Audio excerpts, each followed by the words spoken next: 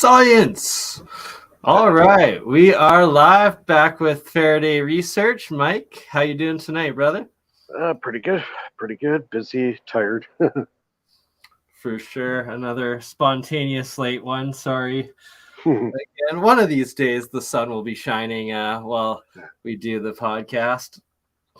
Yeah, it's sun's starting to set now later here, so it's getting a little better. It's about 8 o'clock now. And Yeah, very true. Very true. Same for me here in Alberta. It's about 8:30 now, even. Yeah, about I'd say by June our sun sets here about 9:30. Yeah. So that's about the longest daylight hours of our season. So, and then after that, then 2 minutes a day, it gets shorter and shorter and shorter. And then we get into that October, November time where the sun's setting at like 4:30, 5 o'clock. So, Sorry. yeah. Yeah, here it's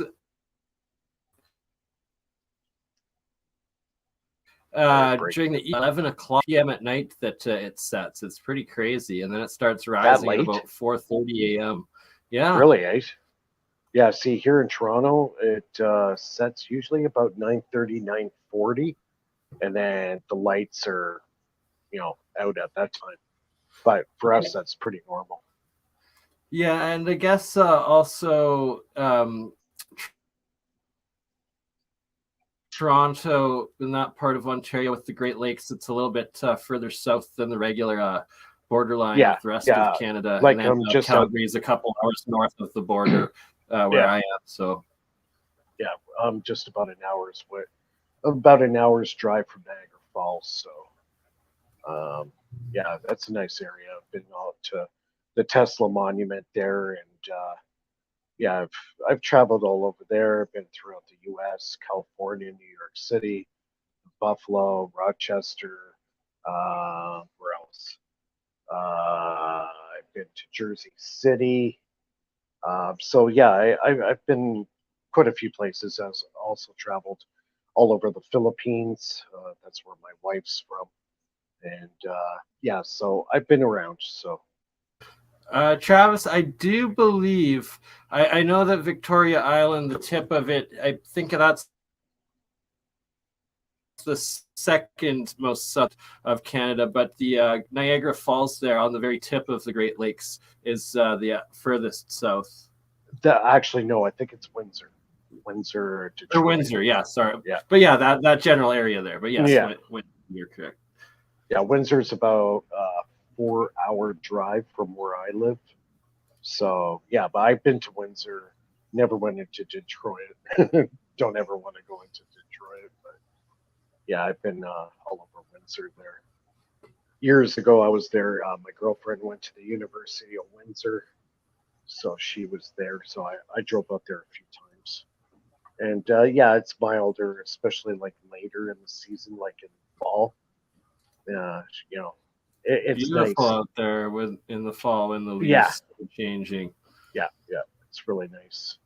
We're known for our ice wine. Actually, world renowned for our ice wine. And that's because of the distant south. Yeah, because we're in the same latitude as Champlain, France.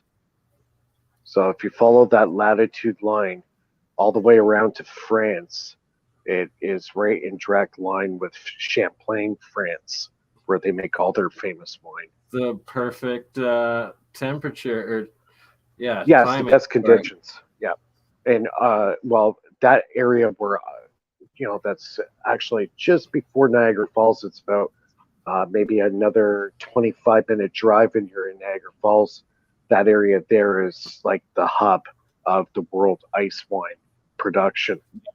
So I've been to quite a few vineyards out there to see how they make the wine and produce it. So yeah. Yeah, you're the east hub of Canada, and then there's the Okanagan in British Columbia as well that has some ice wine and some vineyards there, but not nearly as many as Southern Ontario. Yeah, it's that conditions, right? It has to be the right conditions, and they pick it right at a specific time in the season where Yeah, the grape is partially frozen, where it's partially frozen, and that's when they crush it, and that's where you get a lot of the sugar. Yeah. So yeah, it's quite a science making that stuff. Friend. So yeah, I've been and an art. Yeah, it is. Yeah, very much so. There's a lot of very large vineyards in that area. Yeah, so I guess get back on the topic. I've been working on my Gerard Morin device quite a bit, and made quite a bit of grounds. We're going to show the video later on of my latest video. Of, do you have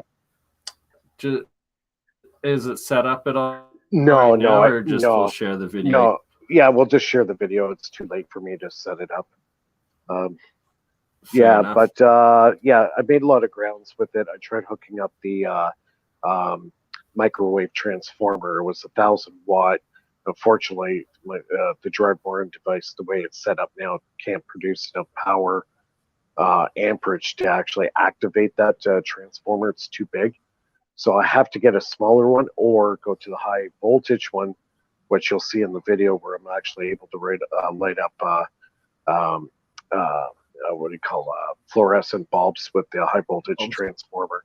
So I'm running a 3 kilovolt neon sign transformer with it, and yeah, so it works well. Plus I'm lighting 24 watts lights plus a 10-watt fan and the neon sign transformer with light.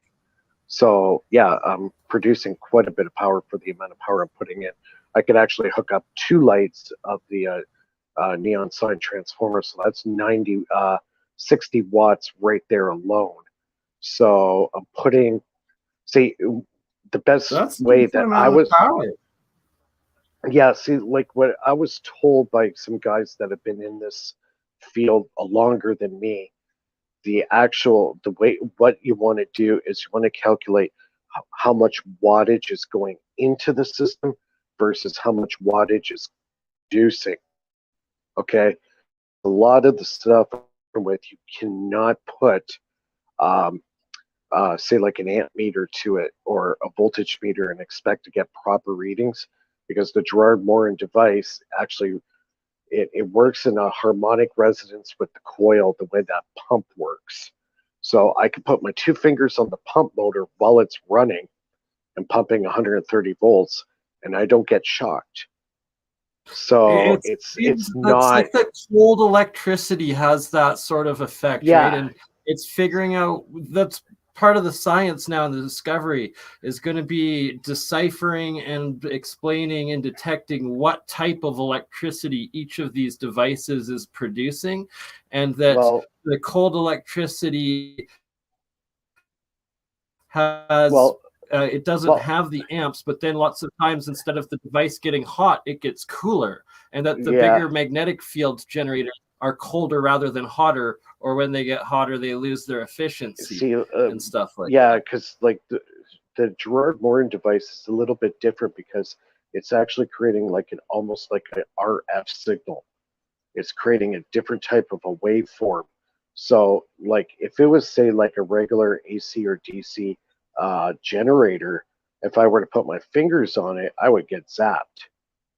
But with Gerard Morin's device, I put my fingers on the terminals while it's running and I don't get shocked. So the big question is, what kind of power is this producing?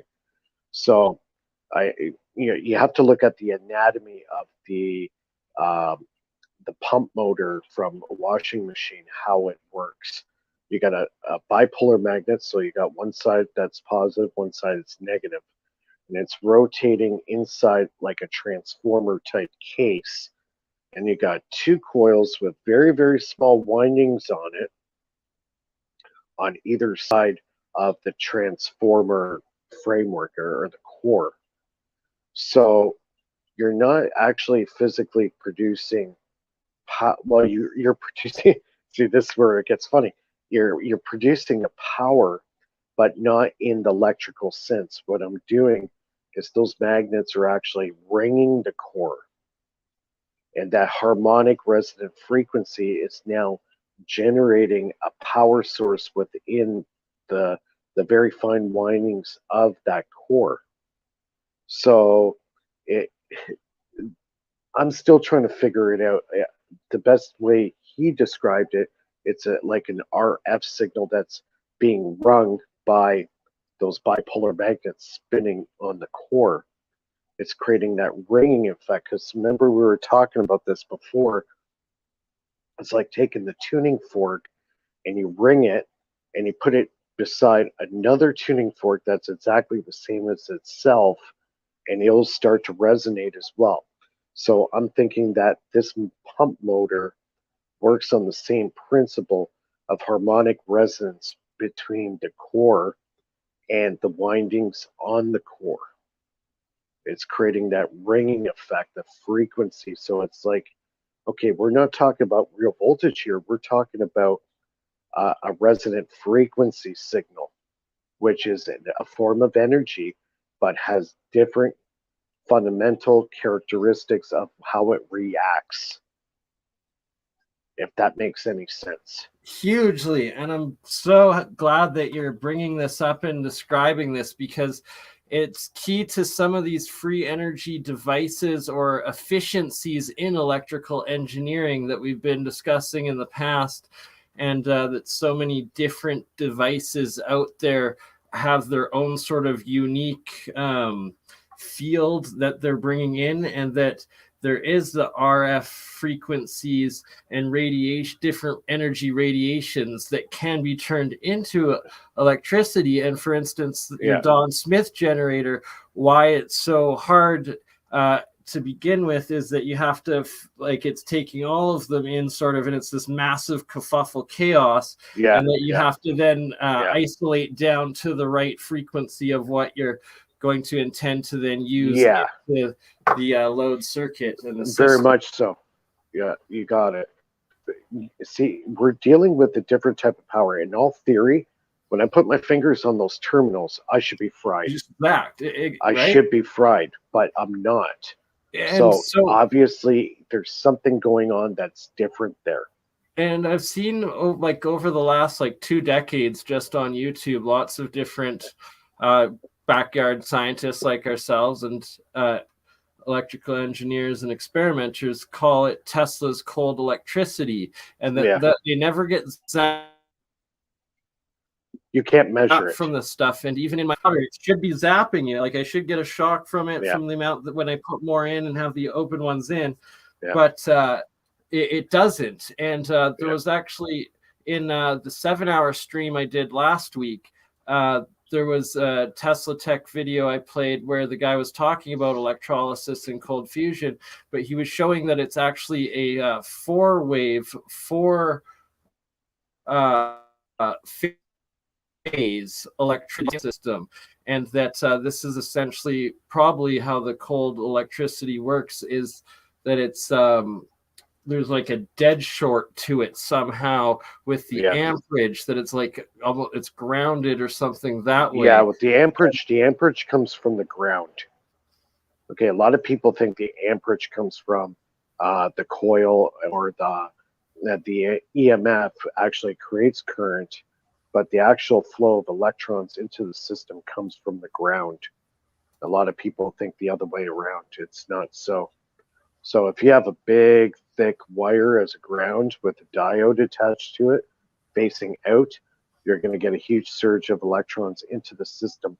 Now, that could be a work in 2 ways. One, it could benefit or actually be a detriment, because it creates now hot electricity.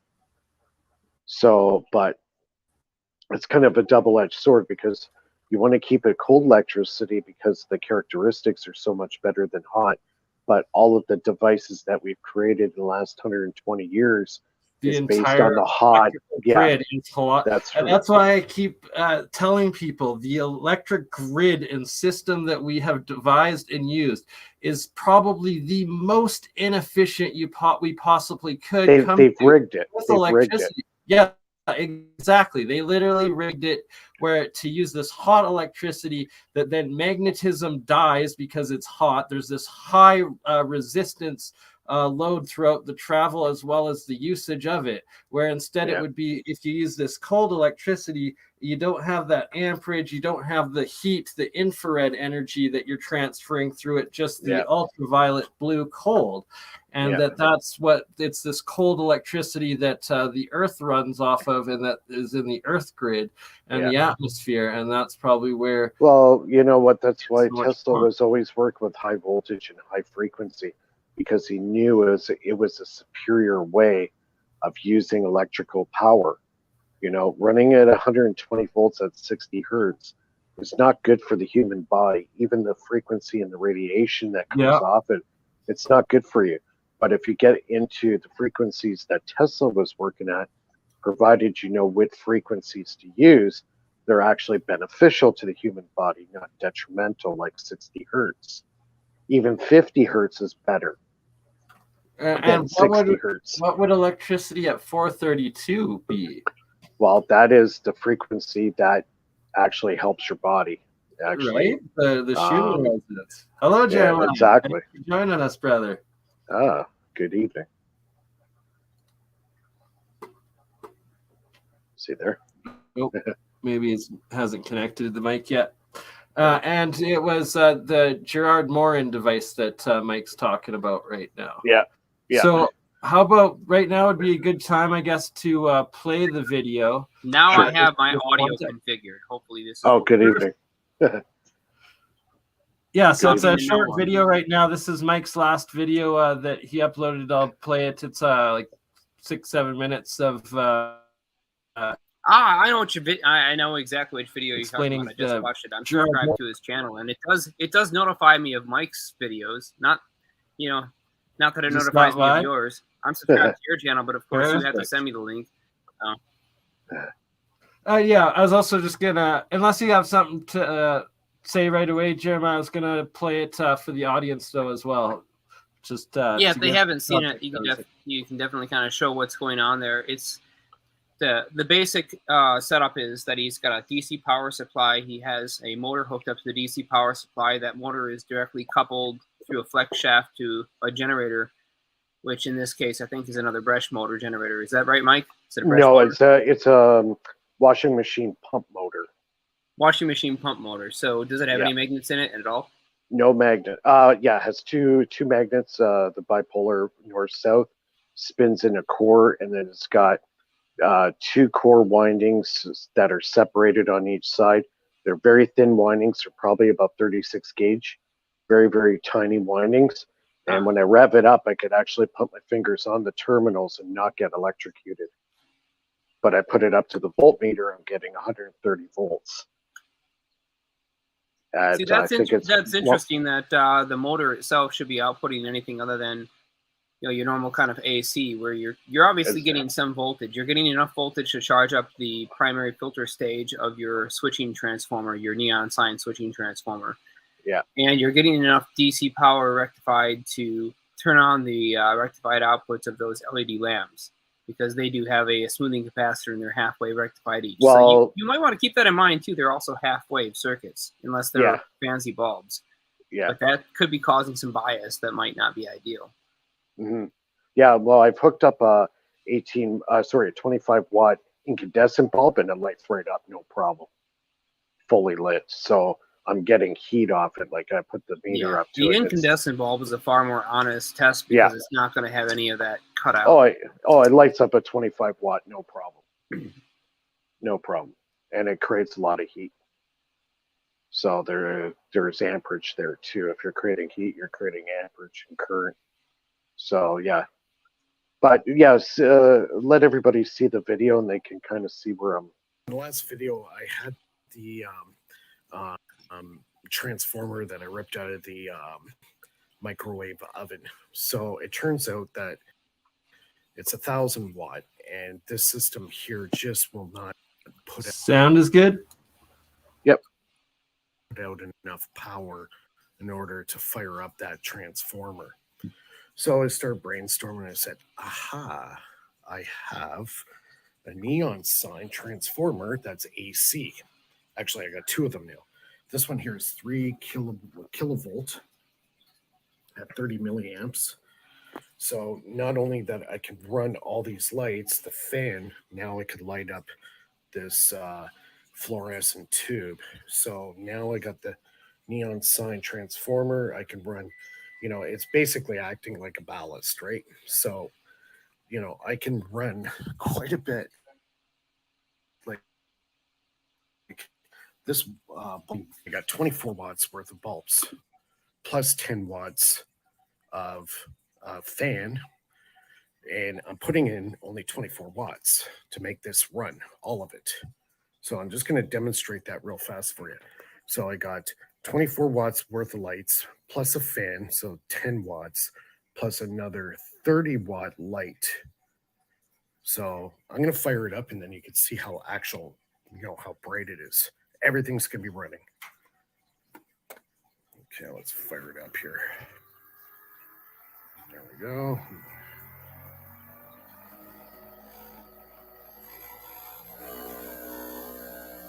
There we go. So let's let this run for a minute. So we got everything lit up. So you have to crank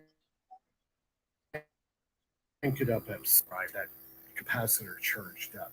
I think the more capacitance I put in here, if I add the capacitor from the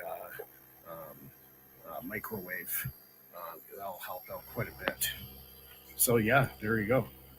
24 watts worth of lights, 10 watt AC fan, and this one neon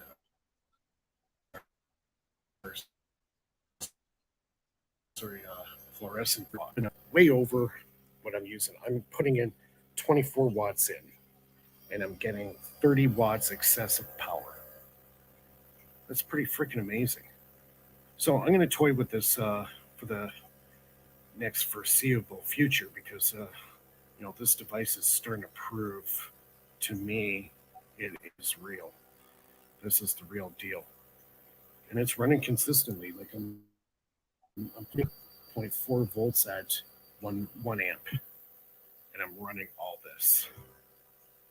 So I'm already 30 watts over unity. So the lights and the fan is pretty much what I'm putting into the system. I'm getting it back out plus 30 watts of neon sign transformer. So I think that is pretty impressive all in its own. Yeah, if you haven't subscribed, bottom right hand corner, and yeah, all my links are in the description below. And don't forget to become a Patreon. I also got my PayPal donate if you like what I'm doing here. So I've been working on it. I got this thing running a lot quieter now. I try to get a lot of vibration. Most of the vibrations come I'm going to experiment with other motors, see if I can get more efficient motor. The neon sign transformer, I have another one that a friend of mine gave me from the US. That one's 9 kVA. So I'd be able to light up probably 3 or 4 of these bulbs plus all this. So yeah, like, see, if you start playing with the high voltage transformers, your over unity goes way up, because the bulb rated at 30 watts. If you can see it, it says 30 watts. So if I'm able to light that up fully, that means this thing's putting out 30 watts power. Plus all the lights and the fan, that's 24 watts. That's what I'm putting in. So I'm running at about 24 volts at 1 amp. It's 24 watts. So I'm exceeding over unity by 30 watts. So yeah, with this kind of device, you have to calculate the watts in versus the watts out. You can get funny readings with your wires and your amperage and all that stuff. You can get real technical with it. But I was always told by guys that are in this stuff a lot longer than me, it's watts in versus what you're getting watts out. That's where you're going to tell really, honestly, you're over unity. So I know I'm putting 24 watts in. I'm being 30 watts excessive power out. So right there, that's over unity. I could get the 9 kilovolt neon sign transformer and light up 3 of these. So 3, 6, 9, that's 90 watts plus all this. So yeah, I'm going to toy around with other transformers. I'm going to toy around with other motors, see if I can get more efficient motors. Yeah, you can really ramp this thing up. Like, this is a good starting bed to start. If you get this set up, buy the washing machine pump motor, get them on Amazon for like $40. This motor here is about $30. Again, all on Amazon. It's a 24-volt DC motor. Can do, I believe, 4,000 RPM. And yeah, you just buy a PWM. Again, you can buy it all on Amazon. PWM motor controller. And yeah, you can salvage stuff from, you know, microwave ovens. Like I got this one here I could hook up, and I probably would get better performance with this one here because it can handle 1200 volts at 1 unifarad. So this one actually worked really well with the system when I was trying it earlier. Yeah, so you can try different capacitors. You can try different motors. Like starting to get your over unity. I think that's good enough, Bernie. High voltage transformers that can run a huge amount of lighting. That's where you're really going to exceed. When it comes to running AC appliances, say like fans and stuff, you got to make sure it's at. Come on. There we go. So I think they pretty much get the idea. There's a couple of things I want to point out. Just for the sake of the fact that this is a nice small channel where not a lot of people are looking at it too frequently, but just a few things that you might want to point out in your video. So unifarads, that little U symbol that you see, that's a symbol for micro. So yeah, microfarad. Yeah, microfarads. Yeah, microfarad. I always say that. I make mistakes all the time. Cool. I didn't know. I haven't seen like all of your videos, so I'm not sure. I just wanted to mention it because people will like tear on you. But appreciate small channels, this is a good chance to like, you know, rough it out and just take care of some of the stuff. So yeah, I'm not the only person. When you're really famous, basically, you're well aware. Yeah. The other thing I wanted to point out is that lighting up a fluorescent tube, being able to illuminate it, does not designate or have anything to do with the amount of watts going into it. So the total energy that's dissipated in the tube has nothing to do with its actual ignition voltage. Yeah, well, that's the requirement by usually the ballast that's running the system to run it. Because you can consider the watts limit of a fluorescent tube to be, or I should say it this way, you should consider the watts rating of a fluorescent tube to be a limiting factor, meaning this is the maximum a ballast is allowed to put into this tube. Yeah. Before it overheats. Yeah, safely. But being able to illuminate it does not mean that you're at, you know, say if it's a 35 watt tube, just because it lights up doesn't mean that it's drawing 35. Yeah, it's funny that you were talking about this because when Gerard Morin was actually doing his experiments, he was doing it with fluorescent tubes that were actually burnt out. Yeah, so do I. I use fluorescent tubes that are burnt out as well. Yeah. Yeah, I've seen that a lot. Again, it's power dissipation inside the plasmatic gas state of the fluorescent tube, which is why I want to just make sure that you're aware that just because it lights up, it doesn't mean that it's actually pulling 35 watts out. Yeah, it's another type of energy too, right? Because it's like you can get the fluorescent out. If you're not using the ballast to generate that electricity, you can get it out of like the plasma fields of like the like what I have showing right here. Yeah, any kind of high voltage stimulation will be enough to ionize some of the gases, but to get the full 35 watt rating or 40 watt rating of a fluorescent tube takes quite a bit more energy between the electrodes, or quite a bit more energy. See, like this ballast here was rated at 3 kVA at 30 milliamps. So if so you're not going to get anywhere near the full brightness of that tube with that. No. Well, you could probably get 2 tubes running on it because it'd be 90 watts, right? That's what the ballast is rated for, 90 watts. Mike, it doesn't really mean that it delivers 90 watts to the outputs.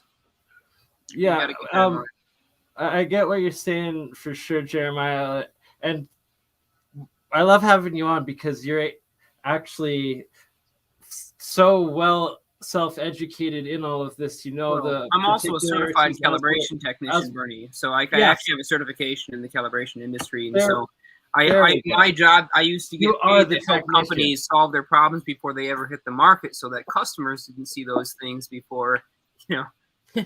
Anyway, so that was the kind of deal with just calibration. As like a brief, like general concept. Essentially, what you're saying is like how Mike was adding up all of the electricity that was essentially being used through all of the systems, but that the plasma bulb doesn't necessarily take electricity from that circuit to light up, as this light I'm showing is able to light up wirelessly from being in the field. Right. It can just but in his case, he was field. actually taking electricity from the generator, from the motor generator, which in this case, it's a motor that's being ran as a generator. So he was taking power from that, and he was putting it into a DC rectified circuit that has a switch mode inverter on it that runs a high voltage ferrite-based transformer inside that little black box that is his neon sign transformer. So that thing rectifies the AC input, 170 volts peak to peak. Then it switches it through thyristors, 2 of them if it's a good supply, 1 of them if it's a cheap supply, and then it just dumps that straight into a switching transformer, a ferrite switching transformer, high turns ratio.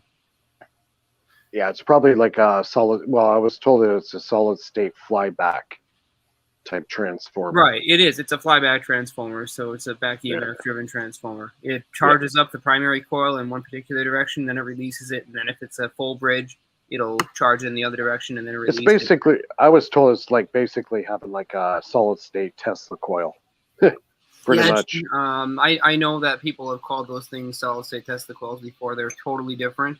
But you can use them for power pumping from the ground, as Don Smith did, because Don Smith used those same transformers, those same exact solid state systems for power pumping ground currents, which is viable because in ground currents you don't actually need the high frequency component from the transformer. You can generate that with the capacitive discharge into your bucking tank circuit. The trick is the Don Smith system is not an easy system to configure, especially when it goes to changing that high frequency, high voltage into the waveform you want. It's not easy. You have to rectify it. You have to break the voltage down. You also get the frequency way down, because if you want to run any of our devices, it's all at 60 hertz. Meanwhile, the transformer's running at 43 kilohertz. So you got a lot of manipulation of that power. It's not an easy system for, somebody who's just getting into it and getting their feet wet. It's you're opening up a can of worms. I agree. The Don Smith system is opening a can of worms 100%. If you've built Tesla coils before, diving into Don Smith is going to be a challenge. Oh yeah, it is. Most definitely. Because it's not just a resonant system. So a Tesla coil is a resonant system. The Don Smith generator is a bucking field space-time resonant system. Yeah. And you're involving the parameter of the fourth dimension. You're starting to wrap time into the equation, and now things get a little more complicated. Because with Tesla's system, time is self-rectified within the secondary coil circuit. So around that is a strong electric field, and your electrostatic component coheres the temporal constant in that system, and the radio energy contained within the capacitance between the top and the bottom of the quarter wave helical resonator, aka your secondary coil. That thing is what sets up the amount of energy stored in the space-time. But with Don Smith, he's slamming 2 magnetic fields against each other that were high voltage generated at quarter wave helical resonators, each independent from each other, and then he's trying to tap the difference, which is a totally it's a totally different level of it's like you're almost doing too much work to get a result.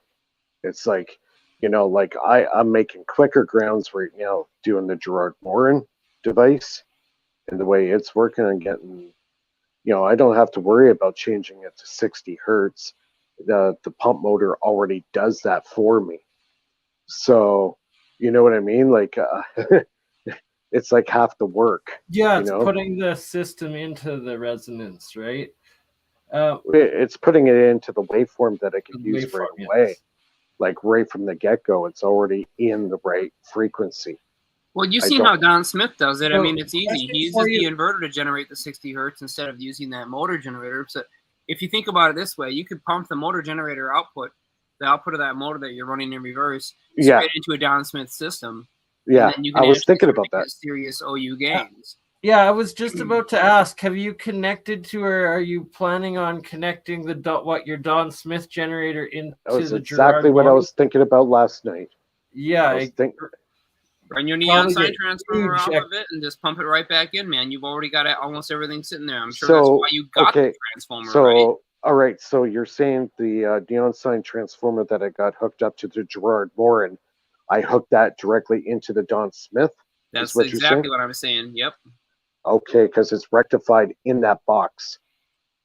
Yeah. You want pulse power. Okay. When current flows through the coils, it's going to create a magnetic field around the coils. The magnetic field will modify the refractive index of the localized space-time, which will affect the other coil that's sitting next to it in a bucking configuration. As power flows through that coil, it has to flow through time as well, so the two systems will get about a quarter wave out of phase, and they'll pump each other back and forth. So you get a standing wave set up between the two at the resonant frequency of both coils, which should be identical. Cool. All right, so maybe I'm going to try that next. We are learning. Maybe that's what I've been looking for, is because after basically, well, I was using another DC powered one, so the frequency is all over the place, and I was hoping I could tune it with the spark gap, which actually does not help. Virtually impossible. Yeah. Yeah. Trying to tune a frequency with a spark gap, that's you can't do it. Discharge, forget about it. You can use a pressurized nitrogen gap to do it. But if you're trying to do it anything like atmospheric, forget about it. Yeah, exactly. So yeah, maybe that's the piece to the puzzle. Yeah, it's nice to pump it already with a 60 hertz wave. An additional piece. Well, see, this is it. This is the beauty of, the social medias. You get a lot of great minds together, and you could solve problems, right? And that's the general hearing. idea. Well, the thing is, hearing it from somebody else where you had a hunch that could have been it. And then it turns out, from you saying that, try this. So, yeah, that's great. That's how the synchronicity flows, man. Welcome to the freaking river. Get your paddles ready, because it's rapids if you really get into the flow. Yeah. So, okay. Here's another question for you. So I'm going to be producing 3 kVA at, I guess, 60 hertz, right? Now, when I send that through the Don Smith system, do I have to remove the spark gaps? Or should I keep one in on the negative? Oh, man, it depends how you're pumping it. Experiment, try with one, none, both, and see what works best. Yeah, I can always bypass them, yeah. If you set your spark gap distance to fire 120 times a second, so every time it goes positive and reaches its peak, it fires, and every time it goes negative, it reaches its peak and it fires once, then you can still get that 60 hertz out of it. Oh, I see what you're saying. So you're kind of like putting a full wave, and then the 60 hertz would be like the half wave. Right. Okay. That's one possibility to do it. I'm not saying that that's really exactly the way he did it in all of his systems, but he never really went into much detail as far as... Well, yeah, he was always vague. I think a lot of that stuff went to the grave with him. I think so, too, because you see, he uses a gas discharge tube, but that tube is not capable of handling the kind of power throughput that is going onto the input of that system. So regardless of what it amplifies or gains between the input and the output, just the input side, that component is not capable of handling it. It's just ground protection. So I didn't see where he showed or demonstrated a spark gap in his resonant system, and I didn't see any switching component that was responsible for producing the high frequency transients at the frequency of those multi-megahertz coils. Yeah. And he never bothers to explain it. I think he either has an assumption that everybody already understands what he's done without saying anything about it, or he's choosing to be intentionally vague because he wants to obfuscate the information. Yeah, that's probably what it is. intellectual property, right? Right. So there is that threshold with Don Smith where you're going to get most of it, but you're not going to get all of it. Yeah. Wants everybody else to try to figure it out for themselves. Yeah, and it's I get the whole you should earn it thing, but there is also the we need it really freaking fast and right now kind of thing that's going on. Yeah, like another guy that was just like that too, and I wish he shared more with everybody was Sparky Sweet. His VTA system. I think he had really something there. But again, that old school mentality, a lot of it he took that to the grave with him. Yeah, the VTA actually makes a lot more sense to me in terms of its geometry. It's a much tighter system than Don Smith, but they're both identical systems in terms of how they work. Right. See, a lot of people didn't know Sparky Sweet was actually a transformer engineer. He actually built them for a living. Oh, that's funny. So, yeah. So he was an engineer for transformers. So he knew a transformer probably better than anybody. That's awesome. Yeah, so he understood the other side of the equation, which is the one that nobody pays attention to. Transformers don't just operate through the core, transferring the A field along the lattice of the core material. They have a very tangible H field outside of them. That's a space field. That's right. Yeah. And it's composed of the individual B fields of the flowing charges through both the windings and in the lamination. So understanding there's an H field and a B field around the transformer that's responsible for the propagation of the A field that's within the core is the whole secret to the transformer. So he said, screw the core. Let's get rid of the core. Let's use the space-time instead because we already have this very low refractive index. And so here's the big catch, man. It's like if you put magnetic or electric potential differential into some volume of space, the energy contained in that is equivalent to the photonic energy contained in that same volts per meter or amps per meter as a cross product.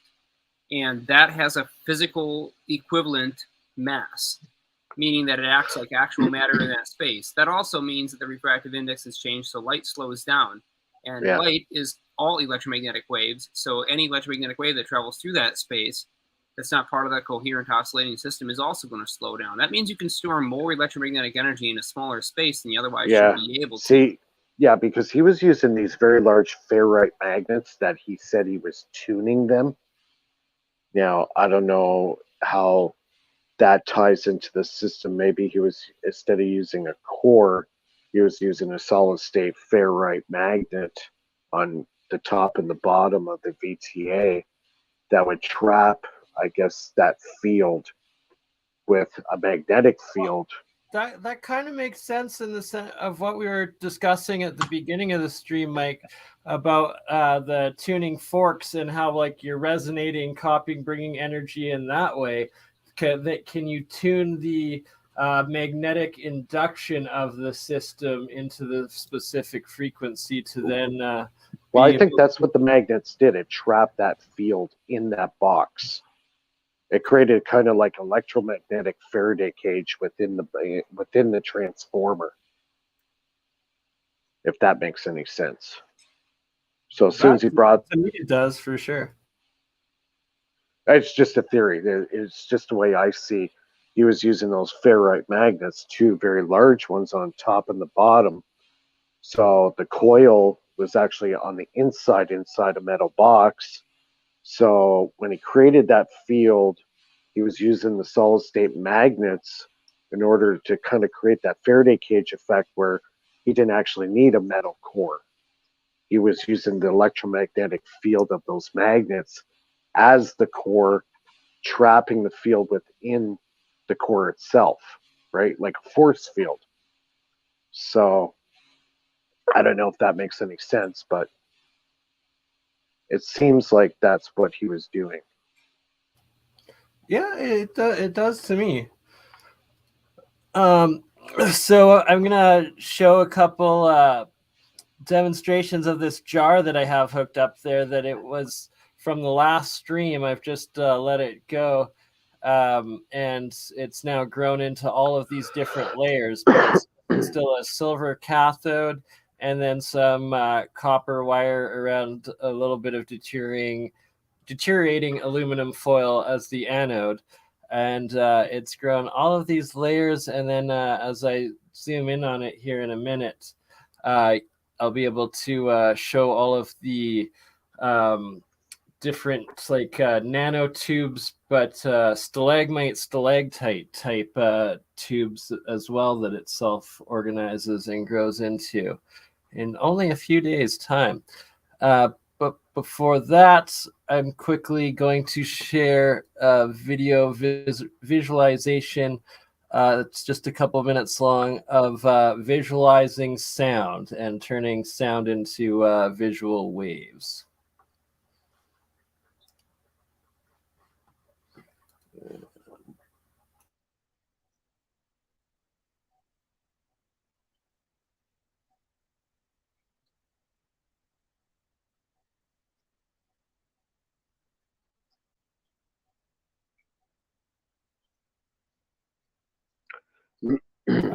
And one of my driving passions is this idea of exploring nature and trying to find hidden data within nature. And it seems to me that there's this latent potential. Am I going to get a strike for a TED Talk share? Everything gives out some kind of data, whether it's sound or smell or vibration. That's a good question. Through my work, I've been trying to find. Maybe if I turn on some background music, some of the StreamYard background music with it, it will. That's copyright, isn't it? I'm not even big enough that it would give me the copyright strike, and all it does is take away funding. It doesn't that I don't even have. So ways to harness and unveil this, and so this basically led me to a subject called cymatics. Now, cymatics is the process of visualizing sound by basically vibrating a medium such as sand or water, as you can see there.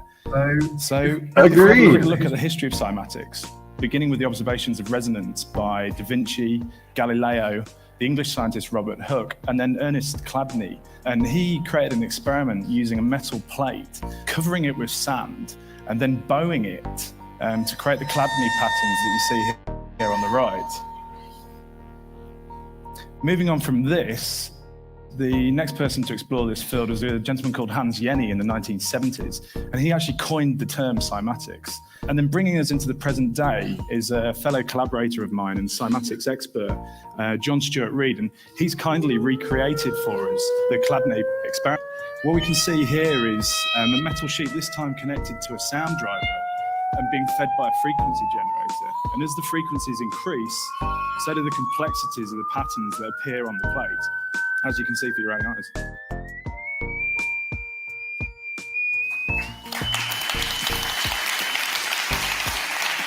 So, what excites me about cymatics? Well, for me, cymatics is an almost magical tool. It's like a looking glass into a hidden world, and through the numerous ways that we can apply cymatics, we can actually start to unveil the substance of things not seen. Devices like the cymoscope that you can see here are being used to scientifically observe cymatic patterns, and the list of scientific applications is growing every day. For example, in oceanography, a lexicon of dolphin language is actually being created by basically visualizing the sonar beams that the dolphins emit, and hopefully in the future we'll be able to gain some deeper understanding of how they communicate. We can also use cymatics for healing and education. This is an installation developed with school children where their hands are tracked, and it allows them to control and position cymatic patterns and the reflection of them. We can also use cymatics as a beautiful natural art form. This image here is created from a snippet of Beethoven's 9th Symphony playing through a cymatic device. So it kind of flips things on its head a little bit. And this is Pink Floyd's Machine playing in real time through the cymoscope. We can also use cymatics as a looking glass into nature, and we can actually recreate the archetypal forms of nature. So for example, here on the left, we can see a snowflake as it would appear in nature. And then on the right, we can see a cymatically created snowflake. And here's a starfish and a cymatic starfish, and there's thousands of these. So what does this all mean? Well, there's still a lot to explore, and it's early days, and there's not many people working in this field. But consider for a moment that sound does have form, and we've seen that it can affect matter and cause form within matter. Then sort of take a leap and think about the universe forming, and think about the immense sound of the universe forming. And if we, kind of ponder on that, then perhaps cymatics had an influence on the formation of the universe itself. And here's some eye candy for you from a range of DIY scientists and artists from all over the globe. And cymatics is accessible to everybody, and I want to urge everybody here to apply your passion, your knowledge, and your skills to areas like cymatics. And I think collectively we can build a global community, we can inspire each other, and we can evolve this exploration of the substance of things not seen. Thank you.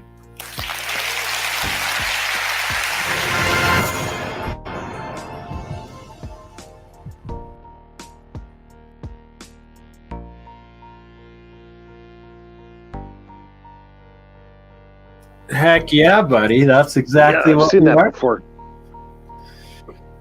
That's pretty cool stuff. I've seen that a while ago.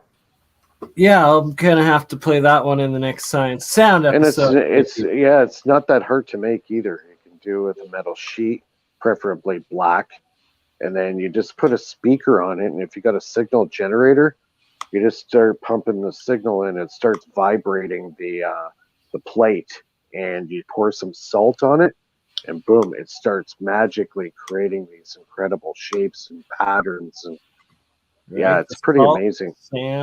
Salt sand. It does. Yeah, sand or salt or anything that's small, granular material works, but it's not very hard to make at all. These are all some different crazy cymatic frequency patterns I have right now. Oh, every you could go through the entire frequency spectrum. If you have a signal generator at home, you could pump these. Actually, I could probably do it with my piezo transducers. I could hook that up to a small plate and actually do that, create that vibration. Oh, here we go. Yeah, I've seen people just using like pans and stuff, and then And yeah, water is a really good water one. can do it too, but the sand, you can see it a lot better, and you can actually stop it and actually look at the pattern, take pictures of it or whatever. So it's all frequency. Everything, all this energy bases around frequency and vibration and energy itself, right? Absolutely. Mike, do you want to quickly just show, if you can, your signal generator connected to the water machine again, and just maybe list off the basic parts that we should start accumulating for making. Well, it's pretty much all contained in itself. It's one unit. Like a parts list that I'm going to need to replicate and make a water machine. Like just list a couple big things that I should go and acquire to begin with. Yeah. Maybe. So here's my signal generator here. It's a very basic machine. They're about $130. It's a 2-channel. You can control your waveform, your frequency. There's channel 1, channel 2. And you're putting 528 hertz in. Is that a or 528 hertz on the primary signal, the secondary signal 432 hertz. This one's 528 is like an overall good health frequency, and 432 is like your resonance. The Schumann. Frequency. Yeah, the Schumann resonance. Sure. Yeah. I'm happy to see you actually putting both in. That's quite cool. Yeah. And I hook those up to the piezo transducers, which are right here behind the tape, and also that signal's going through the coil, which the water travels through that field. Yeah, so that's how my water machine. I don't know if everybody's seen it. A sec here. See if I got the I got the implosion happening there. Oh yeah. So I'm imploding the water. A key aspect for sure. That is how you implode structured water. So you got to get that vortex going like it's doing right now. And that changes the anatomy of the water totally. And that's it. And then you got the magnets underneath, goes through the magnetic field. There's a high-powered neodymium magnets there. And yeah, so you run that for about 7 days, and you got your structured water ready to go. So makes me think about a much more violent, system, one that really rushes water past, say, especially if you get a bigger system, right? Like that one there is only 5 gallons, and Mr. X, his system's about 90 gallons. So he's got quite a bit bigger of a system than I do. But mine's a mini version of what he has. Oh, okay. So he just recently had it tested at one of the universities in right near where we live. So apparently there was about 30 things that they found anomalous with his water. And he actually won't tell me what they are. It's being a little bit secretive on his water. I think everybody, including myself, is, secretive about some part of their process. Yeah, it's it's intellectual property. And half of it though is that you want to be sure of what you're putting forward before you like fully release it, right? It's like you're not necessarily holding information back because it's like some sinister or greedy plot. It's that you want to make sure that your theory that you're developing is complete and that it's accurate before going forward with it. And that's where I'm at with it. That's why I stay silent for most of the time. Yeah, like I'm using myself as a guinea pig, basically, to the water, right? And I'm 49 years old, and I feel physically better than I did when I was 30. So that's going to tell you something. I was like borderline Crohn's disease. As soon as I got on this water, within about 30 days, my symptoms of Crohn's was totally gone, completely gone, and it has never come back since.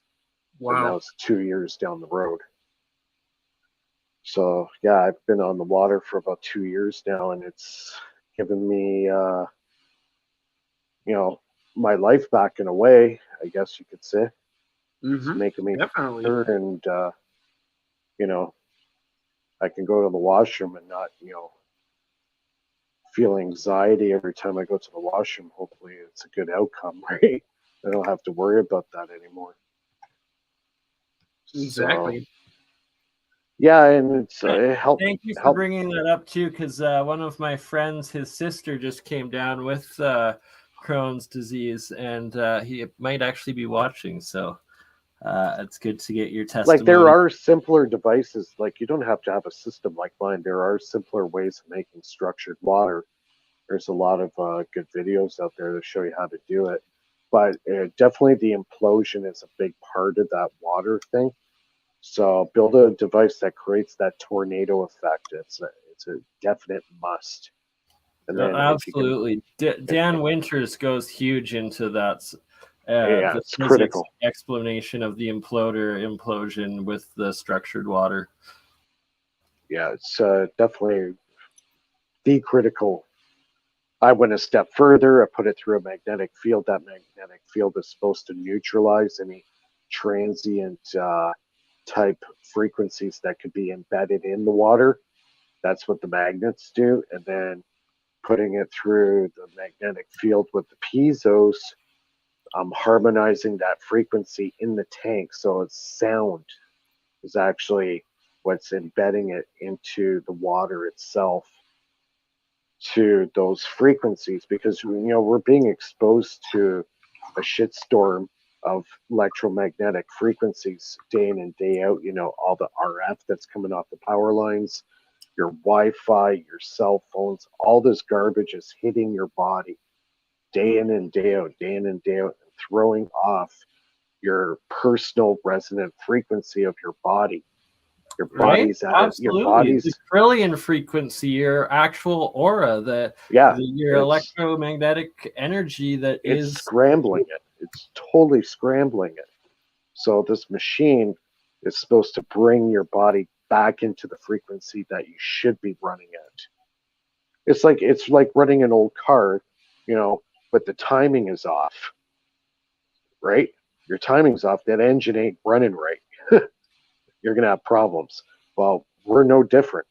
If we're not firing on all cylinders properly, we're not feeling good. We're not feeling right. So getting these proper frequencies, getting your body back into harmony again, right? So like I said, I've used myself pretty much as a guinea pig on the water, and it's made me feel better. Like, I honestly feel better. And it's not the placebo effect, because that only lasts for about a week. Well, exactly. And I'm a guinea pig myself on my own alchemy waters, or the colloidal monoatomic waters, and I have just started to over the past couple of days consume small amounts of the monoatomic gold and silver as well.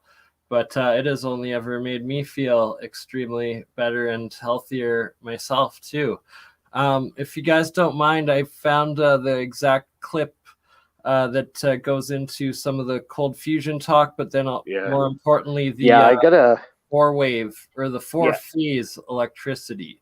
Yeah, I got to head out, Bernie. I got to be up real early. So, I'll catch everybody later. And for sure, brother. Thanks for joining us, Mike. All right, guys. Take it easy, Mike. Enjoy your take night. care, Jeremiah. Yeah, take care. We'll talk soon. For sure. Okay, bye. How you going? Jeremiah, do you mind if I play this, and then can you help me, or can you make sense of it or explain it a little bit better for both myself and that depends on whether, one, it's real, and two, it makes sense. So, it's a Tesla. It's a video from a Tesla Tech video. Okay, but we're good then. Yeah, go ahead and play it. Okay. Well, so it's a clip, or the presentation's from Tesla Tech. It's a clip of me playing it in my stream last week. But yes, it's from Tesla Tech. That's real meta, dude. Real meta.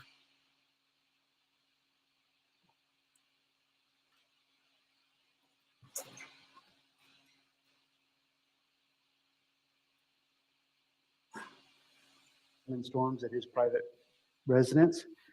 And my understanding in cold fusion, it's a biological process. It's not chemical, it's not nuclear, it's biological.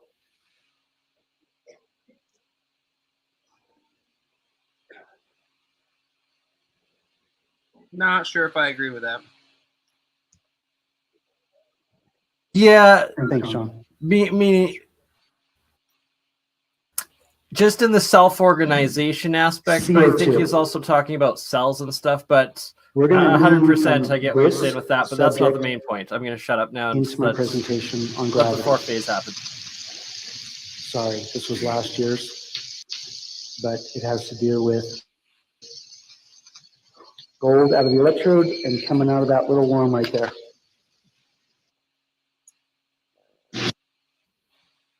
What's it like to learn science? Science is interesting, and if you don't agree, you get the call. They don't really touch. They don't like each other. But watch this. Check it out. When they touch, look what happens to the positive electrode.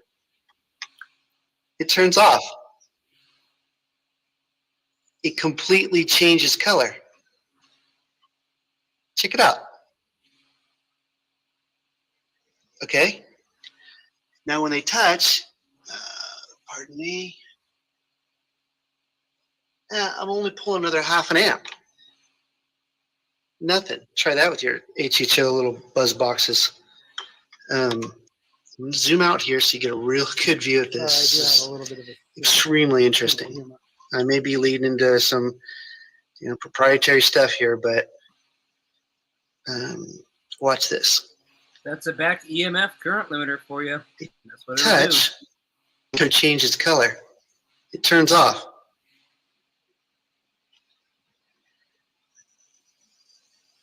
Check it out.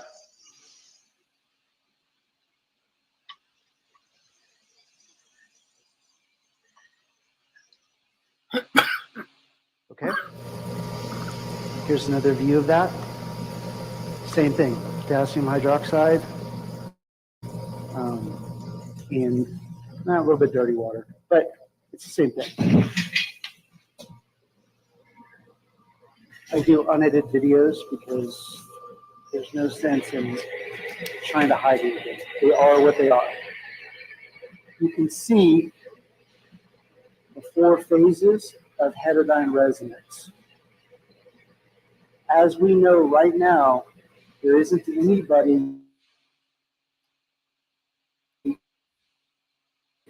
who's heterodyne resonance, or this is a red light. Military can do 1 and 2 phase under radio frequency for encrypted. This is 4 phases under load.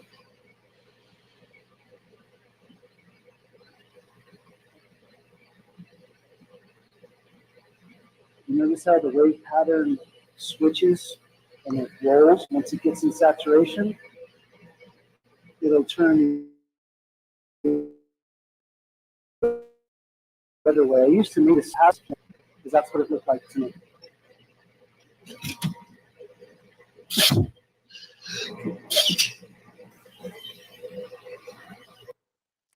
We'll get back to that in a minute.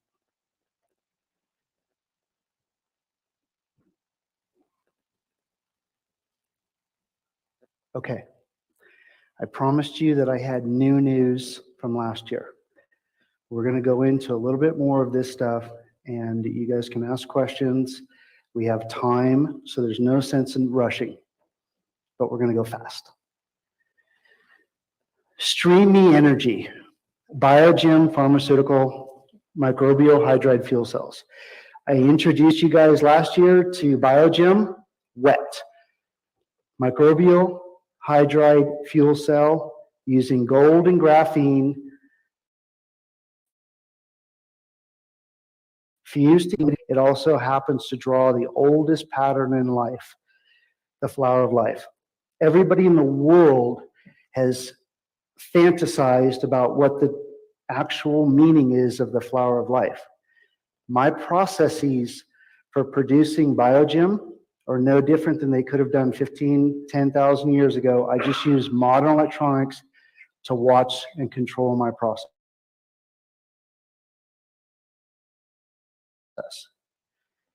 You can see it under the reflective light microscope. The predecessor, the one before Biogem Wet, is what I'm going to demonstrate to you now, which is Biogem Solid. Both of them make organic electricity at room temperature, superconductivity. I'm going to do what I like to do, is give recognition to gentlemen in this industry that really, really know what they're doing and really deserve that. I was on the YouTube the other day, and Mike from Quantum Mechanics, his YouTube channel, he's taken the crystallonics group to the next level.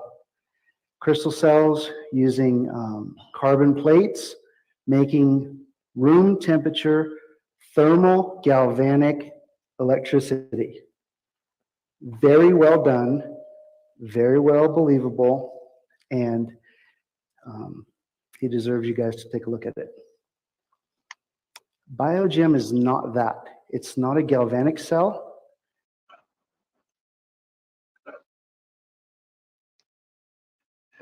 All right. So just to give you that last update of out in the workshop, we got a couple microwaves we'll be taking, and then we got some solar panels. We got a couple battery packs to convert over for storage for solar, as well as a couple DC motors, power banks, transformers. So we're going to start running LED circuits and power banks together with Faraday research. And yeah, we're going to All right, I let that play because I wanted to show it anyways. You got that LED strip, microwave transformer, and switching circuit all set up, man? No, not yet. I need your help with that. And the weather just got extremely started back to minus 14 Celsius in Calgary tonight. So Holy cow! yeah, and that's all outside. So springtime's still a couple more weeks away before I really get working on that. That is insane. That's just absolutely bonkers cold. I died. Right? Yeah. And it was plus 20 degrees Celsius literally 3 days ago here. Oh man, a place that competes with Wisconsin for crazy weather. Nice. But I am just outside engaging in a little bit of my THC. Do you want to explain or make sense of that four-phase that he was talking about in that presentation? Or if well, here's the trouble. Okay, so I've seen the presentation. The trouble with the four-phase waveform that he shows is that he's using a time scale on his oscilloscope that doesn't allow anyone to actually see what the waveform looks like, or it's stretched out past the screen, and we don't know what the delay time between refresh is, so we don't know if there's a pause between waveforms, but we know that it's a phosphor display, and that means there's a persistence of image on it. So you could make one waveform look just like that, but without him going into an explanation on how it's possible to generate two simultaneous voltages on a single trace, which in this case I can tell you based on what I understand about his system and the setup that it's not. It's a bit deceptive, and I don't know why he went with that particular argument, because he's already got good stuff to argue on. I don't know why he chose that. I guess because it's visually interesting, or he does not know how to use an oscilloscope, unfortunately. I appreciate you clarifying that, because it had kind of confused me a little bit of what exactly he was trying to say was going on there.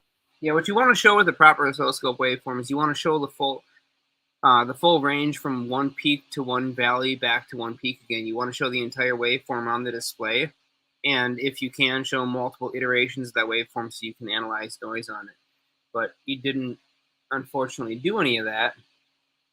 So it makes me think maybe he doesn't know how to use the equipment properly, because it's sort of like my first oscilloscope kit from Heathkit. Yeah, you can make a waveform on it, but if you don't know what that means or how it relates to the circuit, then what's it matter?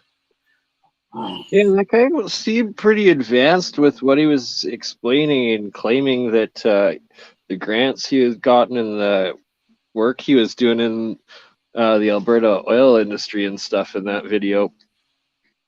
Yeah, well, I'm not saying that David is anything missing from in terms of whether or not he's actually producing what he claims to be producing. I've talked to him on the phone, and he has a really interesting system. He's quite secretive about it. He gives explanations that remind me very much of like Otis D. Carr, where they use words that mean different things depending on outside of the way that they use them. So they may use words that we would consider to be improper use of that word. Like when you're talking about capacitance, we're generally talking about a differential of stored charges between two plates, for example. But if somebody uses the term capacitor to describe an unelectrolytic battery, then that's not technically correct. So you see how like a battery is like a capacitor, but it's not a capacitor. He has a tendency to mix up terms like that and use one term to describe something else that it's not. And maybe that's because it's just the closest analogy that he can find, but it's been one of the difficulties understanding David Pukta's approach. I guess if we can get beyond that, yeah, he does have monoatomic gold-embedded graphene sheets used in semi-electrolytic power cells, which is something I'm looking into. Yeah, like that sort of stuff extremely fascinates me. And I also, do you have links to his work? And were you saying that you had just talked to him? Almost all of them on Tesla Tech, and yeah, I've talked to him on the phone now twice. Nice, that's awesome, man. Things are finally starting to come together, hey? They have been for a while now, man. And I'll tell you, like I said, it's like an avalanche. Once you get into the flow of For sure, the Everything moving snowballing is effect. It's the overwhelming. inertia. It keeps growing, and the acceleration. It's the inertia of the acceleration rate. If that makes sense. Of the quickening of like the age and technology and how we are advancing. Yeah, I would say that it's the acceleration of the stored momentum. 100%, as well as just from the star alignments of it being a new age to Hopi prophecy to the Mayan calendar to have you seen Nassim Haramein's presentation on the sun and that it's now a pulsar and that it hasn't done a magnetic pole flip in 2.5 cycles? No, I have not seen that. Yeah, I should look that up right now and try and play that. It's freaking Yeah, I'm not fascinating. gonna have time to analyze that one though. To be honest with you, I've got the flyer sitting up on the workbench and Fair to enough, test brother. the new rectifiers on that thing. Yeah. Do you got anything you can share? Any updates? I don't have the video set up right now, and I'm probably not going to set it up for the sake of disarray the test bench is in. But I just replaced the fan on my coil. The Tesla coil electric field burned out my solid state computer cooling fan, so I just popped another one on there that's a little more robust, and it seems to handle the field just fine compared to the old one. But different technology, slightly better, older. Anyways, yeah, so that's working well. And what I did earlier is I hooked up a 50,000 volt DC source to the output of the coil through a glass coupling capacitor, and the coil itself can generate a spark that's about 1 inch long, and the multiplier, the way that I had it set, generates a spark that's about 1 inch long. But with the two put together, I can generate a spark that's about 4 inches long. So you would think if you just add them both together, it's 2 inches, but nope, not with catalyzed ionization and acceleration from the electric field of the coil. You can extend that by doubling the spark length of any independent system, or basically, I should say quadrupling the spark length of any independent system, or doubling the spark length of both systems together. I don't have it set up right now, though, so that's why I'm not putting it on video. Otherwise, I'd show that. Fair Pretty enough. interesting. A little lightning shoot across. I was also. I'm going to go ahead across and do that, man, I think. Nice. Yeah, I also got in from Michael Boyd his generous donation of a acoustic levitator for me to now play with. So, indeed, enjoy that, man, and set it up. It's a good bit of fun. Sorry. Yeah, it'll be set up for the next stream for sure. And what else was I going to show tonight? A couple of things.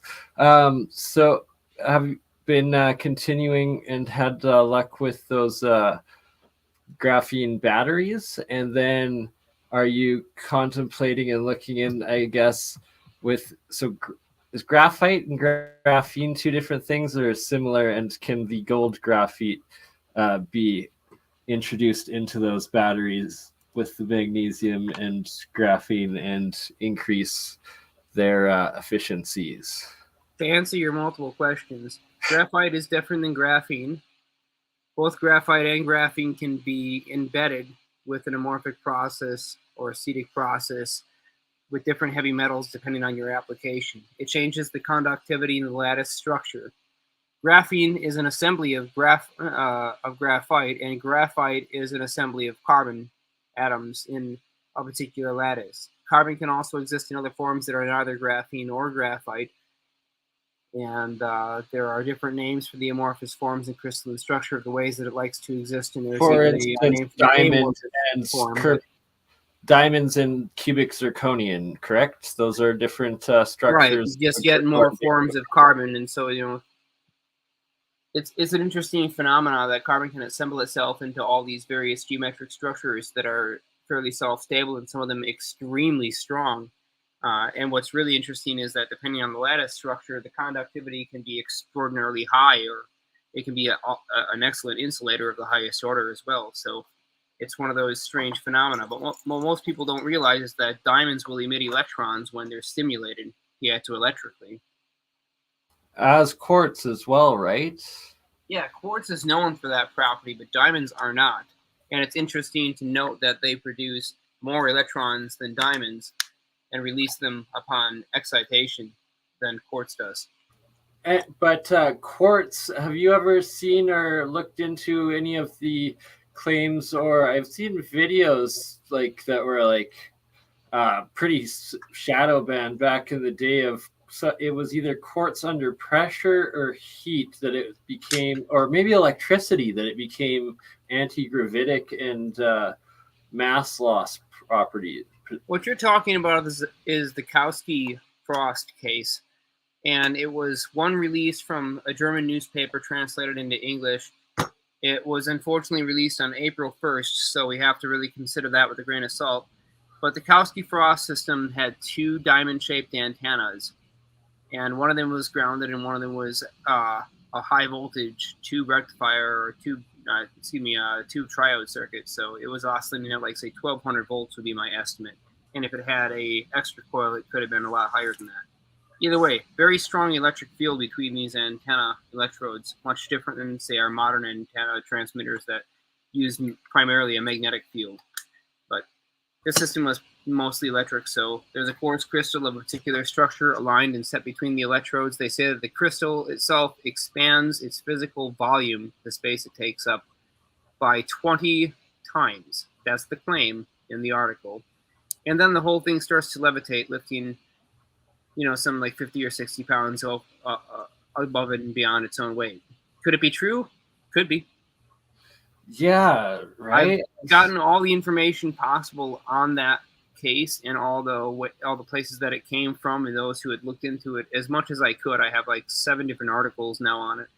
But did you ever find any video of it? Because I remember this was way back, dude. This was way back before video. Like there weren't camcorders when this thing came out. Oh, okay. This is way old. 30s maybe? Could be before that. Some Soviet footage of like it being like almost like a tokamak sort of like reactor experiment. If you've seen something with video, it might be different than what I'm talking about. And if so, I'd like to see that too. I think it is.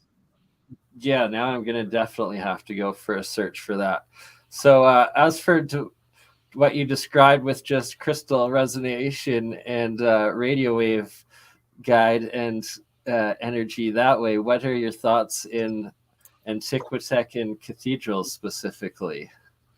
In what percent cathedrals? Can you say the last part again?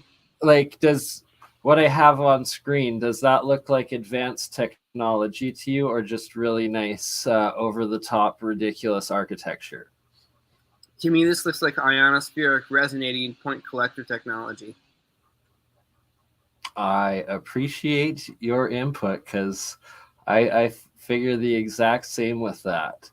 And what I've almost come to the conclusion is that it... the two towers here is also a dipole setup, but most of them usually just has one giant spire, and then in the courtyard, far like about usually a few hundred meters or so away, there'll be like these central. I think, what are they called? But another giant antenna, and it looks like it's with lightning both coming from the cloud down and then the second strike from the ground up, that it looks like they harvest it and collect it from one spire in the cathedral. And then I suspect that there were some sort of underground chambers of collection that stored the energy and then completed the circuit. And then the second strike up from the center of these parks from I guess like a mezzanine, but much bigger, and they have the same geometric shapes and resonator I'll see if I can domes find and this. stuff. Try to find this electrostatic tapping of the valleys.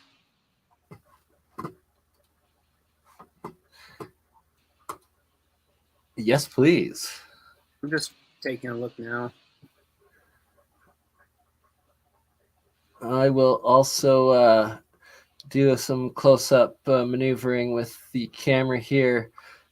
to show a bit of how really does look like a freaking ocean floor and like a coral reef with just the metals and the freaking electrolysis. It's intense.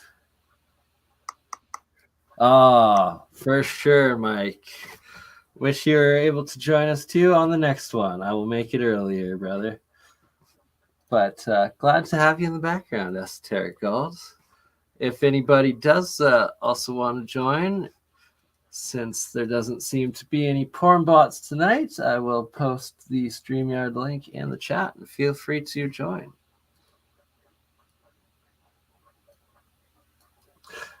Yeah, and the gold domes, the mercury that looks like it was in containers above the domes. They also have like layers of copper sheets, gold, and silver on their domes, which is just fascinating. And then the quartzites and granite and central silicone and resonant structures of it.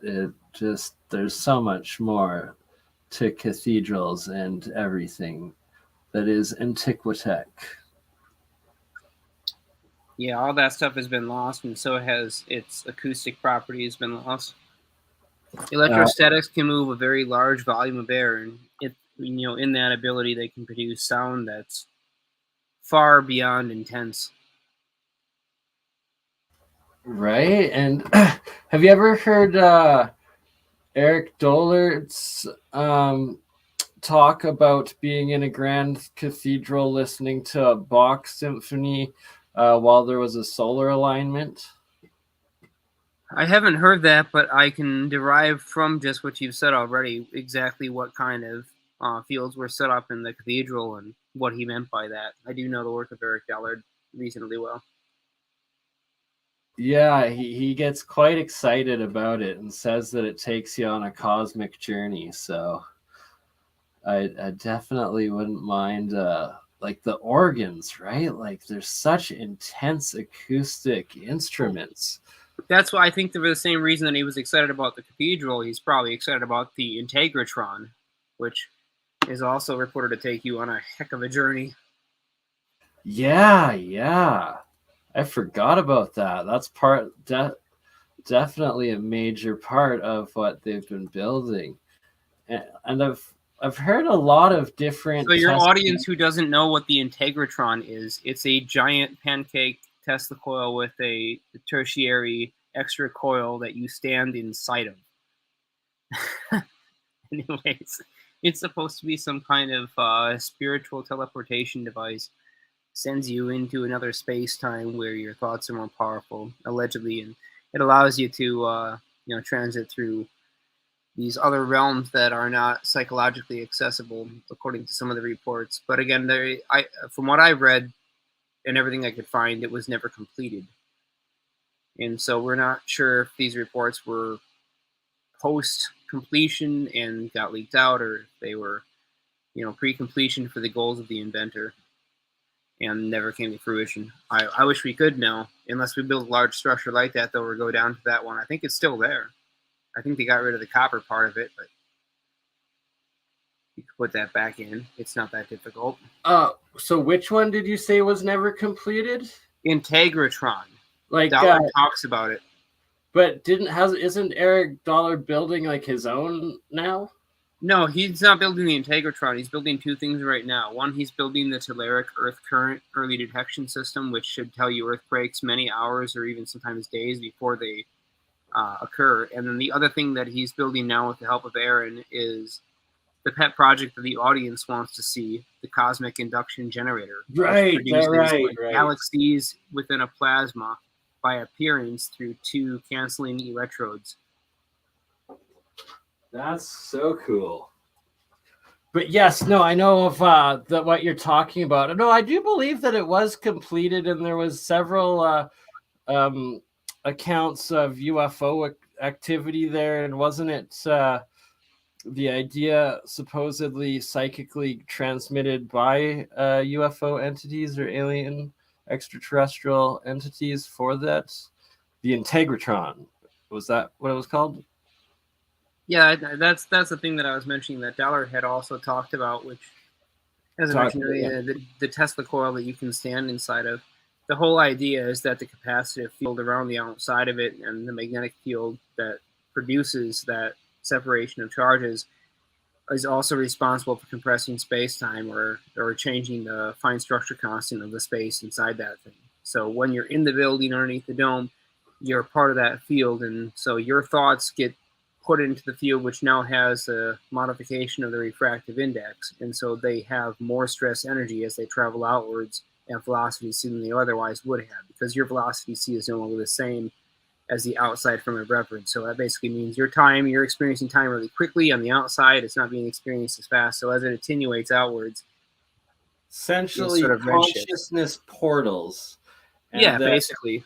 All of these cathedrals and palaces of the past, when the Antiquitech was at its functioning golden age, it would have probably been highly advanced consciousness teleportation devices. And what really parallels, and why this is really resonating with me right now, is it finally makes sense for me what was so skeptical of the Keshe Foundation and their testimonials of people talking about their space units was first that you had to learn how to astral project, and then you get their med bed setups, which essentially Tesla coils within Tesla coils within Tesla coils. That's what these Magrav systems are coils within coils within coils within coils times by 9, where you've got like 81 of them, and then covered in monoatomics and nano-coated, but that essentially there are these capsules, and that part of the training before you paid this $10,000 to get into the actual space program to build your own space unit to be part of one of their first launches. That's all in their classified parts that I don't know any of the details of. But the key aspect was this training of this consciousness projection of astral traveling, and out of these like isolation chambers first and whatnot. And that also, as Kevin and Calistoga brought up, I believe either in the last stream or the stream before, about the supposed UFO reverse engineering or systems that worked or recovered ones, is that you had to be able to consciously control the vehicles and essentially to navigate, and that you would then be quantum consciously navigating, and that it's these consciousness portal devices and fields that seem to be in parallel with many different technologies, stories, and past civilizations as well.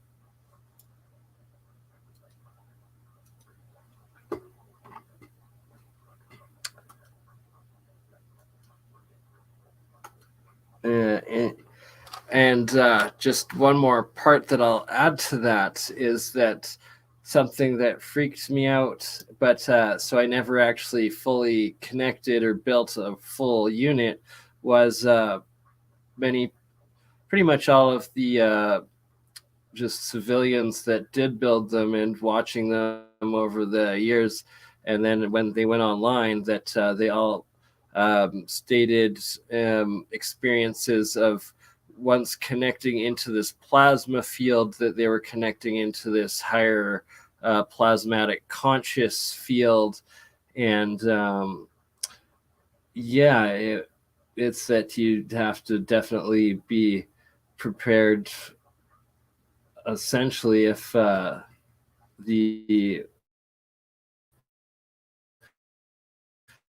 testimonials are true, on a higher spiritual level and acceptance and evolution, to be able to, I guess, transcend into off-world or otherly universal or dimensional realms. Well, it would be nice to have a Stargate.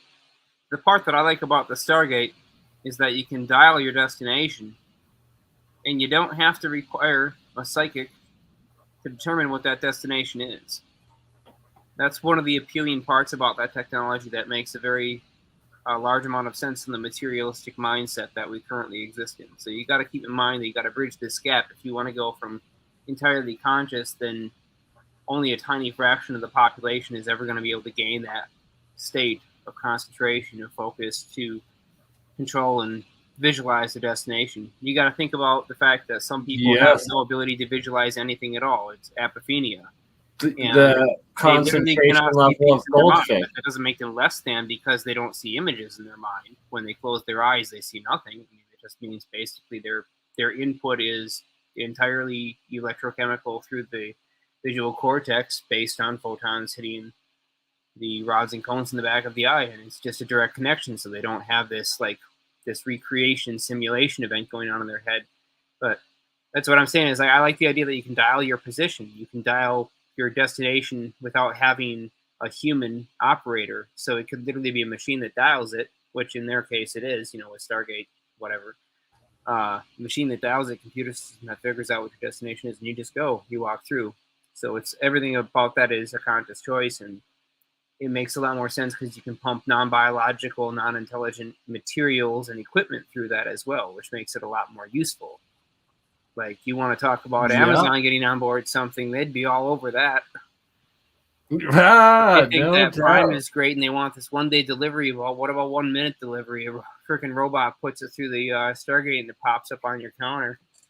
I mean, why not? Have you seen Dan Winter's recent video on the physics of Stargates? I don't think I have seen that, but if you want to post it either in the private or public chat, I'll check it out and put it in my to watch list later. I'll play a little bit of it here. Cut right to the Stargate part, though, man. Yeah, 100%.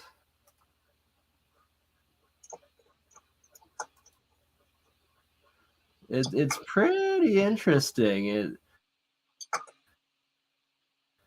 With him, I always take with a grain of salt, but it's the Stargate and portals, physics of Stargate's portals, and then he goes ties it to longitudinal lucid dreaming.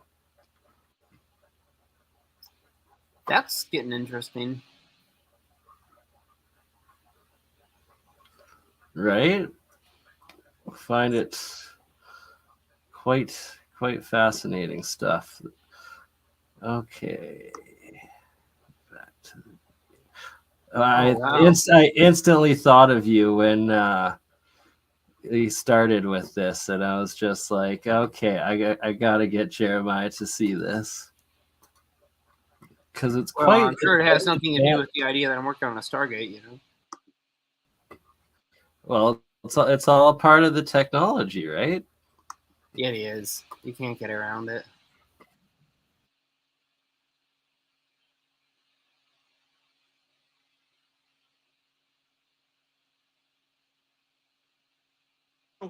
That compression operation puts the charge symmetry, visualized top-down view of E8, Star Mother, perfected charge distribution, Star Mother kit, Golden mean that emphasize kit.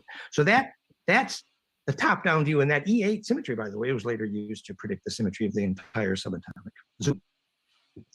So what we want to get to in showing a few more slides about that is the dynamics of the array that it's necessary to inhabit once you've achieved that compression. And that array is a fractal net of nodes. Think of it as Indra's net. And that is why, for example, later we'll see that the arrangement of masses in the universe is dodecahedral. Here is from Nature magazine, announced the masses of the universe are dodecahedral. And New Scientist magazine announced the universe is fractal. Hello. Oh, it might be the perfected fractality. Perfected fractality is the perfected dodecahedral. Now, the people who know why objects fall to the ground, excluding Einstein, Stephen Hawking, and NASA, actually know why the masses of the universe are fractal.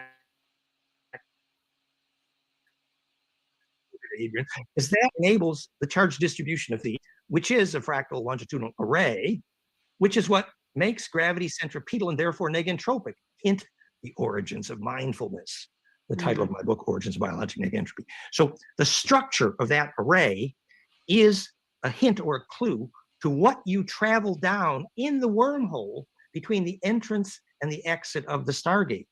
The compression nodes in a fractal compressional array, which were correctly depicted as dodecahedral even in the movie Stargate. So we want to understand those array dynamics.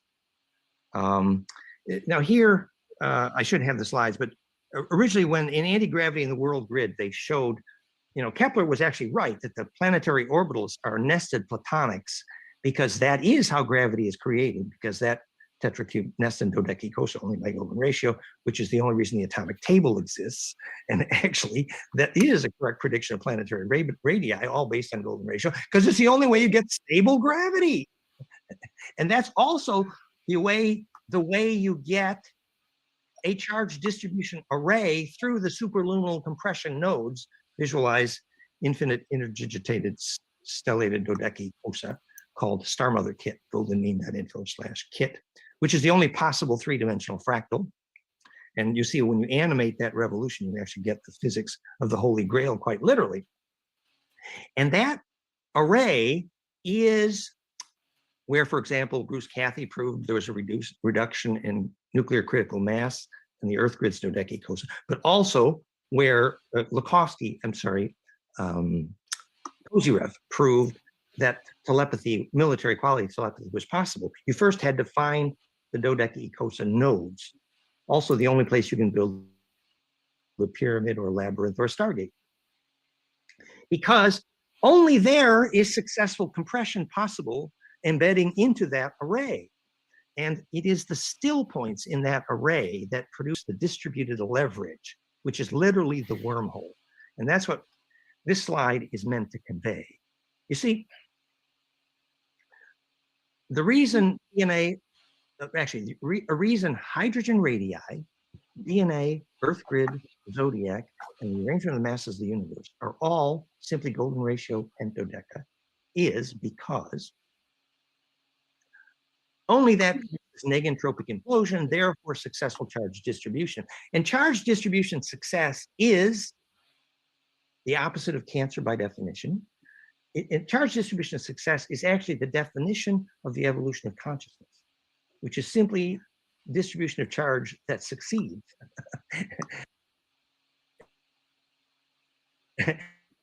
And when you go down that array, there are some tests. This is about you saying, well, in order to avoid getting dizzy, actually, it reminds me when Billy Myers was saying, well, most every day is when Semjase, who was a when Semjase would beam Billy Myers up just above Lake Majore there, I think it was, they beamed him up every day, but one day he arrived and he was upset and angry, and they couldn't beam him up normally.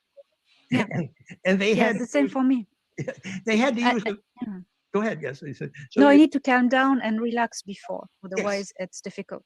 Yes, and by the way, if you want to die successfully or have bliss successfully, the same physics applies. You need to become a compressible, shareable wave, which means process your anger, which means, do the collapse process on everybody you don't like and become a shareable wave. Otherwise, you're not compressible. Therefore, you can't be distributed, so you can't die well or enter a lucid dream, which is the same physics.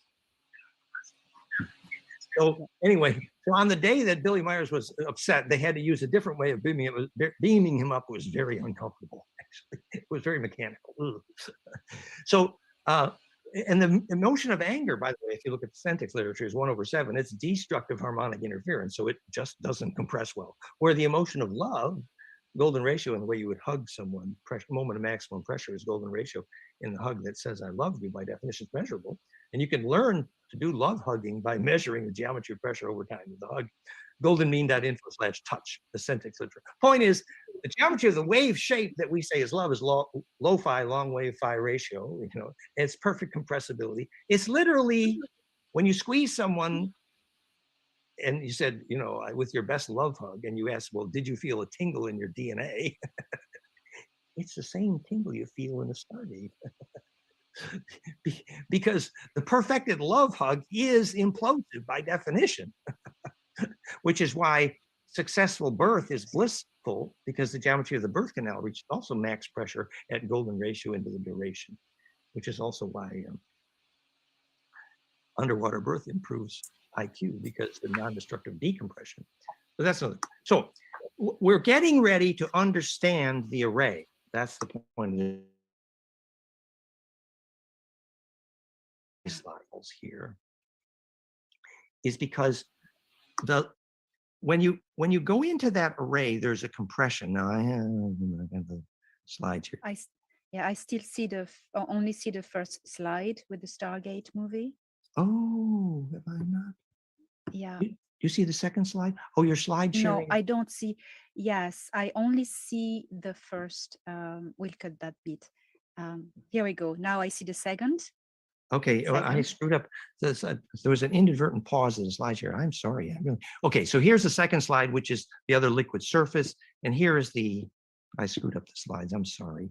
Okay, so this is the one of Jodie Foster's dodecahedron imploding. And here is the adding and multiplying of waves. Oh dear, I screwed the slide. I'm sorry. And this is where the waves add and multiply by golden ratio, producing acceleration from compression. This is the Ophanim-Enochian, the sigil of truth. And these are the Ophanim-Enochian letters around the Stargate here. And this is the tablet of Malvage, the 8x8 array of the Enochian Ophanim, literally the angel alphabets John Dee used to communicate. And this is the symmetry of the letters in that array used to make the movie Stargate, which is hypercube. And this is from Vincent Bridges. And here, this is the tablet of Malvage, not Sabkiel, San, Kunael, Raphael, Haniel, Michael, Gabriel, that the names of the angels are actually these symmetry operations. This is the geometry of that array. So, okay. So this is why this attraction due to gravity is the implosion that accelerates charge out the center at the Planck threshold into longitudinal distribution, longitudinal EMF being gravity waves.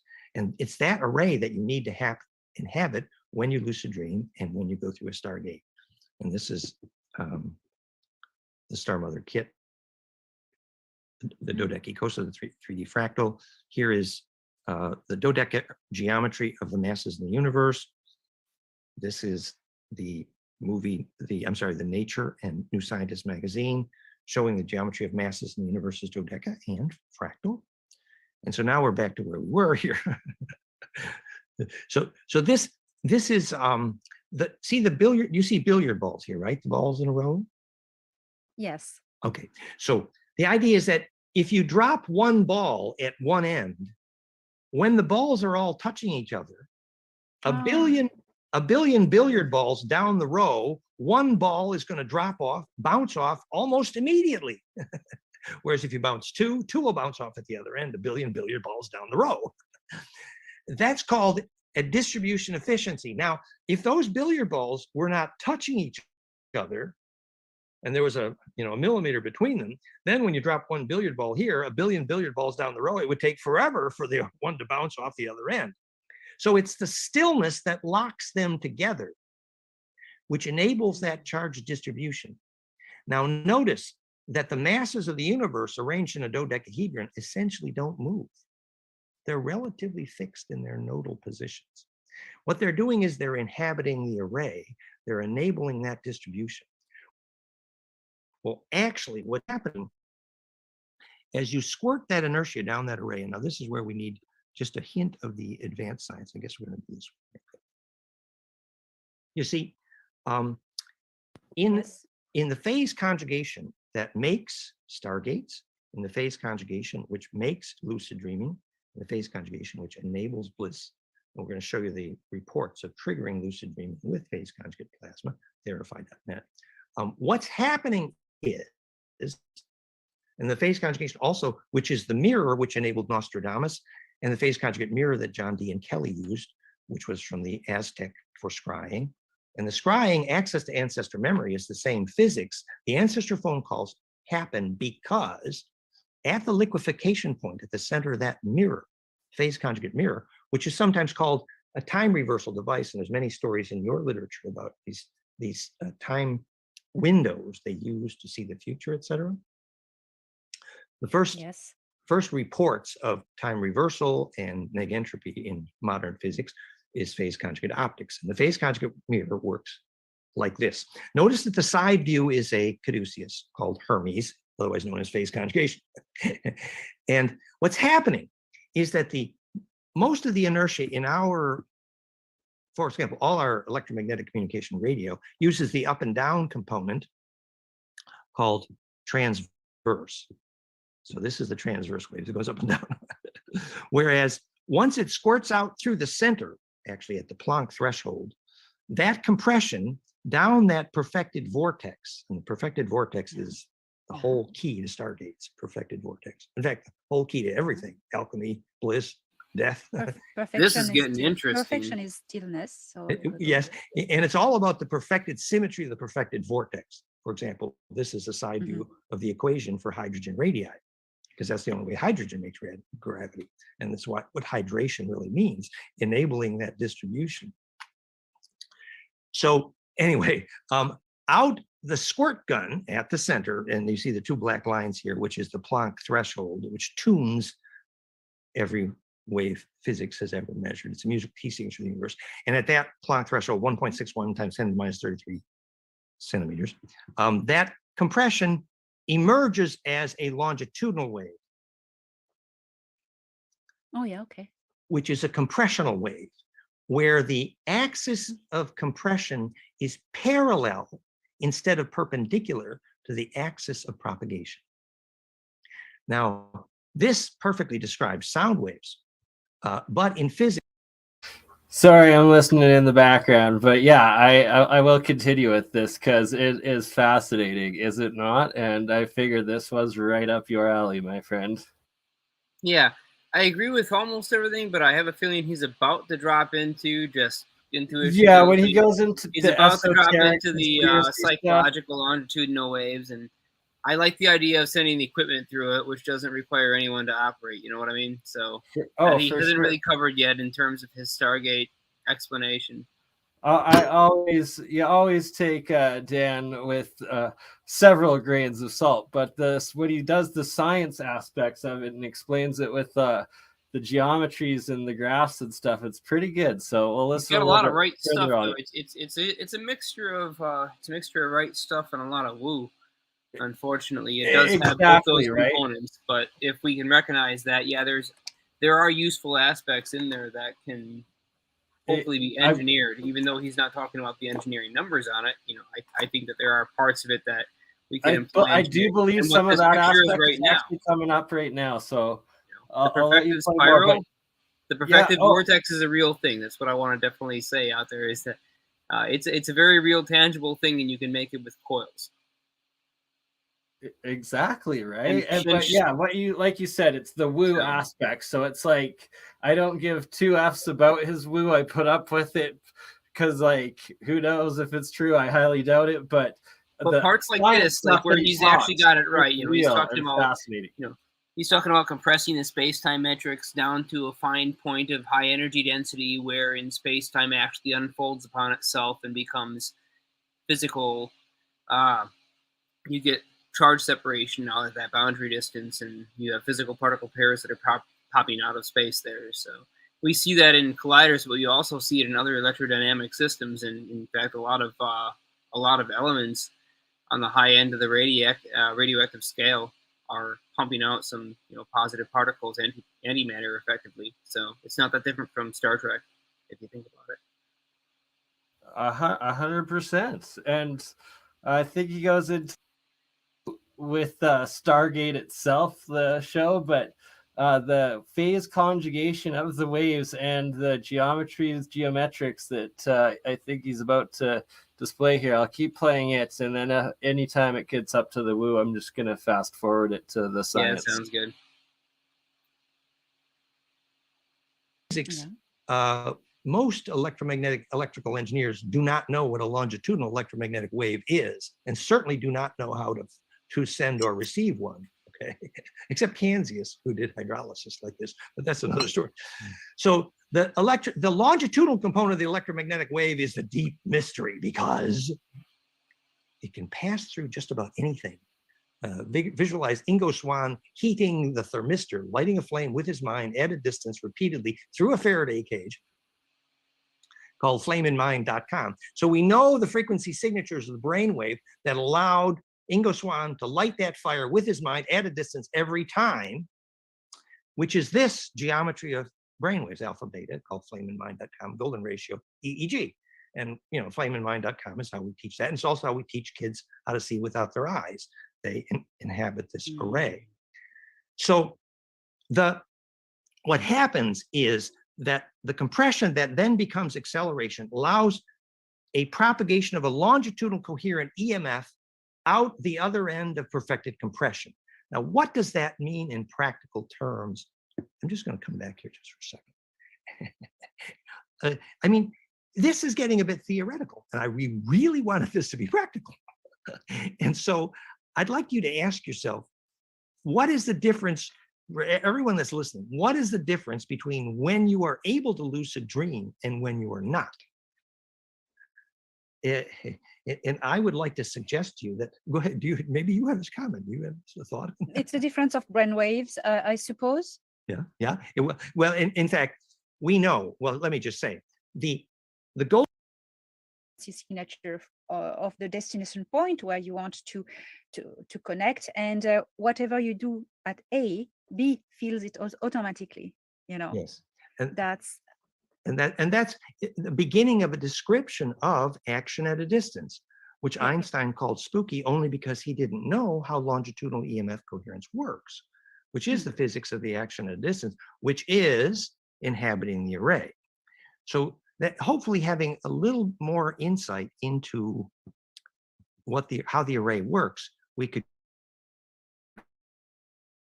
go back to our slide here. Wave mixing in the bottom right, that's supposedly how a photon is produced by phase conjugation, but bottom right, that's also top right, that's how lasers make phase conjugate optics in four-wave mixing. It's literally the sacred four directions. And the top-down view of that cube is hex, and it's the physics of why there are three pairs of primary colors.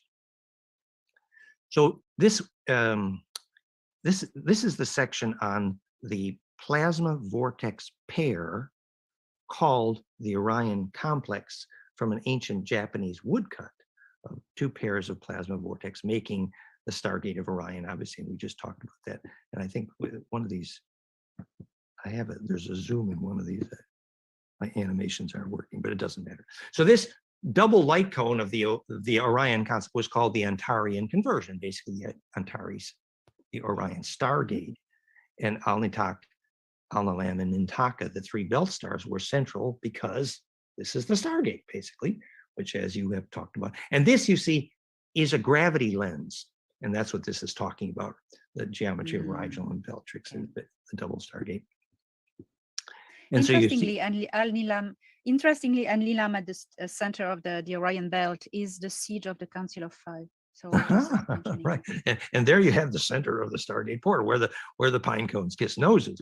And so this is talking about the major masses of Pleiades, Orion, and Sirius being approximately a 60-degree light cone with respect to the solar system, which would make us the fulcrum of that great cone, which the Hopi called the Peshme 10, 1 less than 10, the way of the 9, which is the gravity lenses of the 9 plasma toroids we talked about, that 9 3-dimensional. Pesh in ancient Egyptian meaning 9. No. Yeah, in this case, I thought in Hopi, Peshme 10 was 1 less than 10, or the way of the 9, if I remember from. But anyway, that's why I understood how the syntax worked. And so this was this conversation about the Stargate. Now, what we didn't do, well, we showed this was how those light cones make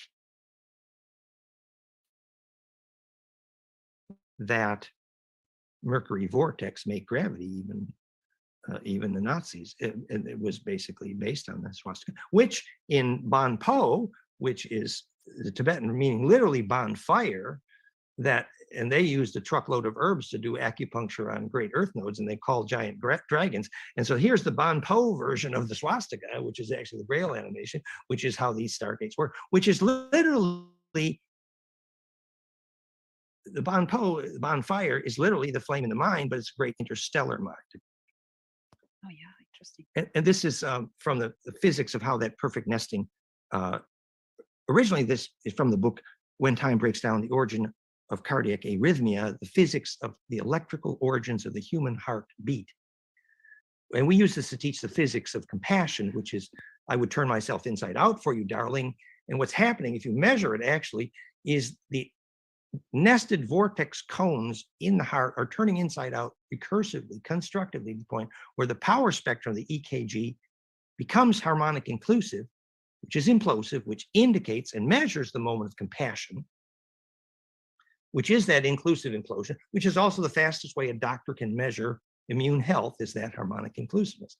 That's all at realheartcoherence.com. But notice that's the beginning of implosion in your own heart, and it's those heart harmonics which tune your sacrocranial liquid, which is the physics of Kundalini, that little pumping mechanism. Golden mean to emphasize Kundalini. We have all the sort of wave mechanics here. Yeah. Now, I got my. If I may. Go ahead. So, excuse me, Dan. If I may interrupt you boldly, in shamanism, the heartbeat is the base. The rhythm of the heartbeat is the base for the shamanic drumming that will induce the trance. Exactly. Exactly. So we interpolate. Exactly, and that's the point. And that drumming of the heartbeat is how the Tibetans help you through death, actually, and it's also how you measure when the EKG coherence has imploded the DNA recursive braiding measurably, how bliss measurably braids and therefore programs DNA alignment with the low frequency coherent phonons. And the measurements of that, again, are all at realheartcoherence.com, inflameandmind.com. So this is the report from therify.net of replicably and recursively, well, at least repeatedly, triggering a lucid dreaming process. And it's just coherent plasma. We got these plasma light bulbs. I don't know if I should have a picture of plasma bulbs here. Therify.net. And it's, for many, have some bliss experience and rejuvenation experience. We think it's the real basics. There will be more power density here, rejuvenation in the sense of medbed, but the closest I think we have on this planet right now to medbed is therify.net, actually, which is literally time reversal, in a sense that physics is now clear. Time reversal only means negentropy. You can't time reverse to disorder. No, no, no, doesn't happen. You can only time reverse to increased order, by definition. So anyway, the fact that we can trigger lucid dreaming repeatedly in a plasma field is some proof of what I'm saying about a phase conjugate infrasound implosion, compressing the aura to the point where you have more lucid dreaming experience. And this is the slide then of this is from flameandmind.com/outer vision, where we teach kids to see without their eyes by measurement. And when their brainwave harmonics far right, the alpha beta cascade, this is the alpha in green, beta in blue, and gamma is up here top in gray, around up to 80 hertz. But those cascades in brainwaves, the golden ratio and octave cascades, basically the brain waves implode. The kids go into a bit of a trance experience. Then they see this tornado, plasma vortex, open inside their head, and then they can see without their eyes. And seeing without their eyes, the kids have been doing this for decades. It's very famous and very common. And we know that you need a relaxation trance to enable. And now we know that they see this plasma tube open in their head. But now we've documented the brainwave signature. And Korotkov started that work. He also identified golden ratio in EEG. So that's all about the flameandmind.com. Another indication that the lucid dream, the remote viewing, and seeing without your eyes are all triggered by this moment when the compression enables the squirt gun in the plasma tube to propagate coherently longitudinally. So this is the idea that actually the cause of vision itself is this fractal conjugate implosive field. For example, 30% of people who go into Therify report some sharpening of vision. So when I did a whole presentation to a university group, you can see it at therify.net, on the phase conjugate cause of vision. And this is the Hopi story of the right angles. So the only other part of this slideshow, the visions, the slides that we haven't looked at, is this thing called consumed perspective. Let me see if I get the right slide here. Yeah, it's here. So you have this recursive braiding in the DNA causing this implosive cone in the DNA. And so basically this is called fusion in the blood.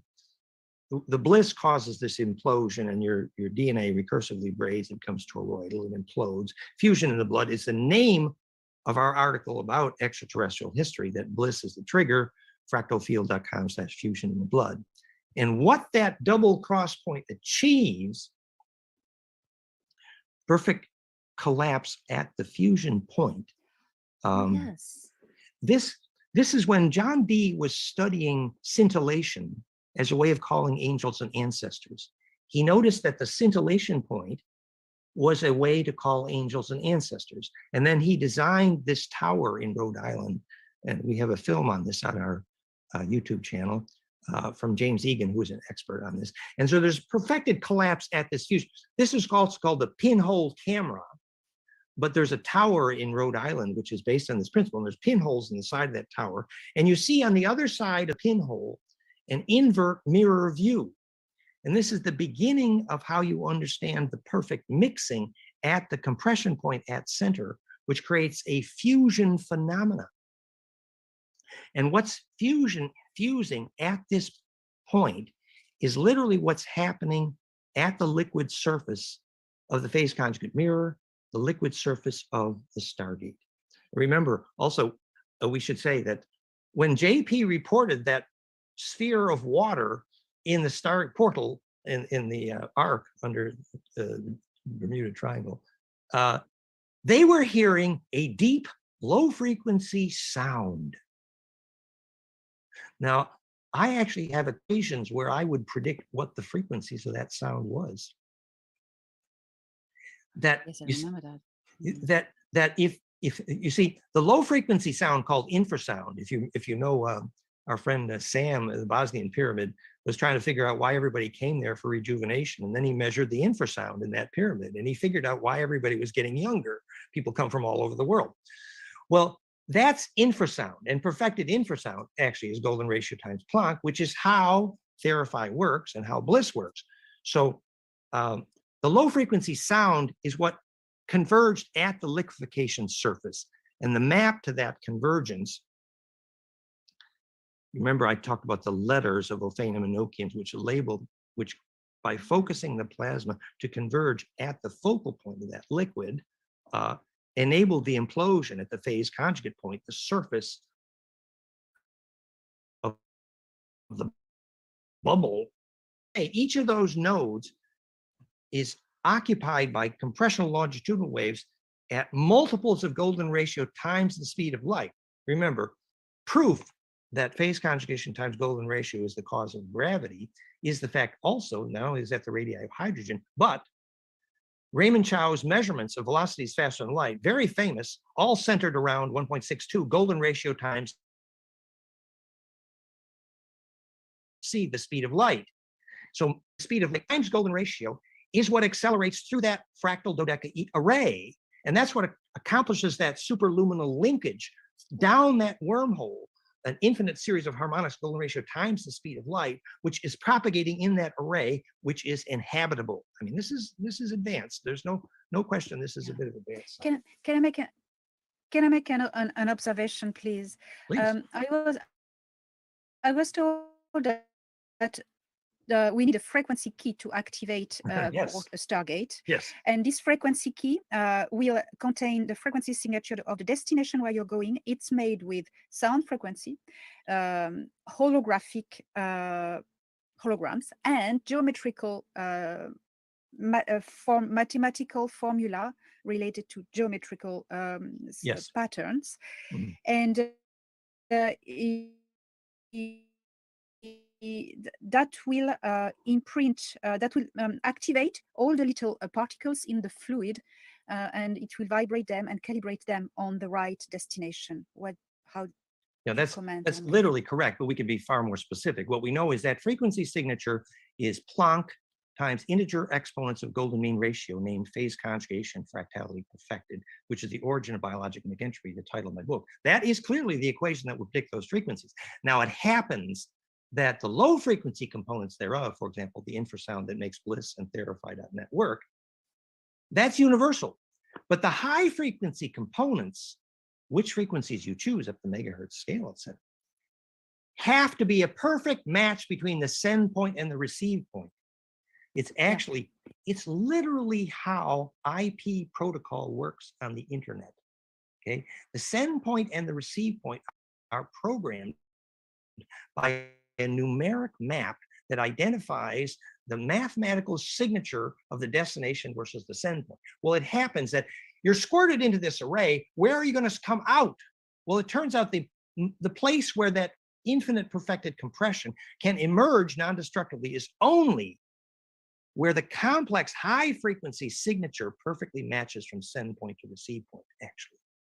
And to engineer that, basically, you take Therify.net, which already makes lucid dreaming, and you make the phase conjugation more broad spectral and higher wattage, you have a Stargate. But then you have to match send point to receive point, which is literally how you program the Stargate to work. And by the way, this is going to be much easier if it's at a place where nature already has enabled non-destructive compression. For the same reason that when Korotkov followed the Kogi to where they make phone calls to ancestors, and he measured every time, the air there is fractal. It's literally sacred space. Yeah, as a shaman, we traveled through trance, throughout what we call the tree of life and the shamanic tree, to go and talk to the ancestors. And Exactly. So here we go. And ancestor memory travels in that array. In Australia, they call it dream lines, dreaming track song lines. In America, we call it, magnetic lines, ley lines. Sites. It's Dodeki Kosa for the Earth grid. That is ancestor memory. The array is the collective unconscious, the Akashic records, the communion of saints. It's a specific kind of coherence field. And to embed in that, and every Aboriginal can tell you, if you can't make a phone call to your ancestors, your life is worthless, actually. And they're right, really, because that is the survival library of 1 billion years of evolution. If you don't have a library card, the Aboriginals know you didn't do much with your life. So you need a library card. So anyway. They actually walk and sing the lines. Exactly. They sing the lines. Exactly. And they call the rain that way. And you can see huge storms down the line when the ancestors die. And when you do rituals to heal the men and the women, they make huge rainstorms. It's amazing stories. And we did that. So this was called the symmetry of entry and exit, which is the archetype, which I call the alphabet of the heart, which is the title of my first book. That if you make a map of those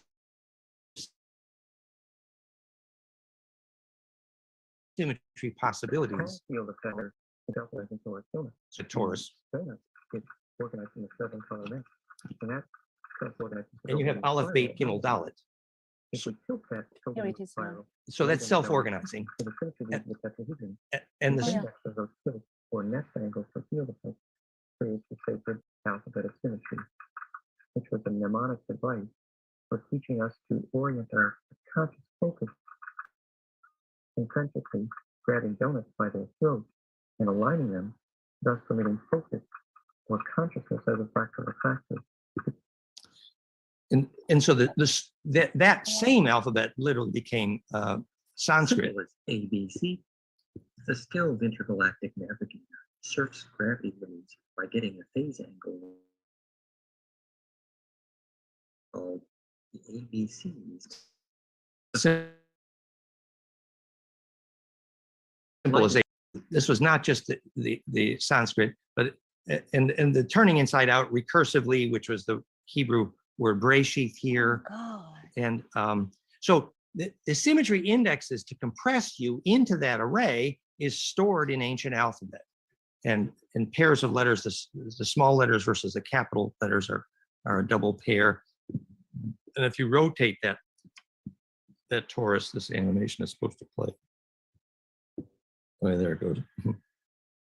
And you see that this also in the shape of the pelvis and the Sufi heart with wings. Oh yeah, totally. And so this was basically three-dimensional wave mechanics stored in sacred alphabet. And we call this the glass bead game. And yeah, and here just to show the connection to, in Hebrew, the tagin or crown at top left indicated your relative axis through the three arrows of the tetracube. Whereas in Sanskrit, the same letter, the indication of your relative tilt in the tetracube is the vertical and horizontal bar. But it's the same index to plasma symmetry map, literally a tetracubic phase conjugate array. And this is true actually in old time as well. It's the same physics, it's tetracubic. Now I have a question for you, Dan. These languages, Hebrew and Sanskrit, which are all the letters are encrypted symbol that are frequency routes throughout portals. Do you think this was created by humans of Earth or offered by terrestrial intelligence? What is your opinion on that? Well, I think you're right. There's tens of thousands of humanoid species in this galactic sector alone, and we'd be pretty we'd be pretty bold to believe that we created. No, that's interstellar origin. And actually, remember that same tetracube is the index to nesting DNA codons. They're tetracubic. You know, the I Ching is DNA codons. It's the same thing, tetracube. And so this is a programming that for C is interstellar for sure. And there's more to this too. That I don't have the slides in front. I could dig them out. But if you pronounce Aleph, Beit, Gimel, Dalet accurate phase conjugate or high dielectric array. So these are multiple pictures of the ghost leaving the body at death. And rarely could you get this in a hospital because a hospital is hell. I mean, hospitals. Those are interesting. Hey man, I got to run for the night. So the successful death and birth have the same physics basically. And this is. I understand, my friend. Thank you for joining me, brother. It's always a pleasure. Yeah, it was an interesting one. You know, good discussion. I was working in the background, and I'm gonna finish throwing this thing together. And when I'm working with the high voltage, yeah, you got to be on definitely point. Requires concentration, so. For sure, I fully understand, my friend. Much love. We will catch you on the next one. I'm gonna keep her going here for a little bit. Gonna play. Sounds good, buddy. Sounds good. Yeah. I'm gonna switch over. Play the and not sure if I Heart Fairy is still there, but several times your channel has been shared. And much love, brother. I will post a link. Oh, that thing. Right. Sharing is caring. YouTube-ish. Yeah, I was just outside and figuring it out actually live on Facebook Live, and I actually shared was able to share it in several Ormus groups as well as some Walter Russell and Sacred Geometry groups. So we'll see if it is able to get more viewers in those sort of communities.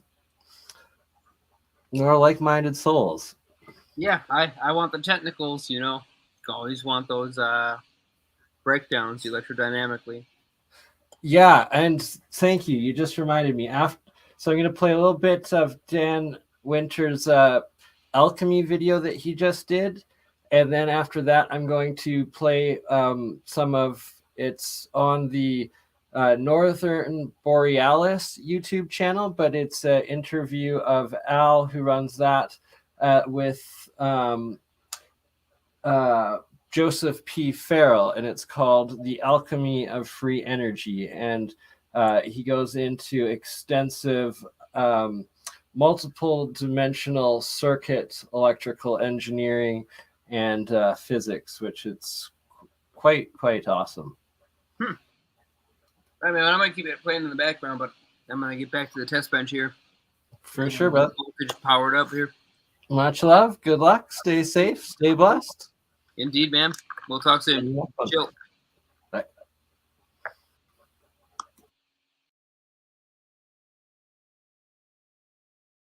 As I muted myself out.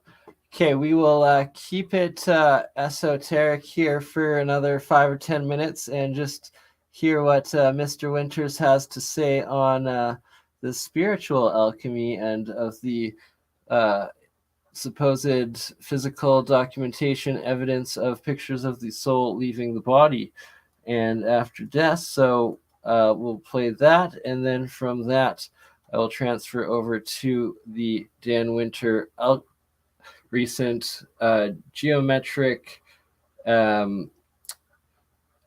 guess explanations, sciences, dimensional physics of alchemy, and yeah, so thanks for joining in, and we will keep it going for about another hour or so.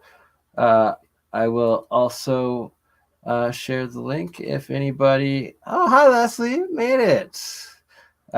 Join in.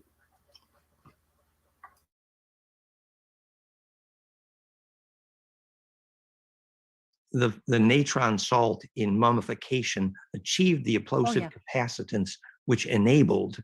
So literally, this was the physics and the alchemy and the process of mummification. This is why, for example, mummy powder was in every pharmacy in Europe for 300 years. It was the gold powder. And it wasn't the fact that the Egyptians were eating the gold powder. No, the human flesh was alchemized into a gold powder Ormus amulet by the implosive capacitance of the natron salt, the alchemic implosive capacitive physics of mummification. It's like a battery, in fact, the salt. Yeah, but it's a centripetal implosive, non-destructive compression charge battery, which is the physics of alchemy and the physics of transmutation. In this case, why the mummy had gold powder. And this is called green line and red line in perfect death equals perfect shrinking, even in the Tibetan tradition. And also why it's been measured replically that when saints die in Tibet, it causes rainbows. And we teach the physics of that the rainbows that happen when a saint dies actually is because they add implosive phase conjugate charge compression to the atmosphere, which is the physics of the reason color and rainbows exist. That's all at fractalfield.com/fractal photosynthesis. So here is Korotkov, who I've worked with for many years, Professor Korotkov, and here he's measuring death. And he's measuring where the ghost, the plasma body, goes at death. And he determined that, in fact, the plasma ghost goes to the place called sacred space or charge compression in the room, the place of power, because charge implosion releases ghosts because that's what you need to be distributed. That's also why Therify.net is so famous for releasing stuck ghosts. Where if someone's having strong aura and bliss in a room, they can release stuck ghosts because they can implode and then be distributed. And if you have enough pure intention not to get caught up in the astral streamers, you can do a lot of service by releasing ghosts in this way. So this is also Korotkov. Sorry? Can you? I have a question. I've released a few ghosts from places, and the thing is, I need to know their name. If I don't have their name, it doesn't work. I need to pronounce their name to release them. That's interesting. The sound. I like that. I like that because indeed they need to get so focused and assemble their memories, so the pronunciation of their name brings them to enough focus to their memories that they can begin to bring them to one point, and that would then enable them to implode and distribute. So the name would be symbolic of the the identification of, and the phi denting of the soap bubble is how it implodes, Identify, you dent by phi ratio, and you turn inside out, basically. And also, this is Korotkov measuring the time it takes for the ghost to leave the body after death, corresponding to the Tibetan Book of the Dead quite well. And he used cadavers for this. And it's true that if the death was peaceful, then consistently the ghost would leave the body at 10 and 36 hours after death. This the aura has to have time to metabolize, implode, and the Tibetans would use a thin film of gold coating around the body, and that would also capacitively implode, et cetera. So there's lots of ways, but the physics of death has a lot to do with charge implosion. That's so. And the sacred mirrors, wonderful artwork displayed this very well. That what happens at death is the plasma implodes into a fractal of distribution, but the sequence of vision that you see at death, very famously called the Heinrich-Clouvet form constants, lattice cobweb tunnel spiral, we later learned what that is. That's actually the sequence of right angle recursive braid operations of DNA imploding. So the lattice is literally tetracubic. Then proteins, deca. So that lattice turns into a cobweb, which is literally the next dimension because it is the next superposed axis with charge spin symmetry, only possible by golden ratio 2 cube to dodec. Then you ratchet that dodec down a helix, which is how you map DNA, and that's the tunnel. So you went to the next dimension. Literally, you superpose the next axis of spin symmetry, embedding embeddability, and then the helix comes to a point, is braided into a spiral, lattice cobweb tunnel spiral, lattice cobweb tunnel spiral, lattice cobweb tunnel spiral, is actually the DNA adding sequence of superposed spin operations to braid implode recursively, which is literally imploding your DNA. And that's what brings you to that centripetal still point to enable the implosion, which is successful death, because that's the moment when you dissolve into the surface of that bubble. So we see the connection between successful death, successful lucid dreaming, remote viewing. Remember, remote viewing is also triggered by golden ratio and brain waves, the same way you can achieve seeing without your eyes. So that is the liquid. All right, so I'm just transitioning over here to Dan, through Dan Winter's YouTube channel, to the Alchemy video that I wanted to play a certain, not the, where is it? But yeah, I will also post Dan Winter's direct YouTube page link in the chat here in a second, as there are all sorts of great things in here. Also, but as always, take the woo with a grain of salt. But his sacred geometry with the advanced mathematics and deciphering of ancient linguistics, plasma physics, and alchemy are pretty astounding to say the least. Where is the video that I'm looking for? Is this one? No. Come on.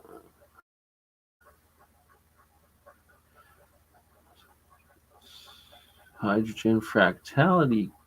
That's another good one. Lots of plasma vortex. Why can I not for the life? Oh, there we go. Sorry about that.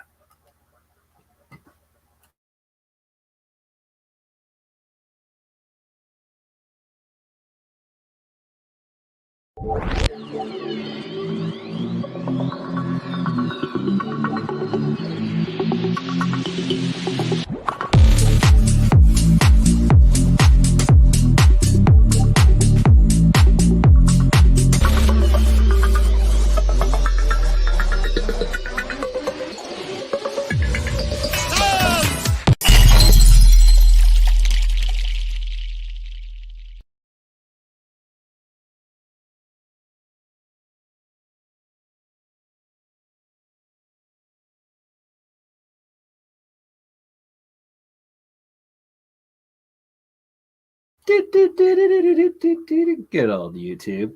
Sorry about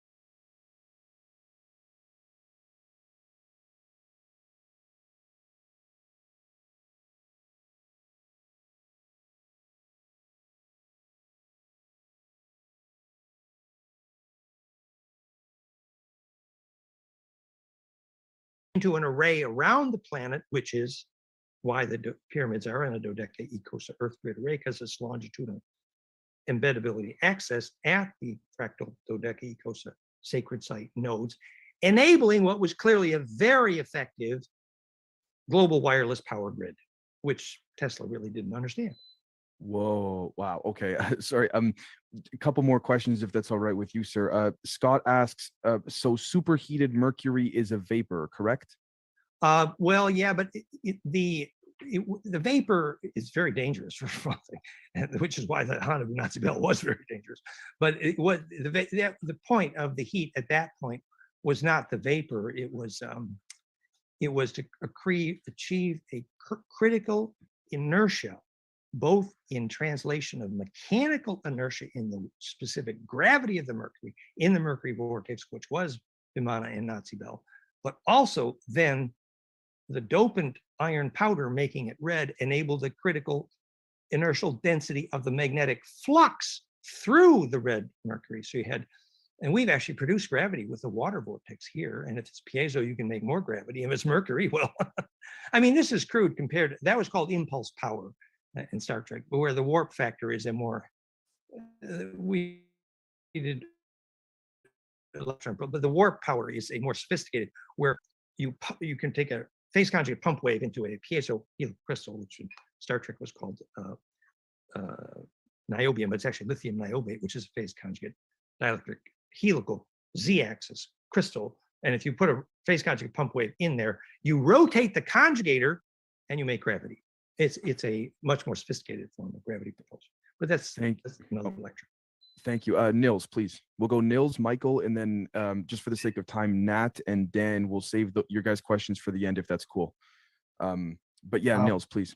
Yeah, so my question is, you were talking about Nostradamus and an eye on his cup on the bottom. Yeah. Could you explain that a little more? Again, Vincent claimed to know where in Italy Nostradamus learned to make the correct coating for on the bottom of his scrying cup.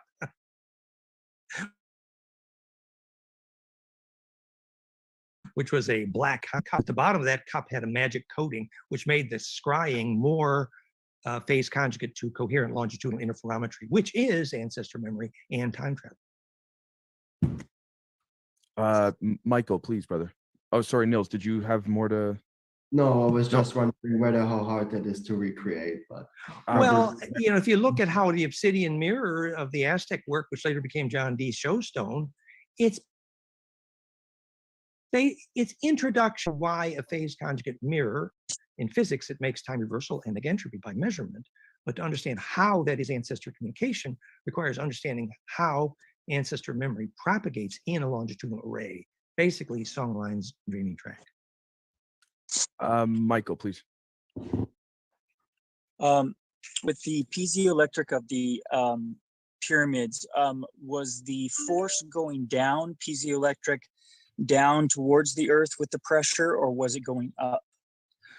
Well, essentially, you know, I proved by equation that the primary Schumann harmonics, identical with the brainwave harmonics alpha beta of Bliss, are a phase conjugate array necessarily tuned to the Planck threshold, which is where the transverse compresses into longitudinal. So it's, I mean, it's not DC, it's AC, and AC means up and down. The geometry of that compression is such that it can achieve symmetrical centripetal force. The key there is to understand the transverse wave is never going to implode because it's going up and down as it hits the center, whereas the compressional longitudinal wave can compress perfectly from opposing directions, just like they had to do, which is why the first nuclear bomb was called implosion, because you had to get the compression waves arriving precisely from opposing axes of symmetry. And if physicists did understand why phase conjugate mirrors make negentropy, I mean, physicists know that phase conjugate mirrors make negentropy and time reversal, but they don't have a clue how, and that's how. So the pyramids are not forcing with piezoelectric because it's pressure. They're not forcing it up or down. They're forcing it up and down. It's resonance, yes, and it's essentially AC. The unified field says they're is nothing but capacitance. It's simply compression of charge. And you take that array and you make that compression broad spectral in phase conjugation, and you get broad spectral negentropy, which is why Verify works so well, because it's broad spectral phase. And then the pyramids, even, you know, when Sam in Bosnia measured the infrasound of that pyramid to document why the people coming from all over the world were getting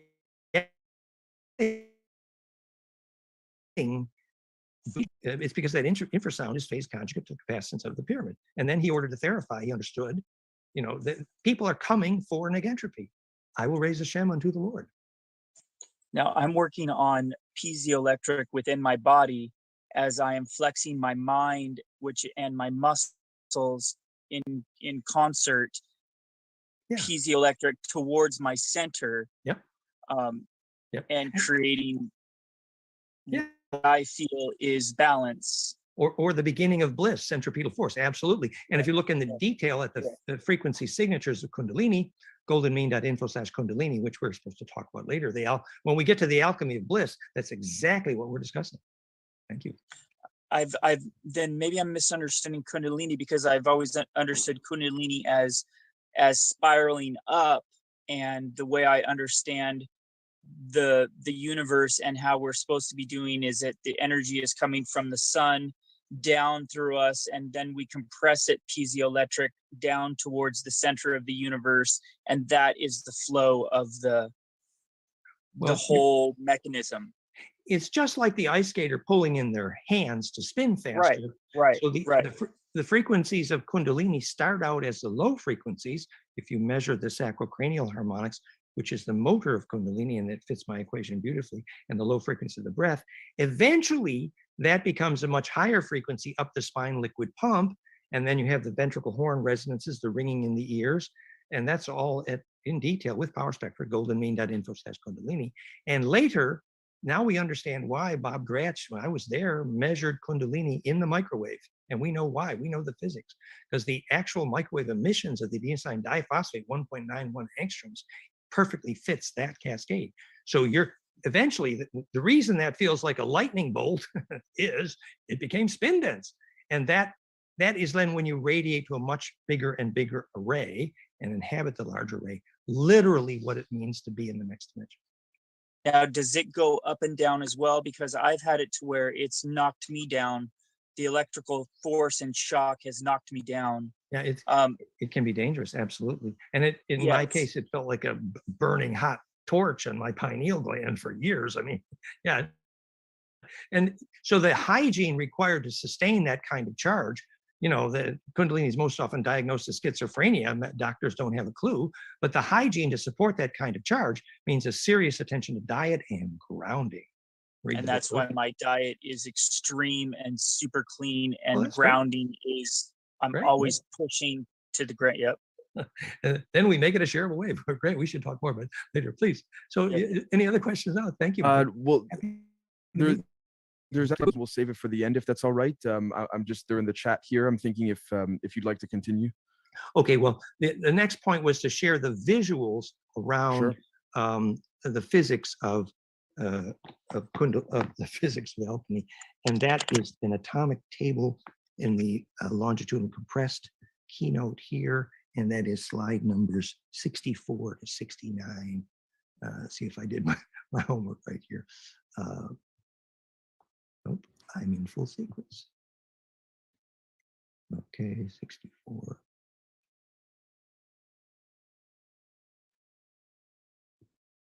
So are you seeing yes, Mysterium microcosm here? Oh, Mysterium microcosm? Geometric basis for the periodicity of the elements. Did I do this? Oh, no. Yes, that's what we're seeing.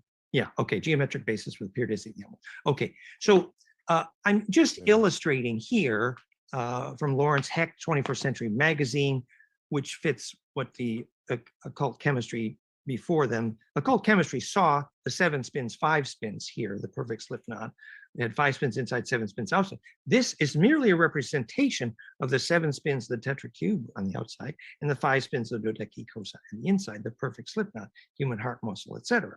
So that symmetry becomes literally the atomic table. So remember when Kepler on the bottom left here said, stable gravity is due to platonic nesting. Well, he was right, because implosive charge collapse is atomic nesting. So, Kepler thought the orbitals of the solar system made the platonic solids nest by radii. Well, actually, he had a clue, because in fact, that is how you stabilize gravity. Are you seeing that Kepler's model on the bottom left? Yes. Okay, good. Yes. Yeah. Okay. So in more detail, first, this is the famous chemist Moon's work in the geometry of the nucleus. So the nuclear hadrons, protons and neutrons, are arranged, look at the top, tetracube octa ecosa. And you get the whole atomic table. So nest a tetracube in the octa ecosa, and you have the geometry of the nucleus. And by self-similarity from there, now we look at the electrons. So the electron shells, there's only 4 electron shells, SPDF. If you know the shape of SPDF suborbitals and you interdigitate them, you have all the orbitals. So there's only a few shapes for the whole atomic table, SPDF subshells. And they are the S suborbital, 2 electrons, 1 vortex pair, a donut with 2 teardrops. This is the actual latest subatomic physics, top right. The pi suborbital, everybody knows, is a tetracube. Why? It's 3 vortex pair, 6 electrons, 3 vortex pair, which is tetracubic. This is the first thing your chemistry teacher should have taught you, so that you can visualize your chemistry by visualizing platonic solids. It's quite simple. And the DF suborbitals, which is the outer suborbitals, 5-10 vortex pair, 5-10 electron pair, 10-14 electrons, are literally dodecaecosa. Even in the Armand Weiler's advanced work on the 7 pseudo-axis symmetry of the icosa. So to make it simple, the inside looks like the outside. That's what the atomic table is about.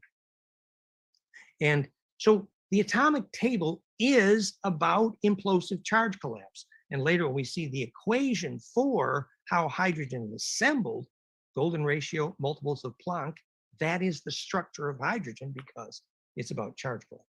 So when the clairvoyants saw the atomic table, physics figured it out, that Leadbeater-Besant saw this in occult chemistry, later became the book Psi Perception of Quarks in Modern Physics. And this is the charge collapse that's built into the atomic table. So when you complete the SPDF suborbitals completely, called gold, you have made a picture which looks like bottom right, a perfect vortex, catalyst for non-destructive charge collapse, the production of coherent longitudinal interferometry, the alchemy of spin, literally, pine cones kissing noses. So that's and then if we apply that directly to the physics of hydrogen, and we're in longitudinal compressed, we need now slide numbers 25 to 36 to apply. Now here is the only sort of solid physics into tonight's conversation. This is a drawing of how phase conjugation happens in optics. You make lasers do this, perfect pine cones kissing noses, and it needs to take place in a permissive media called the phase conjugate dielectric, barium strontium titanate, or the philosopher's stone. And you get that pine cones kiss noses efficiently doing charge collapse all the way down to the Planck threshold, which is where you exchange inertia with longitudinal interferometry. So there's the Planck threshold where the pine cones kiss noses.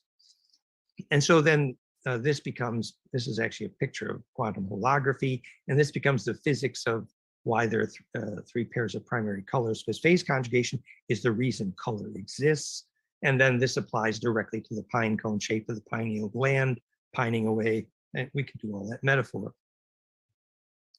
So this is the equation. So now here's where we proved in my published solid physics, you can see the physics equations and my publication in physics journal at fractalfield.com/vacuum energy. And this is the newly proven by my new equation, top-down view of hydrogen. And by extension, what happens in the atomic table, because it's all tuned to hydrogen, it's all unpacked hydrogen, which is the center bond of every DNA ladder rung, and the center bond of water. So that is the phase conjugate implosive cascade. that is the reason hydrogen makes gravity. And that is effectively the reason anything is centripetal.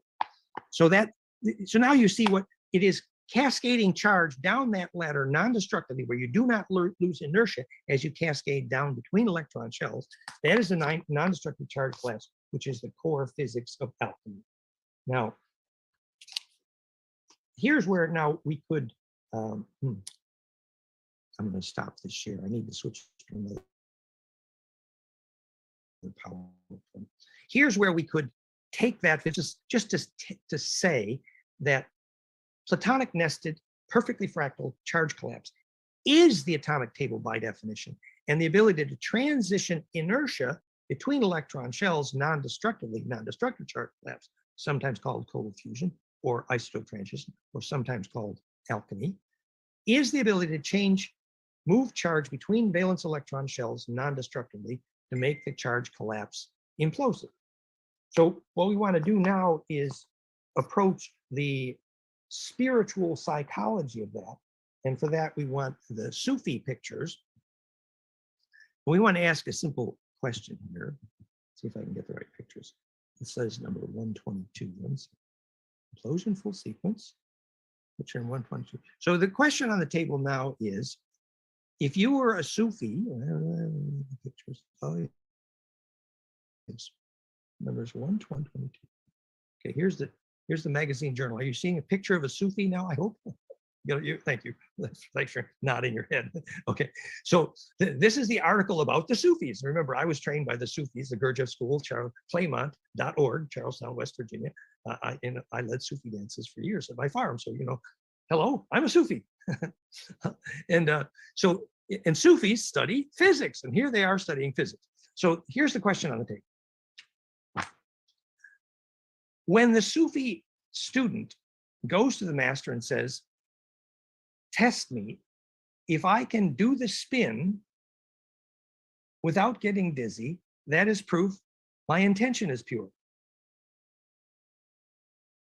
which is proof I have made gravity.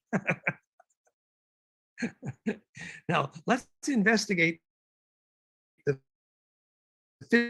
physics of Sufi turning based on what we just learned, that if you can inhabit the spin without getting dizzy, it means you can create centripetal force, which means you are a shareable wave, which means the charge that is transferring between the outer valence electron and the center is cascading non-destructively, and therefore you become centripetal, and you've made gravity, and you didn't get dizzy, which any Sufi student knows is the first test you need to be a Sufi. And so why is that a test of pure intention? That's just simple. Why is that a measurement of the shareable wave? The memories in your hologram, if that wave is shareable, if they're serving collective survival, pure intention is literally the electricity of perfected phase coherence. And perfected phase coherence, remember, is fractal phase conjugation. So literally, when you lie still and you implode and you spit out a bunch of mucus, then you got to go pee. What you're doing is spitting out the unshareable part of the wave, which is the low dielectric, the spit, literally the mucus. So that the mucus is the low dielectric, and what remains is the high dielectric. And that is literally sorting for which waves are shareable, which means which part of your biology can withstand spin density, charge density, the alchemy of bliss. So now this becomes the alchemy of Kundalini, which is just to show you one picture from the leading to the question, beautiful question from Michael about the physics of bliss, just to share here. I have Safari, Firefox Fusion, okay. Firefox window, Kundalini web conversation. So are you seeing a graphic of the frequencies, origin, biologic, a yellow graphic, hopefully? It's a yellow graphic, right? Yeah, okay. Yes, yeah. Thank you for that. Okay, so goldenmean.info/Kundalini, when we study the low frequencies of the spine liquid pump called sacrocranial, we study the frequencies of the brain waves of bliss, which are here, which are literally the frequencies of the Schumann harmonics, which are literally a phase conjugate cascade tuned by equation to Planck. So the breath harmonics, the spine liquid pump harmonics, the sacrocranial harmonics, the brainwave harmonics, and the Schumann harmonics are all one simple equation, Planck times golden ratio. And that creates a tuned implosive collapse frequency cascade, implosive spin density, which is the alchemy of bliss of Kundalini, literally. So here's more about the brainwave harmonics, 5 harmonics in golden ratio. And here is on the right, you can see these are the, let's see, move this screen over here. Hide the keynote. Move this over. So you see in green and red. Welcome, my friend. In red are the frequencies from my equation, Planck times golden ratio. Simple. And are the famous frequencies of the sacrocranial spine liquid pump. Remember, up ledger, it is clinically impossible to be depressed if your spine liquid is pumping. And here are the frequencies of that spine liquid called the long wave tidals. And this is the alchemy of Kundalini. These are the drivers of Kundalini. This is the pump that drives this frequency signature up to the crown of the brain and fires that magnetic torus around the homunculus, which is the physics of Kundalini. I spent a lifetime on this with Bentoff, my teacher on the physics of Kundalini. It's all there, equation. So, alchemy of bliss, yes. Now, this is supposed to lead to the alchemy of death. We have alchemy of spin, alchemy of bliss. Now we have the alchemy of death. So remember, what we've learned by studying death experience for half a lifetime is that successful death is absolutely an electrical black hole. It is necessary compression, very similar to the electricity of a blissful, successful birth. And evidence for that is the Heinrich-Kluwe form constants and the infrasound that goes with what you see, the map of dying. And those pictures are, one more screen share here. I should gather these all in one, but Skype. Share desktop. Okay, so desktop share and keynote and alchemy of death. First, we show the genetic portion of that. And it's 219, 218 in full sequence. I've been doing lectures for too many years and I have too many of these keynotes. Sorry, just 1 second. But I wanted to show genetically the fun part is, here we go. This is what I got. Okay. So are you seeing a picture of DNA here, the double helix and black and white? Great. Yes. Okay, Yep. good. Okay. So actually, I did a bunch of graphics based on this here, where I took the ratcheting of DNA and I actually made a 3-dimensional model of this in Super 3D and animated Macromine Director. It was a credit where I started, and that's with this article from my friend at the time, Ann Ting, author of Geometric Extensions of Consciousness. And from Zodiac Magazine, and when I asked her where she got the idea from, she said it was from the famous geometer Coxeter. Point being that if you model the nodal array that is DNA, the vertical increment of turn, I guess you can see it more clearly here. Turn is golden ratio. The horizontal increment of turn is golden ratio squared, and the radius of turn is golden ratio cubed. And that's not easy to see in this picture. Maybe we'll have a different one. But so that ratcheting of the dodeca down a helical slinky, which is DNA, all based on golden ratio, produces an implicate braiding algorithm. And if you see how the DNA fold or braids, it's a lattice cobweb tunnel spiral. So this is from the original literature on the geometric cycle of tensions of recursive braiding in DNA, and how structure starts with tetracubic, and the tetracube lifts up and rotates into dodeca, and that rotates into a helix. Now I have a better picture of that helix. I find my better picture of that. braid within the braid braiding, and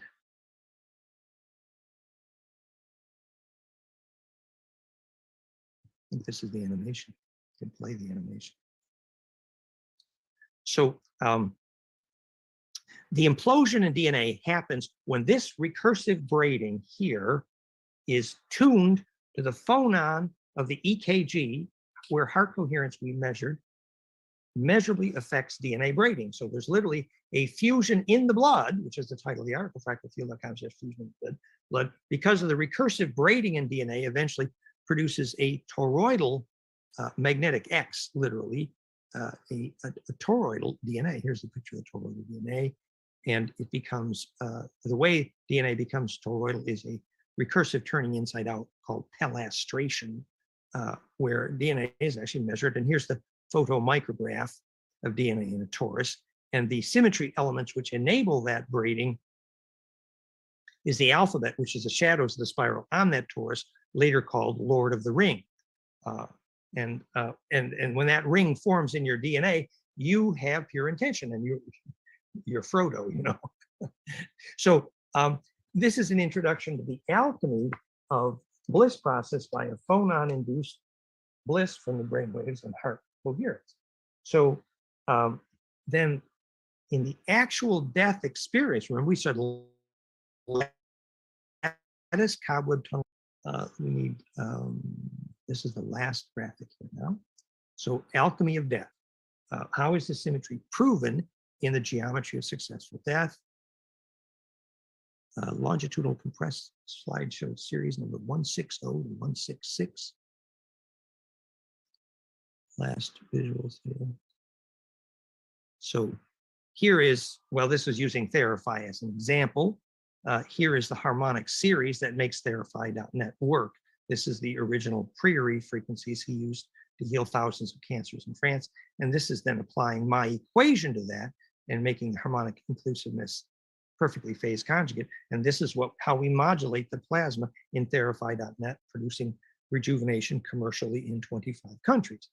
So, and this is that same harmonic series of the Schumann harmonics, the brainwave harmonics, and the tree harmonics and the pyramid harmonics. They're all the same harmonics, and they're all implosive.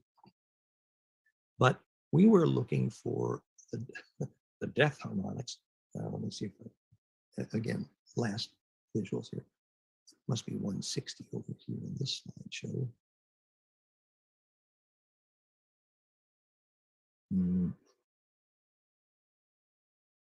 Alchemy of Death, 219, 244, 249, 244, 249.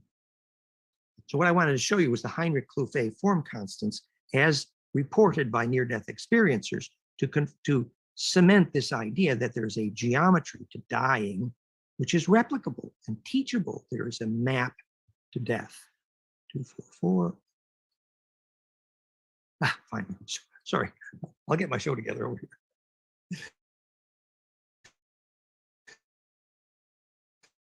So this is from the article Golden Mean Info Count. This is first my friend Professor Korotkov measuring the number of hours after death for the aura to leave the body, confirming the Tibetan Book of the Dead by using cadavers. And as you see, it was 10 and 36 hours if the death was peaceful. And he's mapping the plasma body of the soul as it leaves the body and where it goes and why it goes where it goes. And we know the ghost, when the ghost leaves the body, it necessarily must find what's called the sacred space, the place of power, which is the place of implosive charge compression, which is the only way this ghost gets delivered or it's stuck. And Therify is famous for delivering stuck ghosts for that reason, because implosive charge compression is what allows them to achieve distribution to the longitudinal array, which is ancestor memory. Otherwise, the plasma of the ghost is stuck. Now, if the death is beautiful and peaceful and well-breathed, then there's a sequence of visions seen in the alchemy of a successful death, which is from Heinrich Kluve's famous extensive in-depth studies called the Heinrich Kluve form constants. And dying people, and also some LSD experiencers report the same thing. They see lattice, cobweb, tunnel, spiral. Now, remember just a minute ago when you saw lattice cobweb tunnel spiral in the braiding algorithm of DNA imploding. So here's lattice cobweb tunnel spiral, well reported in the death literature. And here's DNA doing that. And the reason your DNA is doing that, the same reason you see your entire life compressed, passing before your eyes at the moment of death, is because you're trying to achieve that compression into distribution. And at this point in the conversation, I often credit my friend Danny Schreiber, who died a few years ago, and his lucid dreaming partner reported in their conversations after his death that not only did he confirm seeing those geometries during his death, but he reported an additional component, which is very insightful, which was that there was a deep, powerful sound, an infrasound, a beat.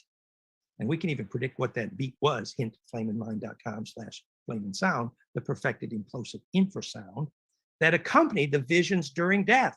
So he heard the rumbling as well as saw the vision. And what was going on was implosive compression necessary to enter that compressional array, literally the high voltage of the longitudinal array of heaven, the ancestors, planes of Sharon. So the alchemy of death is the same, it's implosive spin compression.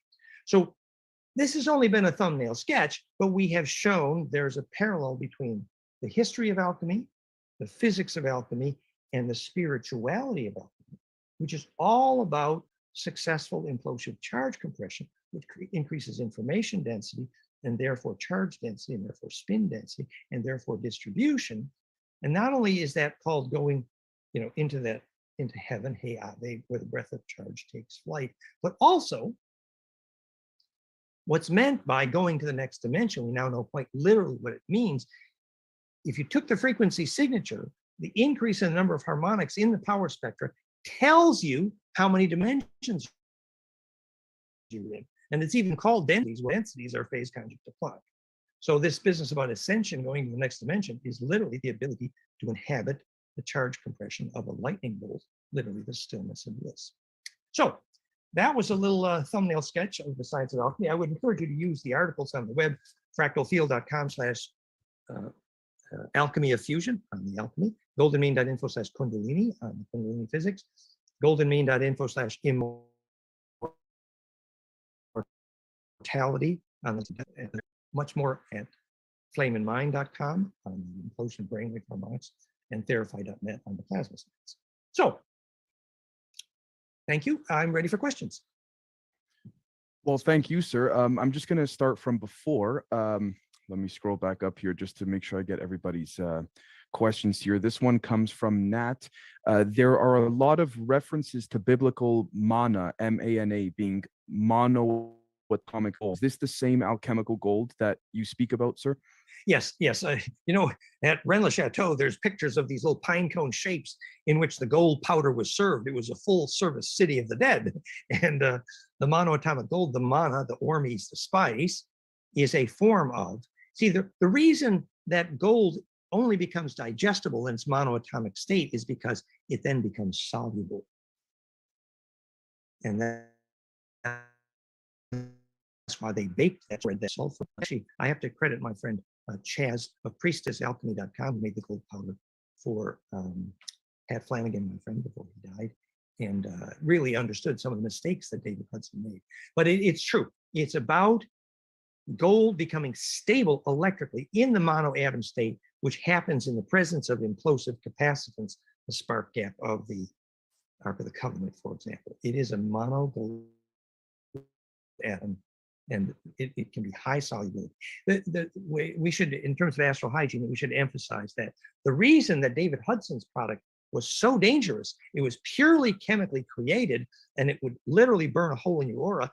It was the opposite of a natural product. Whereas the natural forms, the Ormes amulets, which is agricultural Ormes from deep seawater, that milky precipitant, or there's a aloe-derived manalo product. There's many organic natural sources of Ormes-like materials, which are very useful. Thank you. I'm going to read a question from Daniel, just because he's been waiting for a while. Then we'll get to you, Michael. Daniel apologizes ahead of time for the length of the question, but he says his girlfriend, actually, my girlfriend was diagnosed with type 1 diabetes at 8 years young, and she recently realized this is a very karmic ancestral clearing that she's deciding to commit to clear up. Her epigenetic doctor told her she needs to produce reverse insulin sensitivity, but the USA does not allow this type of treatment. She has found that a very low fat and no refined carbs or sugar diet has helped stabilize her glucose levels. Unfortunately, she's at work, so she can't ask this personally, but she has literally manifested this opportunity to ask the creator of this technology and wanted to ask, how will Therify assist her body to reversing this disease? Is this the answer to her prayers to have her body produce stem cells to reverse the killing of her own beta cells from this autoimmune disease? In her 2 15-minute sessions, she has felt the most intense sense of peace and expansion of heart. Does each session provide a week's worth of grounding? I know it's a long one, but Well, it sounds like she's tried Therify. You know, we're very careful. We don't advertise miracle cures. In fact, we don't have cure. The plasma field, which is negentropic and which serves the body implosively to increase self-organization. It's literally food for organs. Now, long-term use of Therify over a period of weeks, I would say, 9 minutes on, 9 off, 9 on, 3 times, and do that once or twice a day for, 4 or 5 days a week for a couple of weeks, and you might see long-term or chronic issues. You need longer-term use, and there are many correlates here. You need the excellent diet, as you're saying. You need excellent grounding, which means read the book Earthing. Some way to get your feet on the real earth, and because you got all that spin in your aura, you have to ground it in order to make it centripetal and increase the negentropy on the organs. It's true, you can help those organs regenerate. I mean, we have friends that are deep into this as well, and they use stem cell therapies and mechanisms. And then we have some naturopaths who are very good with synergy and naturopathy to accompany this. So I would recommend some synergy with this. But even some of the diabetic people here have reported Lukowski being somewhat helpful. And we know from the Lukowski coil professionals that Therify is like Lukowski, but very much more powerful and faster. So that kind of negentropy can re-stimulate a gland, but I would recommend some synergies, which would obviously be diet and grounding and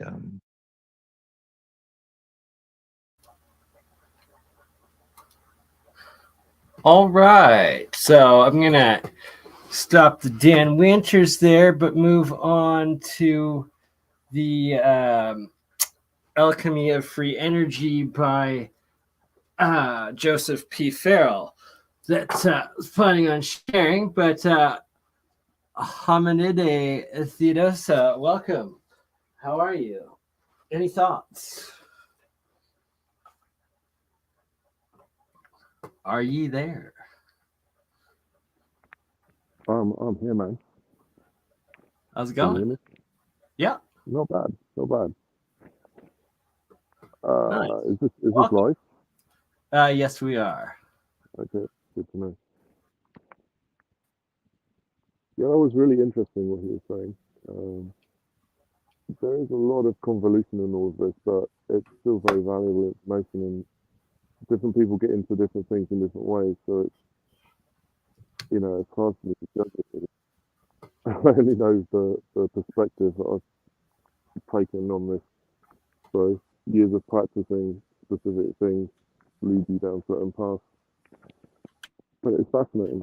I mean, the mixture of the technologies together like that is just, yeah. Right? And they go put a lot of work in. I know he's a very, very fascinating man with his theories, or the amount of science that he's done over the years in connecting both like the ancient to the modern. But he really does get out there in the woo-woo and the esoteric and occult. But Even with that, though, he's very studied. It's like it's not random. He's not just it's not entirely woo. It's like, he's the Sufi tradition, for instance, and stuff like that. I studied a lot of this stuff, and he's not making stuff up. It's it is what it is. So he's taking it like another step. It's interesting. For sure. I couldn't agree more. And it's that I've been following him for at least a decade now, and he's been consistent and evolving, right, with what he claims, and then involving the community and the his studies and the ever evolving technology that he's bringing forward. The thing that fascinates me is that he's actually going and looking at the fundamental forces behind all this. He's looking at the dielectric and electromagnetic forces, essentially. Like he's looking at the core energies that are driving all this stuff. And that's the right way of looking at it. It's just the complexity of how that actually turns into the functioning systems that you can observe. That's a nuance, really. You can simplify all of this, and very elegantly too. But I guess that's another story.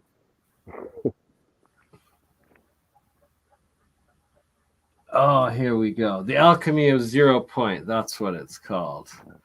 But right, and then it's connected with like Ken Wheeler's work and Walter Russell's and stuff. There's just so much out there now. It's a very, very multi-dimensional universe. We live in very, very interesting times, right? 100%. Never has so much information been available. It's kind of overwhelming almost. Sometimes thinking clearly is better than thinking deeply.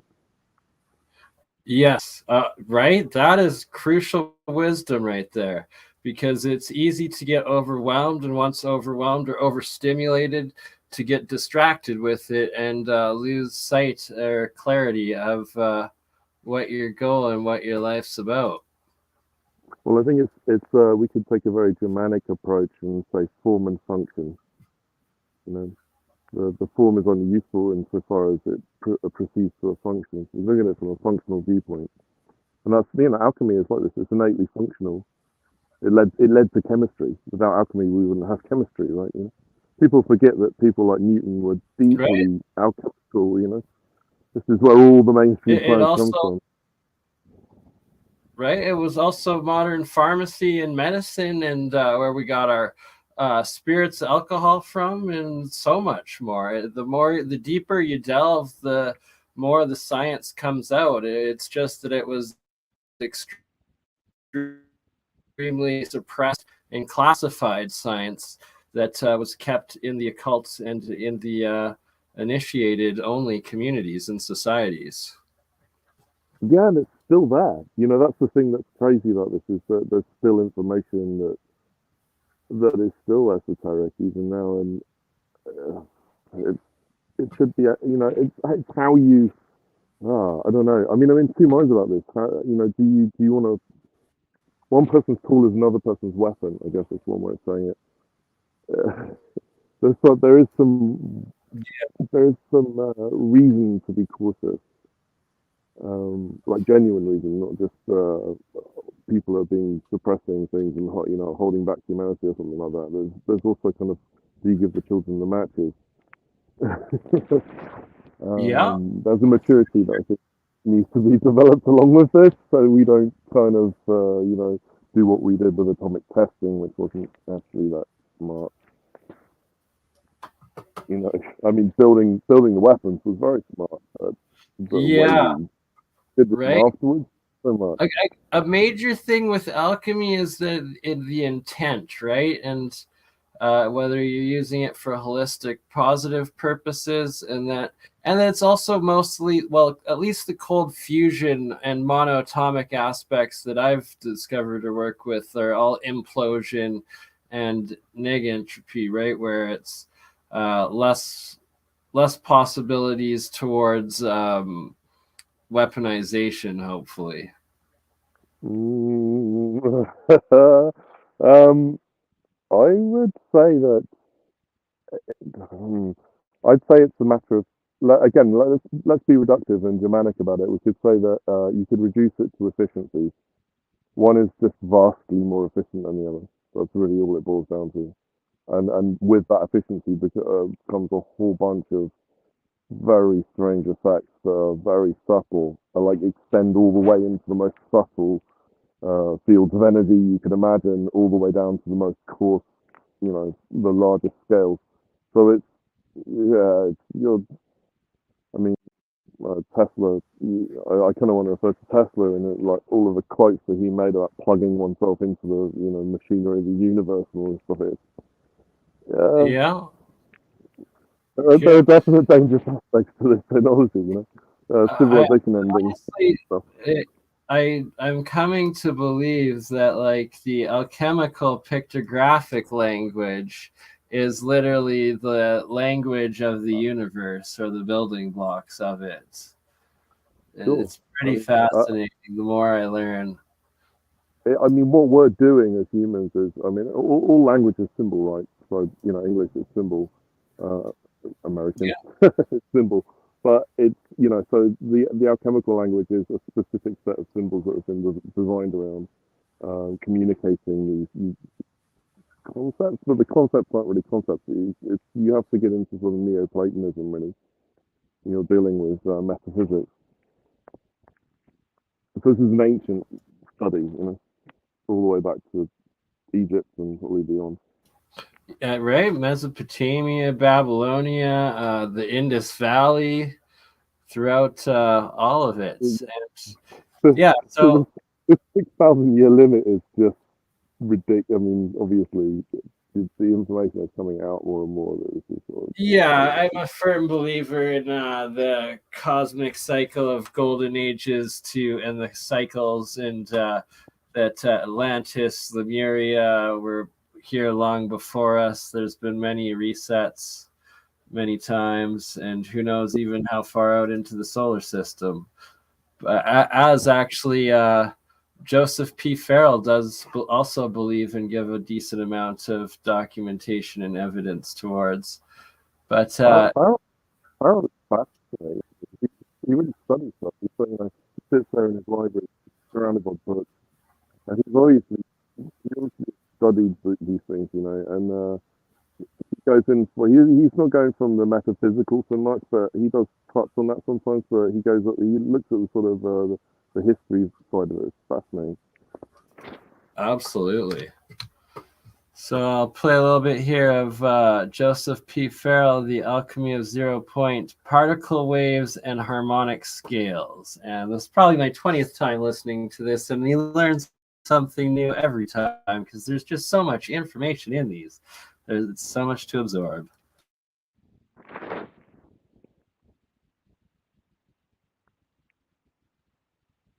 Since the days of Keeley and Tesla, with examples of some key innovations attained and by whom.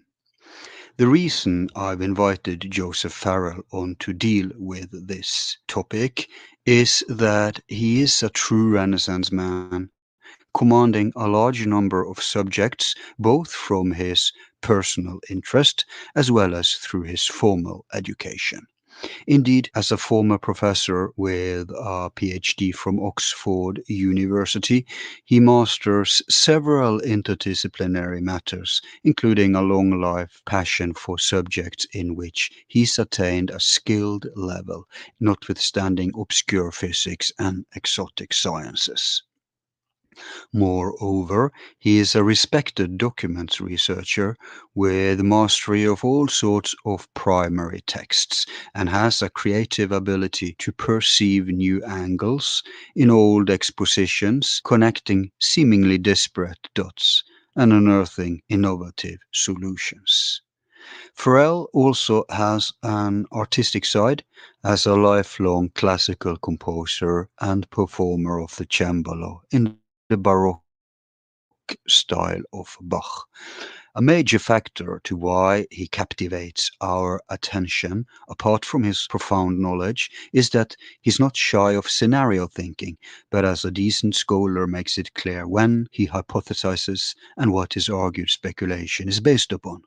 This allows us to draw our own conclusion and even pursue further various loose threads. For more details, go to our presentation page of him at our website, forumborealis.net, where you'll find Joseph's biography, a most complete bibliography, as well as various links to his online presence, including his website, blog, and popular members forum called Giza Death Star, after some of his early books. He is an outstanding prolific author, having written more than 40 books on various themes, including the topics dealt with today, which are mainly based upon 2 earlier books of his called Secrets of the Unified Field, subtitled The Philadelphia Experiment, The Nazi Bell, and The Discarded Theory, and The Philosopher's Stone, Alchemy, and the Secret Research for Exotic Matter.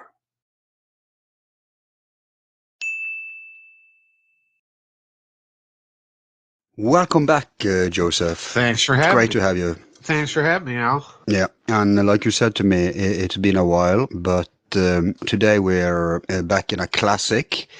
You know, back in the day, you and Georgian, you used to have like one show per book, or sometimes several shows per book. Yeah. And I loved it, and people love it. There are still classics available out there now. I was a bit inspired, as you know, from those days, but we can't even begin to do something like that because you are pushing out new books more often than we're doing shows with you. So we're lagging behind. But what we can do is try to take several books in one show. And today I'm having in front of me 2 books. One is called Secrets of the Unified Field, a little morsel there, people, that has gone under the radar for many. The subtitle, just so people get a little more insight into that, is The Philadelphia Experiment, The Nazi Bell, and The Discarded Theory. Of course, The Nazi Bell, that's in almost all your books. And then there's the other one called The Philosopher's Stone, Alchemy, and the Secret Research for Exotic Matter. And what these 2 books have in common, and a few others you have too, but especially these 2 books, is that they are dealing with what we could call exotic science. Right. And that's exactly what I'd like to discuss with you today. And although you should at some point explain what the unified field is, I'll start by asking you, because I had your own Van Straten on. Yeah. Spiders behind breakaway civilization secret space program conferences. Right. But he's also having these conferences about breakthrough energy. Right. And he corrected me. He said that the term free energy or 0 point energy isn't that hot anymore. It's like it's become well, I try to avoid using it. So my first question is, what does even 0 point mean? Well, 0 point energy arises principally out of the way that a British physicist by the name of Paul Dirac formulated quantum mechanics. And he posited that, and actually demonstrated in mathematically, that even in vacuum space at 0 degrees, absolute 0, there was still an energy background. And he went on to show that this energy background really is what gives rise to the visible world as we know it, gives rise to particles and so on and so forth.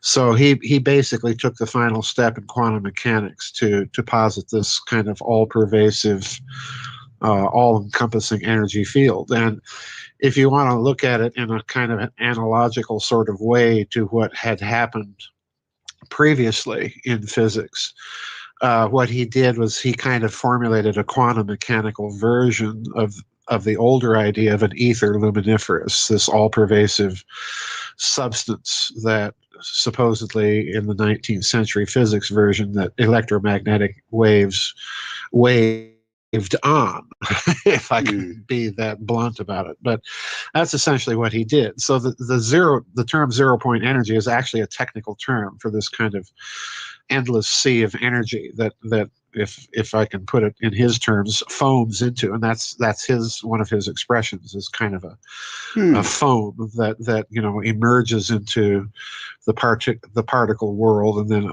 ultimately into the macrocosmic world. So it's kind of it's even, if you want to reach way back, Al, to ancient Egyptian doctrine with the idea of the all-pervasive Ma'at, or the Star Wars Force. That's essentially what Dirac did. So that's interesting. It has to do with temperature, but it's presumably Celsius. It's Kelvin. Kelvin. In measurements of temperature in physics, you use the Kelvin scale, which is considered to be the most accurate. So I don't even know right offhand what absolute zero would be expressed in terms of the Celsius scale, and certainly don't know what it would be in terms of the Fahrenheit scales. But pretty cold, I think. It's pretty cold. Yeah, it's really cold. But yeah, no, you're right. We have similar concepts, at least philosophically, going back to ancient Greek. Right. They talked about, I forgot the term now, but they actually had, the old debate between particle and waves was actually resolved by a theory in ancient Greece. I wish I had prepared myself. I should have brought that onto the table now. It's pretty interesting. But would you say that free energy, zero-point energy is conceivable both in a particle paradigm and a wave paradigm? And by the way, maybe we should even do a brief explanation of that conundrum.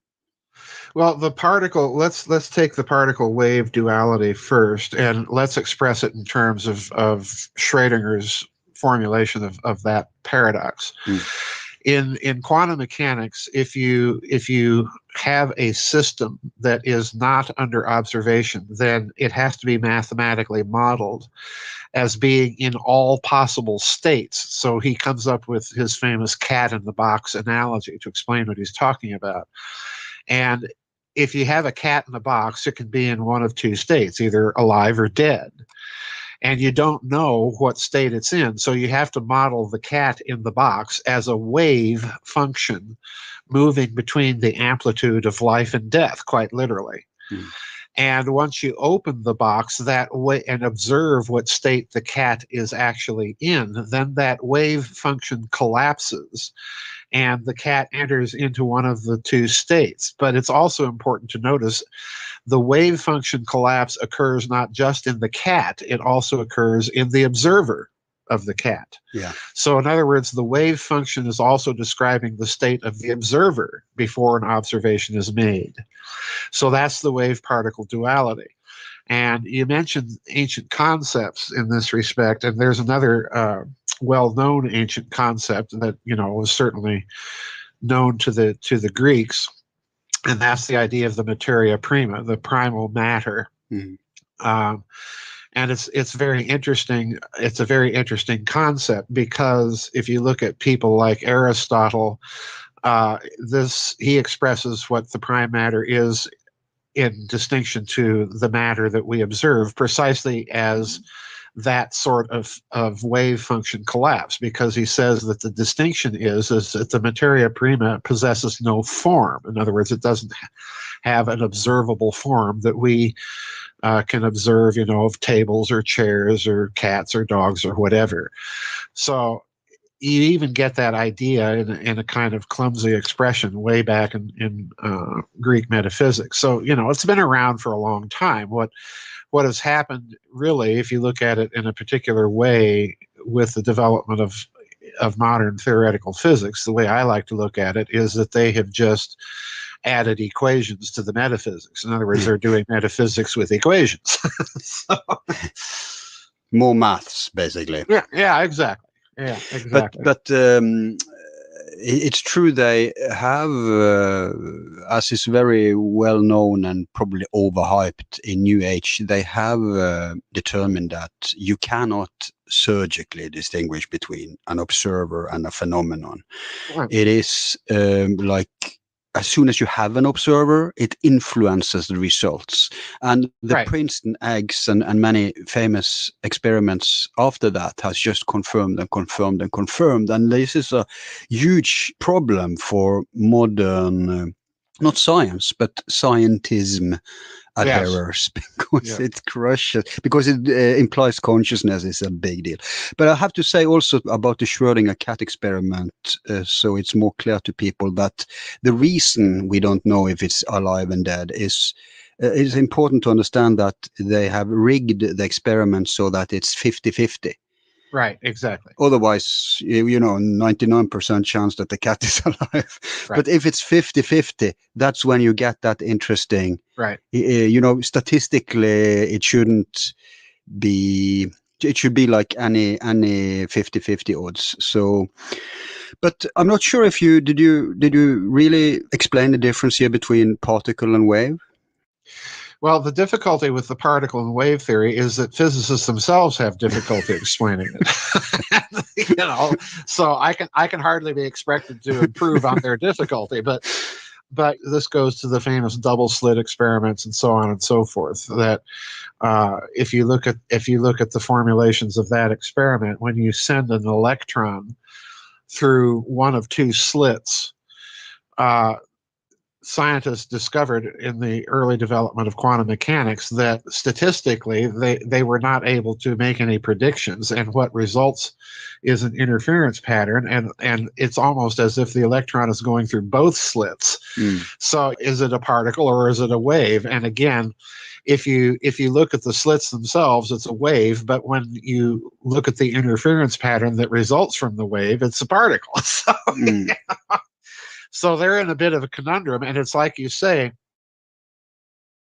the problem with quantum mechanics is, and I talked about this to some degree here, how each system is still a system that allows you to modulate between keys, but it will have a different, by fits and starts. We're kind of coming back in the development, in the development of modern physics to that view, to the extent that the famous plasma physicist David Bohm realized, what I've been pounding in endless books over and over again, that the first unification in physics was really the harmonic series and the creation of more or less the tempered musical scale, because the tempered musical scale does not occur naturally.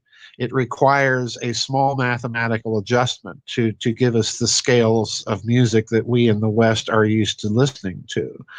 Go to India and try and listen to a Hindu raga, which is based on the natural harmonic series, and you'll quickly be bored because, it doesn't move. It just stays in one key, and that's it.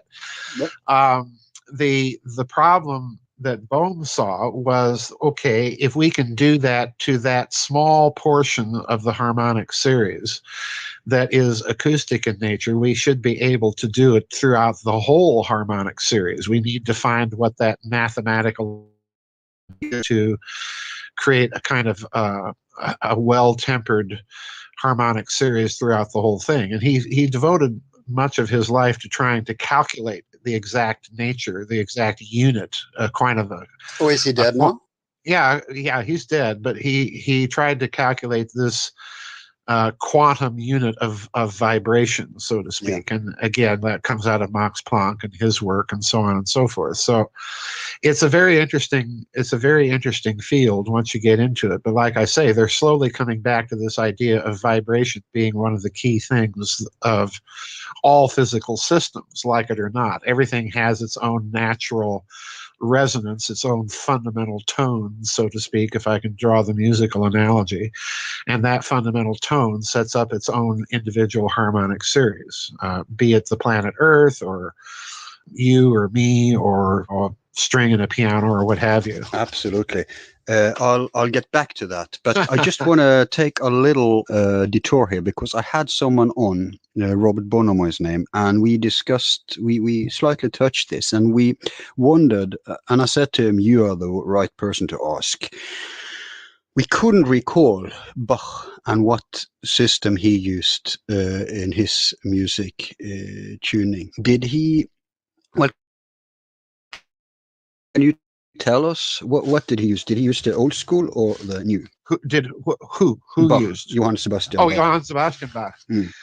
At the time that Bach composed, and this is true throughout that whole period up to and including the early Beethoven, the scale, the tempering scale that we are used to listening to now is the fully equally tempered scale. And the reason that that arose was when they started mass production of pianos in the 19th century and other keyboard instruments.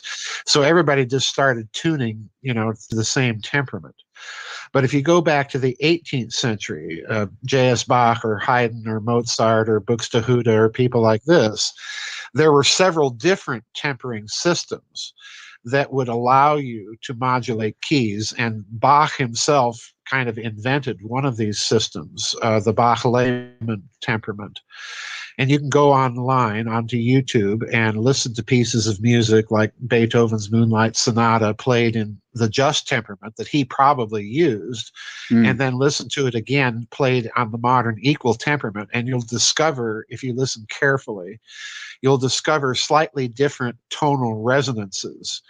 And if you listen to those older systems of temperament that, Bach and so on used, they're much richer in a certain sense because certain keys themselves will sound more out of tune in some of those systems than in the modern equal temperament system. And thereby you get the whole doctrine of, Effektenlehre, that certain keys convey certain emotions because of the way that the things were tuned. So Bach himself would have used the Bach-Lehman temperament. And in fact, if you look at the Wohltemperte Klavier, he, in the original publication of those pieces, he kind of encoded the tempering system that he wanted people to perform those pieces on.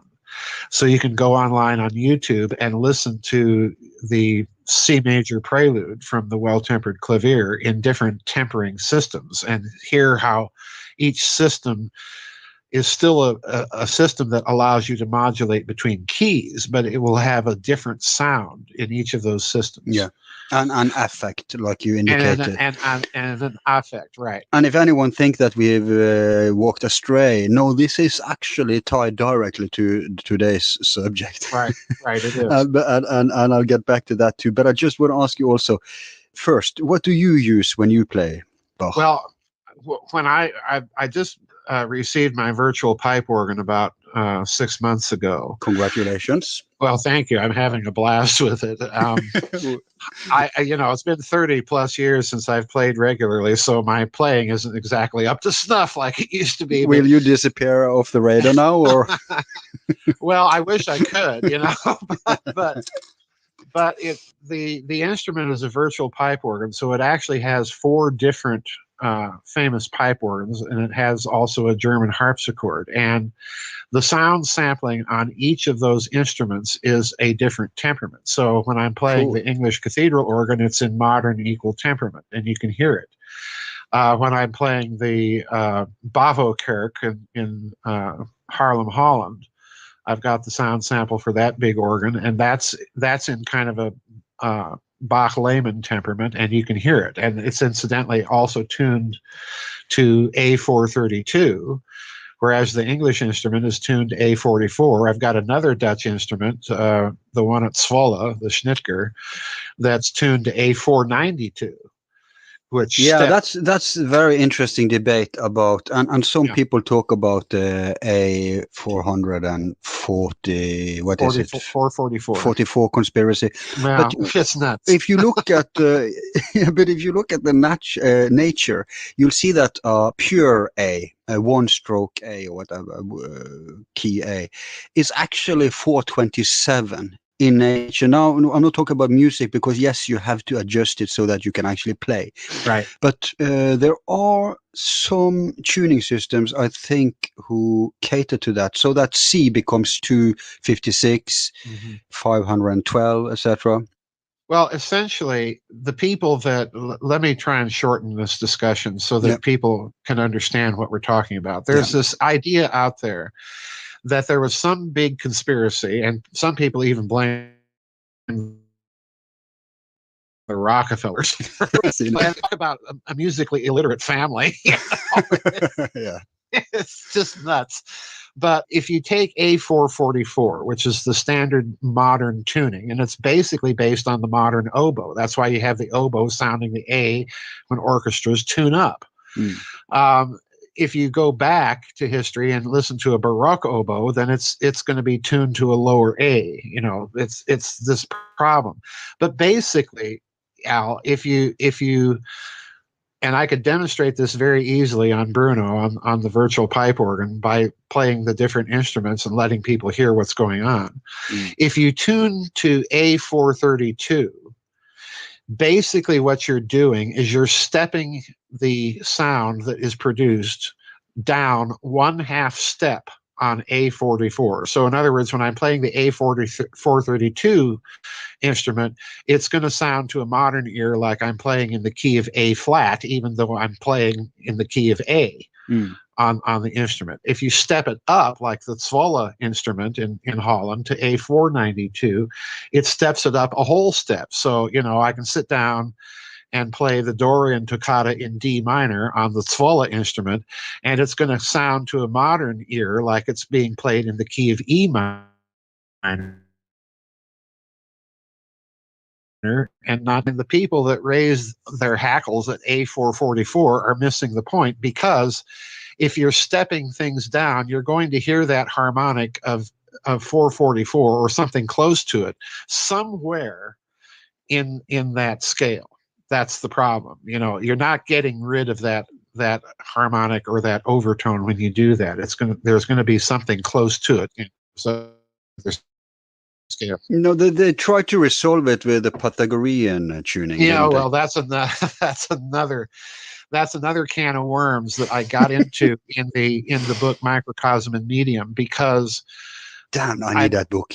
I make the case in there relying on some musicologists, Ernst McLean being one, and another fellow in Great Britain by the name of Kennedy, that did a musical theory study of Plato's dialogues. And I have both those. Do you have both? They both said they had cracked the code, the Platon code.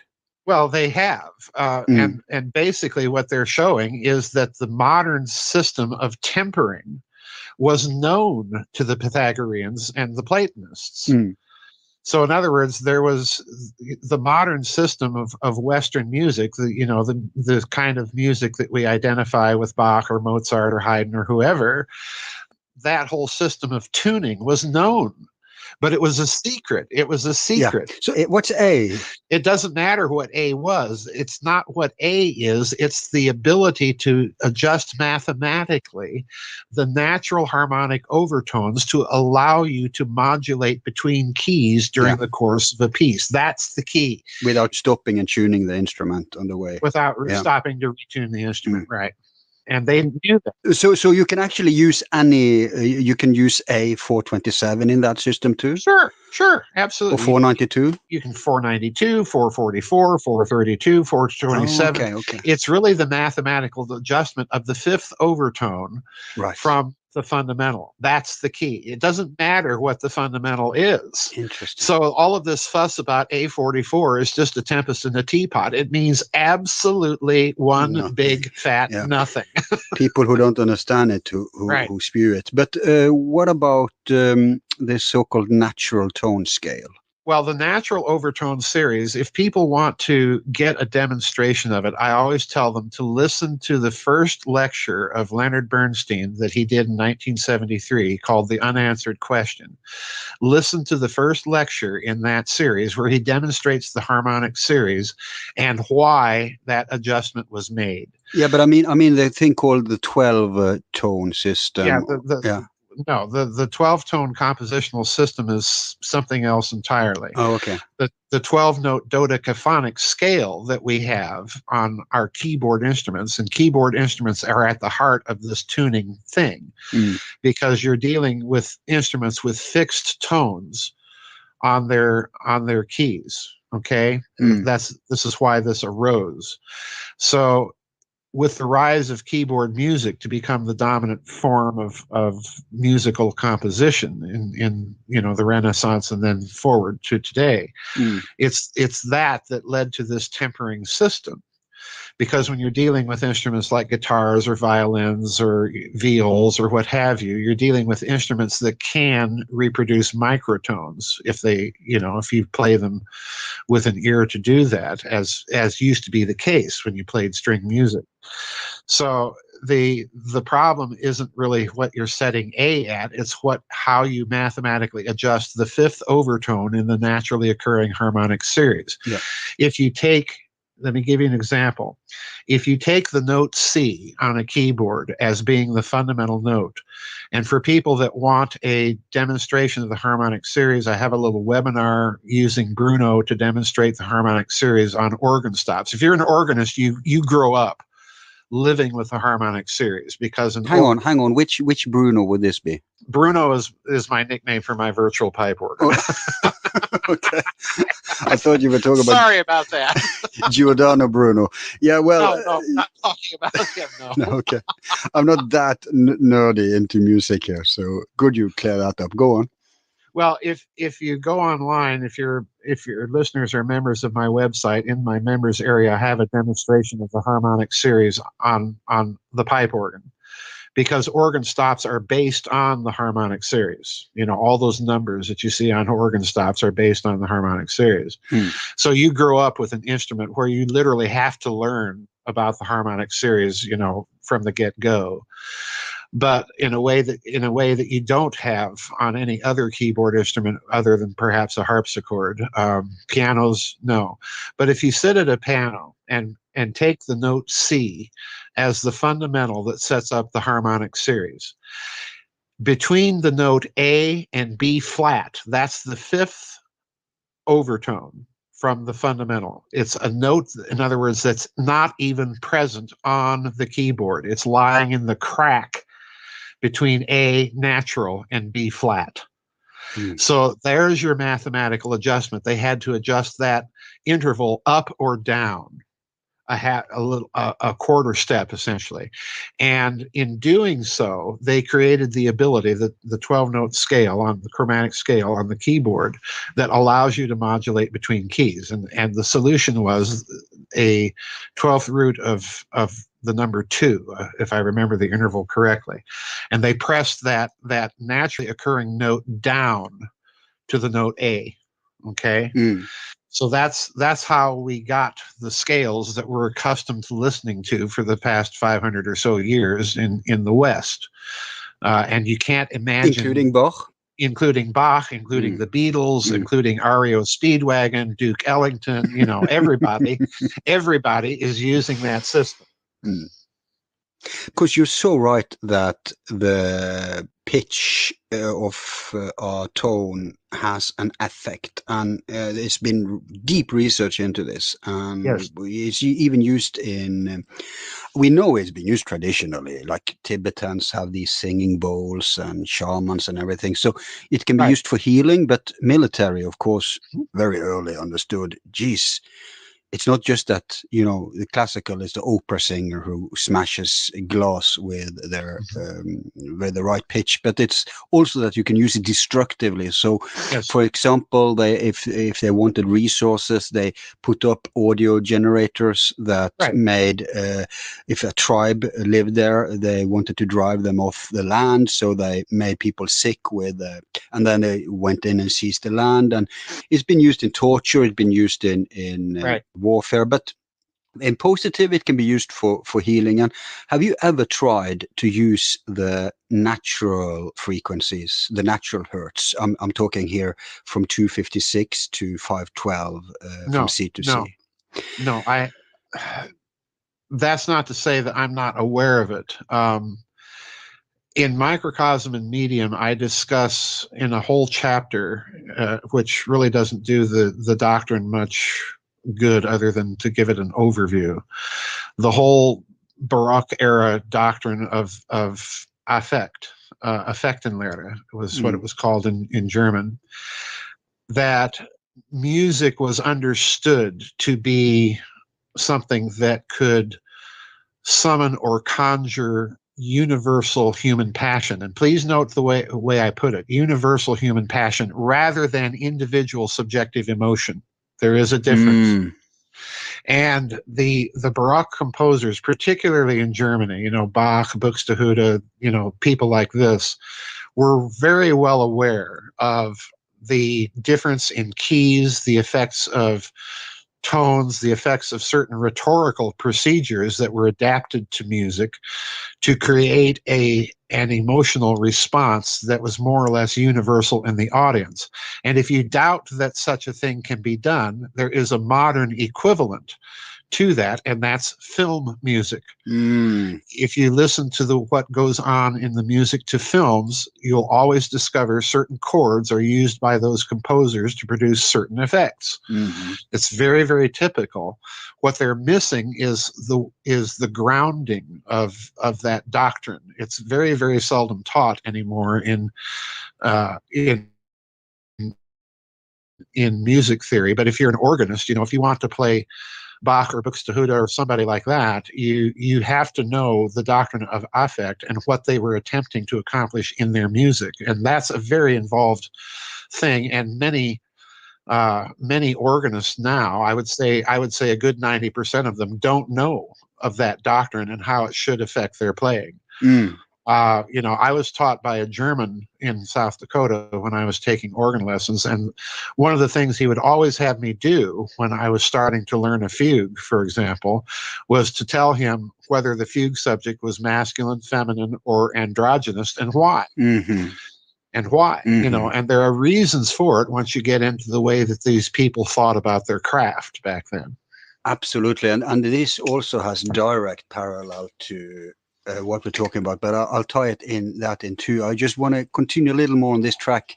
We actually had another organist on, Petter Amundsen. He's into decoding bacon and stuff, and because he understands codes, actually the way he went into what's called it's a code system. I forgot the term, but it's because of his training in Bach and stuff that he naturally could start seeing other kinds of codes. So if you have the right education, you can, and that's a wonderful thing with vibration. If you are into electronics, if you're into music, it doesn't matter. You can automatically translate your insights into other areas because it's the same principles we're dealing with in nature. But I would just want to say there's probably some musicians out there we piqued their interest, so I just want to give them the frequencies if they ever want to experiment with the natural tone system. And then you have to tune C is 256, then D 288, E 320, F 341, G 384, A 427, B 480, and finally C 512 hertz or vibration per second. So go ahead, people. You can experiment with that now and see what kind of how people will react to that. And it's true what you say. In the ancient Egypt, they knew this. They had to. They used the tones in their spiritual practice. The Greeks inherited that. If you were going to be like a mystery priest, you had to master exactly the pure tones. If you were tone deaf or you didn't have a voice, you couldn't become a initiate priest. Pythagoras, there's famous stories about how he experimented with strings and saw how drunk people were influenced, passionate youth. One guy, he was so jealous, he wanted to kill someone who his girl had gone with, and then Pythagoras started to play and he became mellow. So yeah, we know this from ancient times. But here's a perfect way for you to tie this back to what we're talking about, because I want you to define the unified field, which this little gem of your book, Secrets of the Unified Field,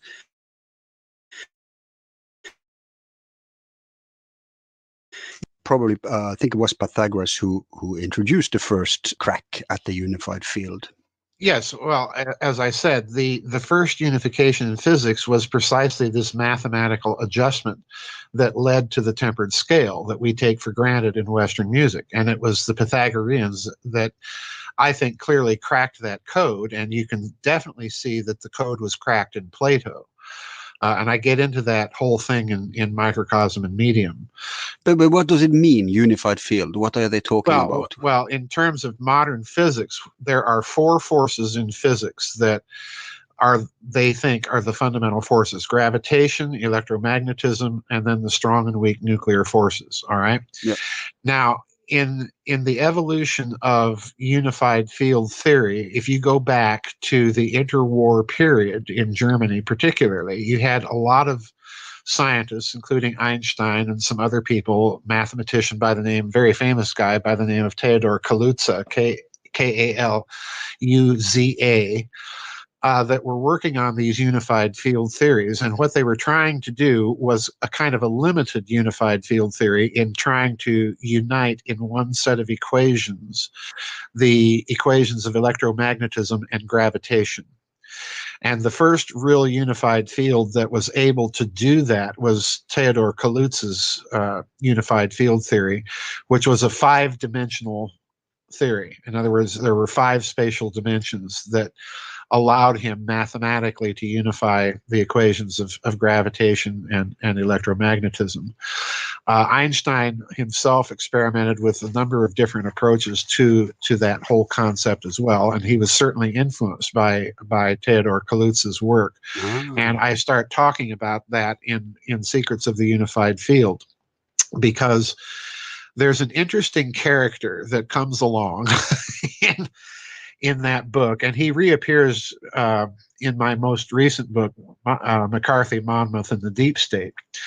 And his name is Gabriel Krohn. Krohn was a Jewish-Hungarian electrical engineer. And he published a paper in 1934 that demonstrated that rotating electrical systems, networked electrical systems, could be described by using these higher dimensional theories. And in this paper, he's arguing that it is only by application of those theories to electrical circuits that you can explain electrical transients and anomalies that electrical engineers encountered. Now, that sounds terribly academic, but let me tell you what it really means. What he's just said is, number one, every electrical circuit, no matter how simple, your refrigerator or your microwave, or no matter how complex, think of the Hadron Collider at CERN, no matter what the electrical circuit is, every electrical circuit is a higher dimensional machine. In other words, it is something that can only be mathematically modeled by higher dimensional mathematics. And as such, the circuit itself becomes a higher dimensional machine. It taps into, it's a gate, it's a transducer of higher dimensions. That's number one. Number two, in doing that, what he's also said is all of this unified field theory speculation that's been going on in Europe in the 1920s and 1930s can be brought down right to the laboratory bench and engineered.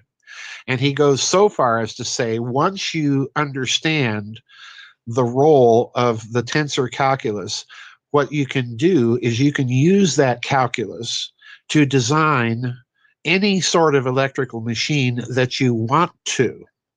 Let me repeat that. Any sort of electrical machine that you want to. And he won a prize for this paper. It was first published in this country in 1934. It was published in Europe. And he won a prize at the University of Liège in Belgium for this paper. And what's very interesting is right across the border in Nazi Germany, publications on unified field theory all of a sudden just stop. Wow. So in other words, they saw the implication of what he was saying. And of course, in this country, you know, Krohn goes to work for General Electric.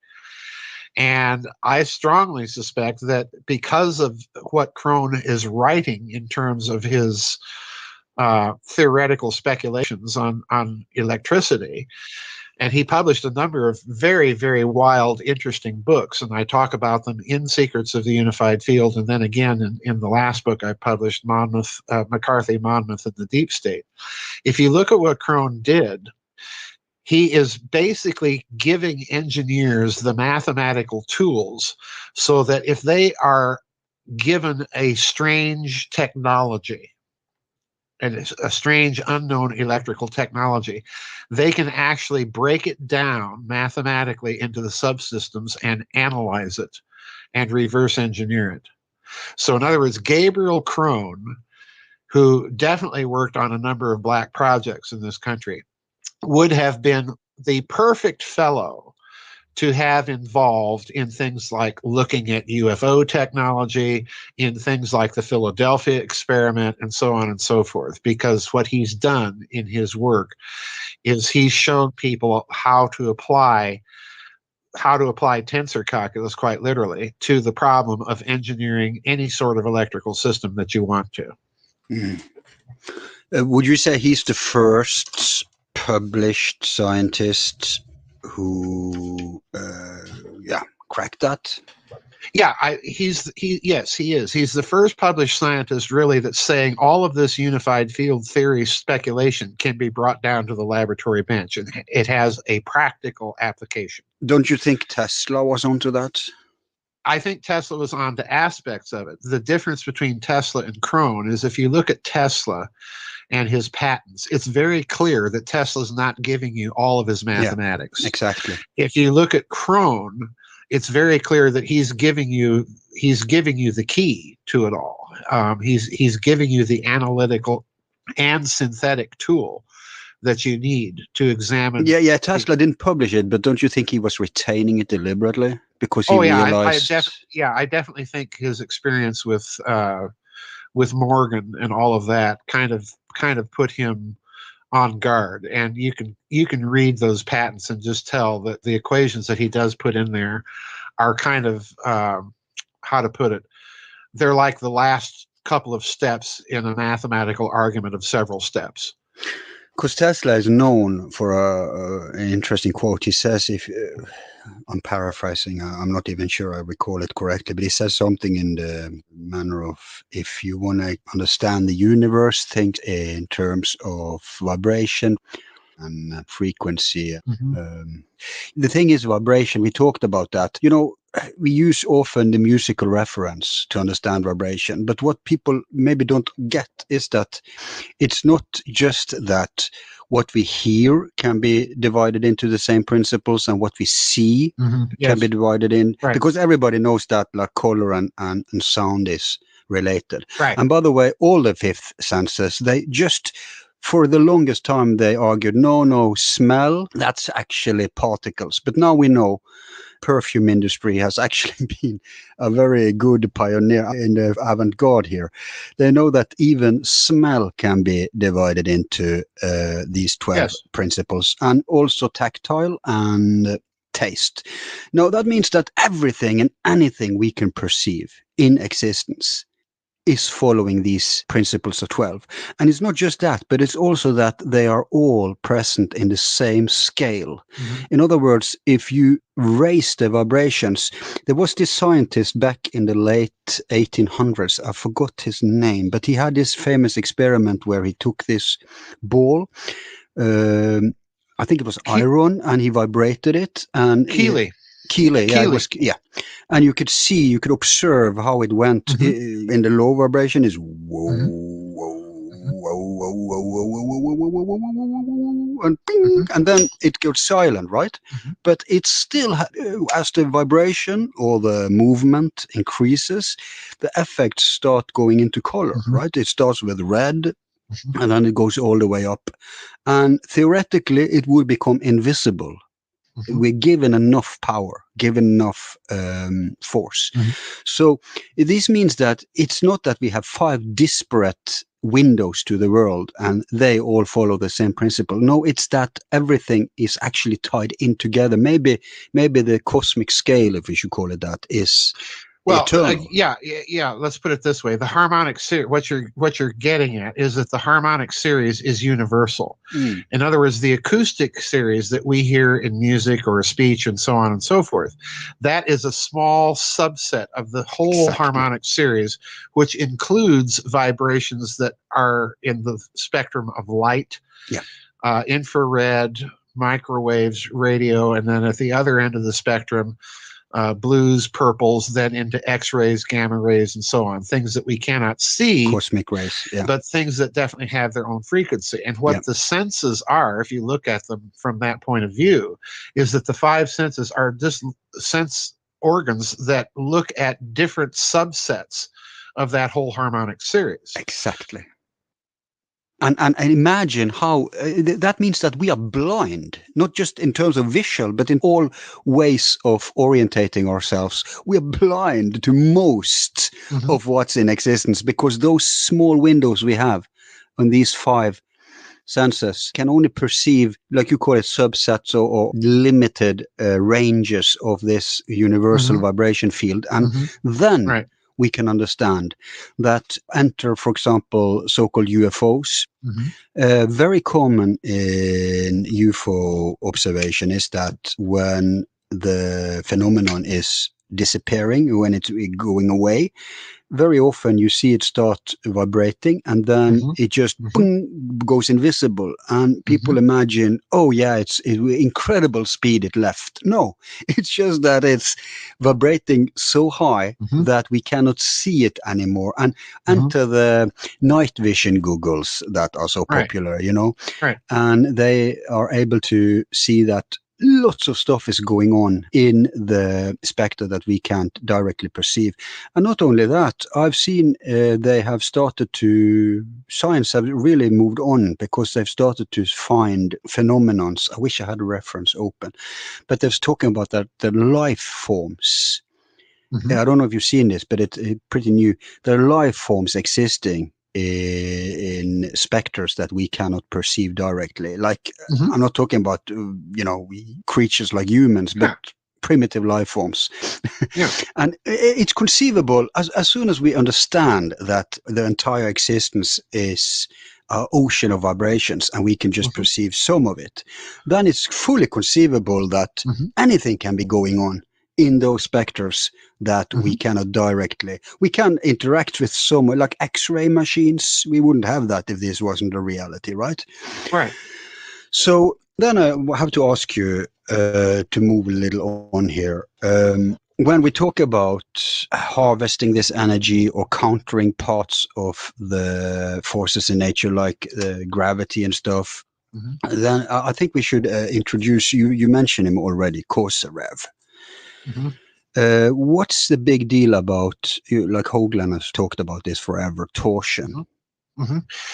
Well, torsion is a concept, just to give you the analog that I use in Secrets of the Unified Field to explain to people what torsion is, what it does, is take an empty soda can and imagine that empty soda can represents the lattice work of local space-time.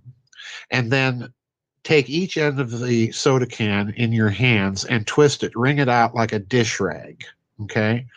What torsion does is it does that to the lattice work of space-time. It twists and bends it. All right.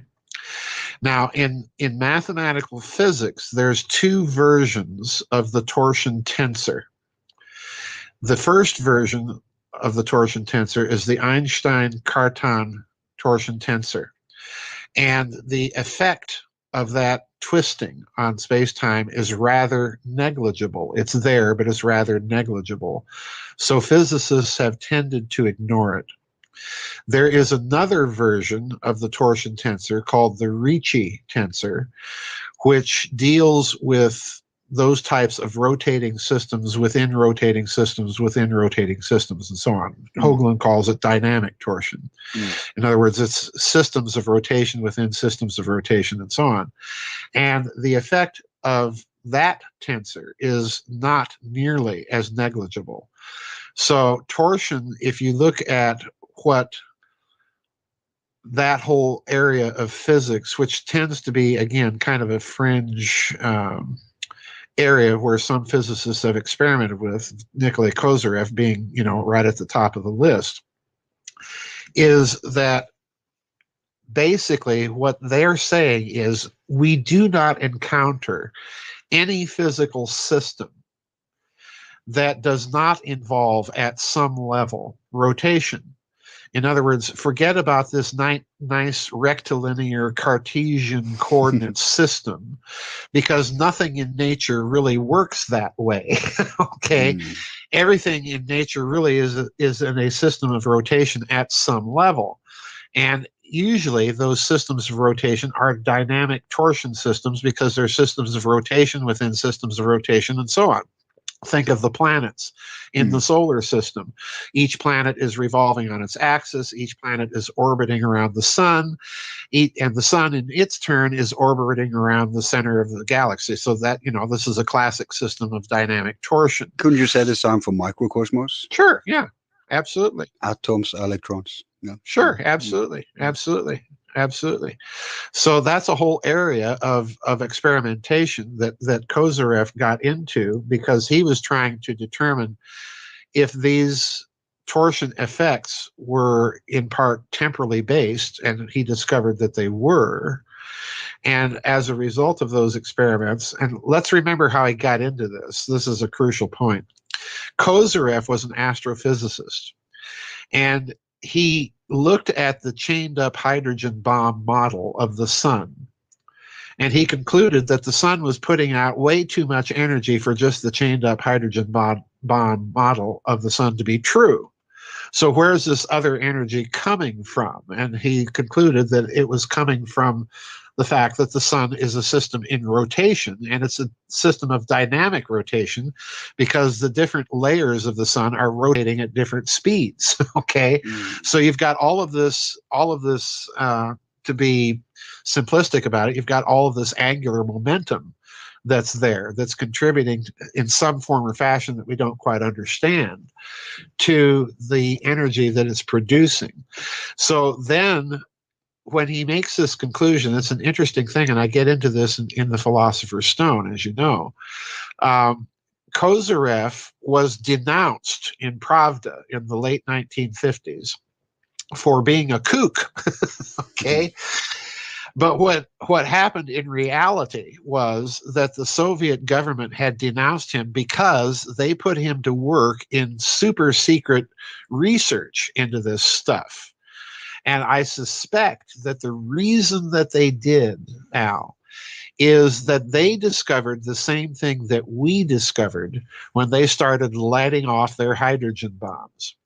They were getting anomalous returns on yield. Think of the big Tsar bomba that they lit off. I'm thinking of Ronald Richter. Yeah, well, yeah, precisely. Ronald Richter, the same guy. The same concept being talked about by a different guy doing rotation experiments with plasmas. Well, the sun is a plasma and it's in rotation. And he was also portrayed as a kook. And he was also portrayed as a kook. Yes, exactly. Yeah. So Kozyrev I suspect, was put on this work because the Soviets were discovering that they're getting anomalous returns on their hydrogen bomb detonations the same way we were. And they had to figure out, well, why is this happening?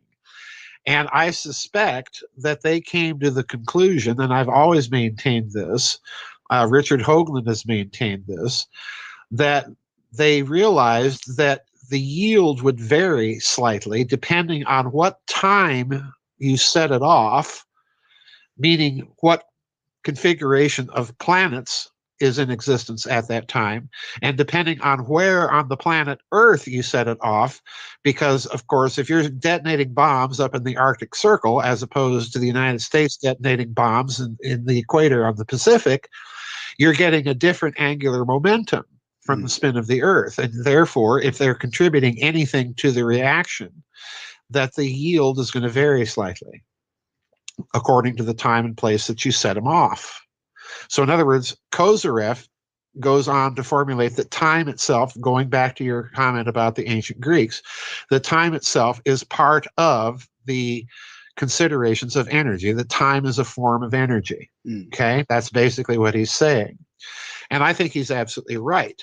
And I think that if you look at it that way, and I realize, Al, and I hope that everybody understands that this is speculation, but at least it's argued speculation. But I suspect that this is the reason why recent additions to the nuclear club, the British come along, and then the French, and then the Chinese, and then the Indians, and the Pakis, and so on, that they keep testing their bombs, because when they detonate their bombs, they discover that their yield calculations are slightly off from what actually happens. And they keep testing to try and learn what those laws of harmonics, there we are again, are. And that's the reason they do this. And if that's the case, it would explain a great deal of why the nuclear club, when it expands, you have these people setting off their bombs. Well, you don't need to keep setting off your bombs because they work. That's that was annoying the entire environmental movement. They're protesting. They don't get it. What they don't get it. They underwater, under earth, in space. And interesting, they use different mediums here, right? Because that is very essential to get different kinds of data to solve this problem. Yeah, think of the different mediums that they're testing the bombs in as being the equivalent of, we're going to play this piece of music with oboes and woodwinds, or we're going to play that piece of music with strings and brass and so on and so forth. Exactly.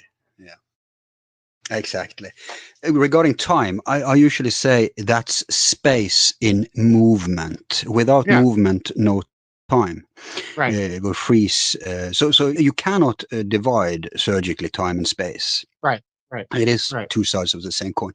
Now, we've touched a lot here. I wonder if we should take one more definition. By the way, what's the meaning of torsion? Why did they call it torsion?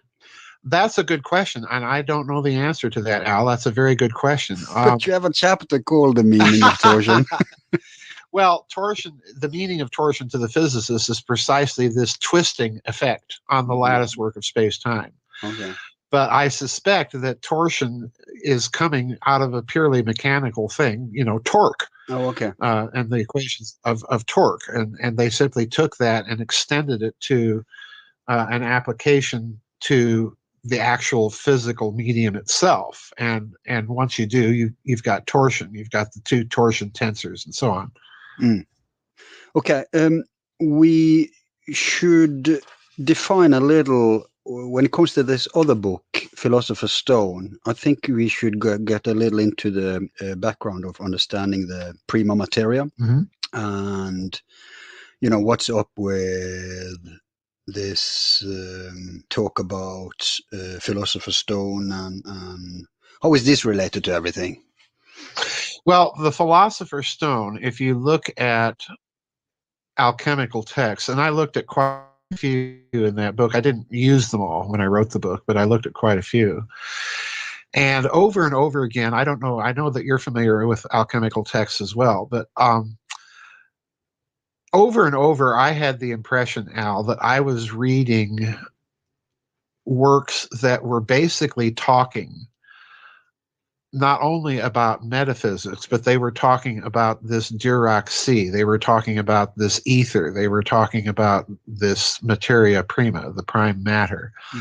Because the quest for the philosopher's stone, in that sense, if you read certain alchemical texts, is really the quest to get to the underlying matter, so to speak, behind all matter.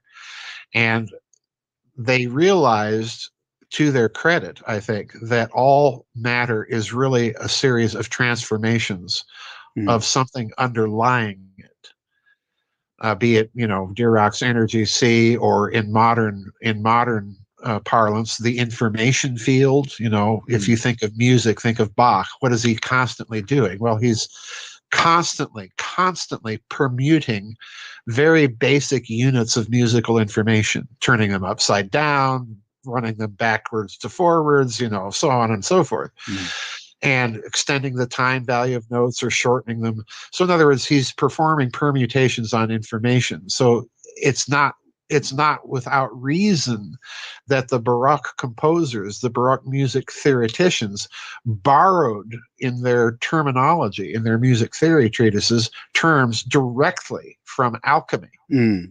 This is a key component of understanding what they were up to. Tying tones to planets, for example. Tying tones to planets, tying just the idea of musical permutations of ideas to a kind of alchemical process.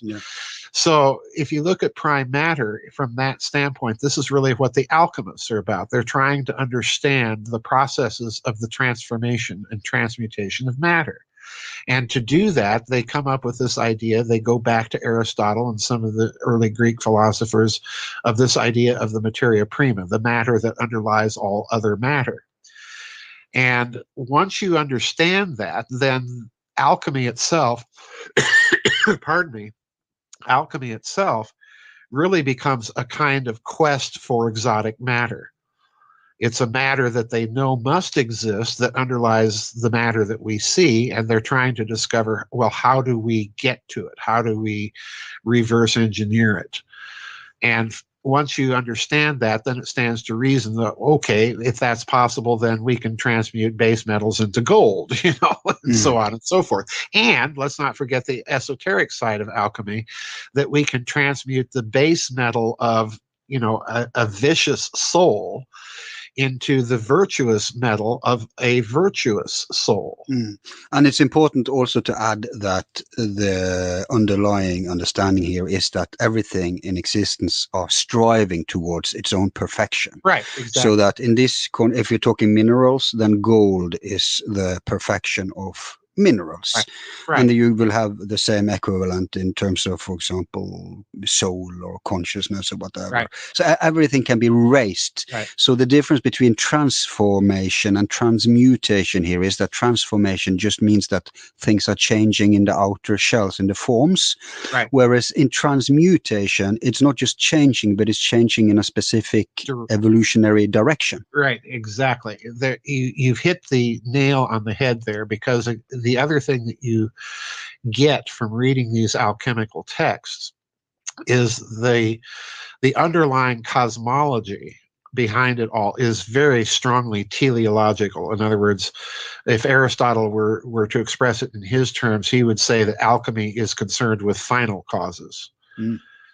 And this is one of the chief differences between, and it's a philosophical difference. It's one of the chief differences between alchemy and modern chemistry, because alchemy is saying precisely what you've said. Everything is tending towards an evolution to its own perfection of form. And, chemistry is just simply concerned with transformations and so on. So, yeah, that's a key crucial difference. But yeah, and the alchemists had great respect. They said, do not mix kingdoms. Right. Like, and kingdoms could be like animal and human, but what the modern science, they have no spiritual guidelines, right? So if they can put a human head on a dog body, they will do it. Right.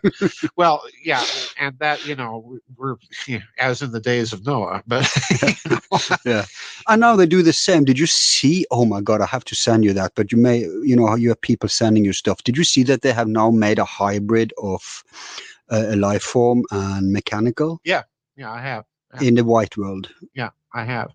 And that to me is a kind of twisted alchemy. Yep. Dr. DeHart and I talked about that in our book, Transhumanism, because if you look at that kind of broad cosmological underlay behind alchemy, you have 4 different atoms, quite literally. You've got the androgynous atom, then you've got mineral atom, vegetable atom, and then at the lowest rung you've got animal atom. And what it appeared to us that a lot of these transhumanists are really talking about is just an alchemical agenda in disguise. They're trying to reverse engineer back up that ladder using all of these mixtures of kingdoms to ascend back up that ladder. But you can't get rid of that teleological component even in the modern expressions of transhumanism. This is a kind of Satanism, isn't it? Yeah, it is. It really is. It's a kind of to put it in theological terms, it's a kind of Pelagianism. It's the idea that you can perfect mankind without the practice of virtue, without the presence of transcendent divine grace, and so on and so forth. Instead of coming from within, they're forcing exactly. it from without. Right. Yeah, exactly. Mechanical instead of organic or natural. Right. Yeah. Right. Yeah, exactly. And I talk about, just to put this in a different context, I talk about this idea of teleology again in Microcosm and Medium, because interestingly enough, modern cosmological physics, particularly with its development of the anthropic principle, is getting back to this idea of teleology in its cosmological formulation. So we're coming back full circle once again, because the strictly materialist version of things that we were operating under, with Newton and Descartes and the Victorian era, that's breaking down. And it's breaking down at breakneck speed, I might add. Yeah. If you really dig into it. Yeah. So if we have this idea then that it is possible to harvest energy from, instead of using what's around us, we're harvesting energy from kind of invisible source. It's dismissed precisely because of the flaws and limitations of thermodynamics. They think in closed system, as you call it. So they say, no, you cannot get anything that isn't already here. But I don't get why they're still arguing that when they, at the same time, admit that there is maybe such a concept, they take it seriously at least, as multiverse. Because if they admit that there are several dimensions, and they fully admit that, the whole concept of black holes, which are entrances either into other universes or other dimensions, and then you have the hyperspace theory, and even that quasars are white holes. It's spewing out energy, black holes is sucking in. Already there, they have an explanation for how 0.3 energy could work, don't they? That could be just harvesting energy from another layer of existence. Sure, yeah, exactly. I don't know why there is such a reaction, other than to say, Al, that my suspicion is twofold. Number one, you've got a group that just are so panicked about the idea of a metaphysical reality being real, the whole consciousness, mind, energy, that whole invisible higher dimensional realm as being real, that they just don't want to go there. It's just this visceral clinging for dear life to the Victorian machine paradigm. But that paradigm is, as you say, it's breaking down rapidly. The ancient view was that the universe was not a complex machine, but a complexism, which, we're being forced back to by fits and starts And, quantum mechanics is to blame in a certain sense because it opened up that whole door. And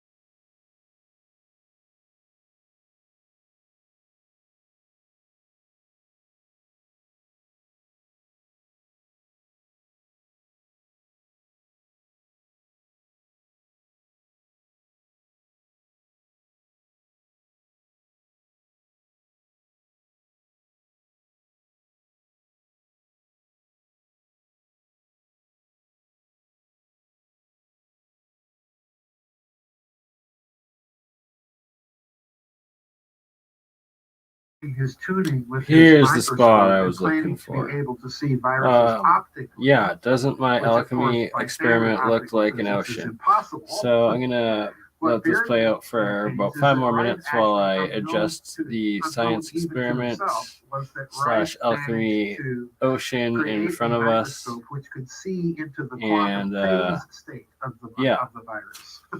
So, yeah. So you've got all just these soaking phase into dimensions. the There's so many of them out Joseph there, Farrell. where you've got this idea of somehow I will this be device has to be tuned, will be whatever the on device Forum is. Borealis here And at in some every point. single case, Al it is the comes guy, back the to Norwegian this that's idea of interviewing an Paul individual's resonant field. or Joseph. And it's very interesting that Dr. Tiller, who I Anywho, mentioned I'm in the first tired part of here. our Just about to interview, grab salad, that finish Dr. this Tiller experiment, discovered and then I'll the play same one thing Paul in Cook his before experiments. He cutting the discovered stream. Much this love, everyone. information field.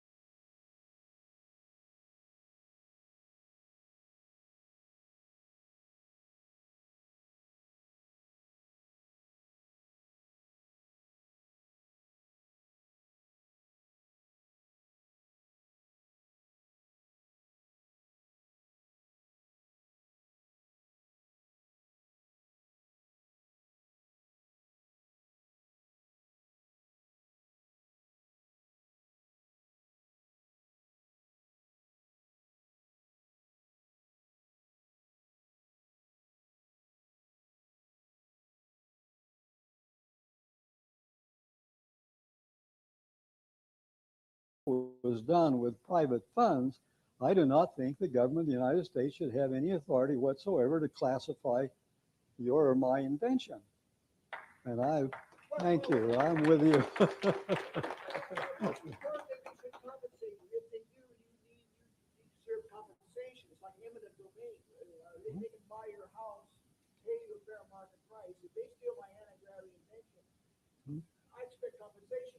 Oh, you won't get it, but it's good for you to expect it. By the way, it's later a fellow by the name of Mesyats from Russia gave here in California at a special conference. He talked about this discovery that he had made, and same discovery, and he called them ectons. Ken Shoulders was in that meeting, and after his presentation, he went up and talked to Mesyats, and Mesyats was rather disappointed to find out he was not the first to discover this charge cluster technology. The other day, I got about a couple of months ago, I got a call from a fellow, could he come in and visit us in our laboratory? And he was an electrician at a little town called Tooele near Salt Lake City in Utah. And he came in and I showed him what we were doing, and he said, by the way, I'm a Russian scientist, but I couldn't get a job here as a scientist, so I'm working as an electrician. But I worked with Mesyats, and I'm the one who did the work on the high pulses, the high energy pulses, the short duration high energy pulses. And then he went back after we showed him what we're doing, told him what our plans were. When I found out who he was, I said, as soon as we get our funds, you're hired. He went and talked to his wife, and his wife said, well, honey, I've got a job that I can take this summer, and I'll take care of the family. You go ahead and work with me. He came to the laboratory and said, I'm here to work. I said, we don't have money to pay you right now. He said, that's all right, and I've taken care of that. So he just came, and so now he's working with us in our laboratory. Now there's something interesting goes on upstairs. Shoulders contacted me and called me down he was going to give me something. And I said, hey, Ken, that's important technology. I'm not going to take that. That's worth developing. And I said, I'll help you get funding if I can, but I'm not going to, he said, you can have it or give it away or print it. Well, 3 months later, make a long story short, he said, hell, I was going to throw away the baby and keep the bathwater. So then the next year I get a call from Stan Gleason, and he doesn't know if I can be trusted. He wants to talk to me, but yet he doesn't want to tell me anything. Well, it turned out then to be a 3-year effort working with him in his technology. I go to Belarus, and who do I meet but Ilyanov, who's developed this technology. And then here comes in this Valery Shevchenko, or whatever his name is, and the guys that worked with the same technology in Russia. Now that's kind of interesting that I should be in a position where that just happened. Now, the probability is a little low. I think there's somebody upstairs that's helping us. Okay, what are we going to do with this technology? Number one, it's much easier to make charge clusters and put them in say a hydrogen atmosphere, for example. We don't have to worry about the more power energy out and energy in. We're going to take the charge clusters and ionize that hydrogen gas. So any of the hydrogen gas in the vicinity of the charge cluster, the highly negative charges are going to drive away the electrons away from the proton, that as we look at our hydrogen atom as a proton with electrons circulating around it. So guess what those positive protons are going to do? They're attracted to that. You get a combination here of the charge cluster with a lot of the protons around it. Now the protons are so much larger that you only get about 1 proton for every 100,000 to 1 million electrons. So the combination can be accelerated in an electric field toward the anode at about the same speed as the electrons in this tube, which probably run around 25 to 30,000 volts. With 5,000 volts, that combined charge cluster can be accelerated to so it's having sufficient velocity momentum, so they begin to make nuclear reactions with some elements. At 75,000 volts, you get enough energy, and that's easily achievable, enough energy, so that the charge clusters, the protons, can have enough energy, they'll make nuclear reactions with any element. Now, guess what that leads us up to? That leads us up to our invention of a proton accelerator, which is much better than any previous accelerator technology.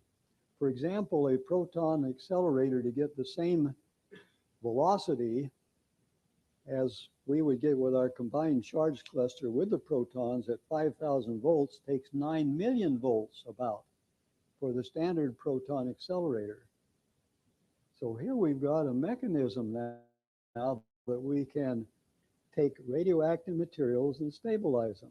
Well, not only that, all those electrons there, you know, to make a proton accelerator, somehow you have to try to keep those positive charges together because they want to spread.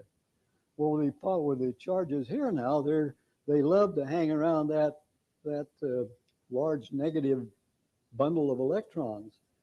So the combination gives us proton density, like number of protons per square inch, that is about 1 million times better than any previous particle accelerator.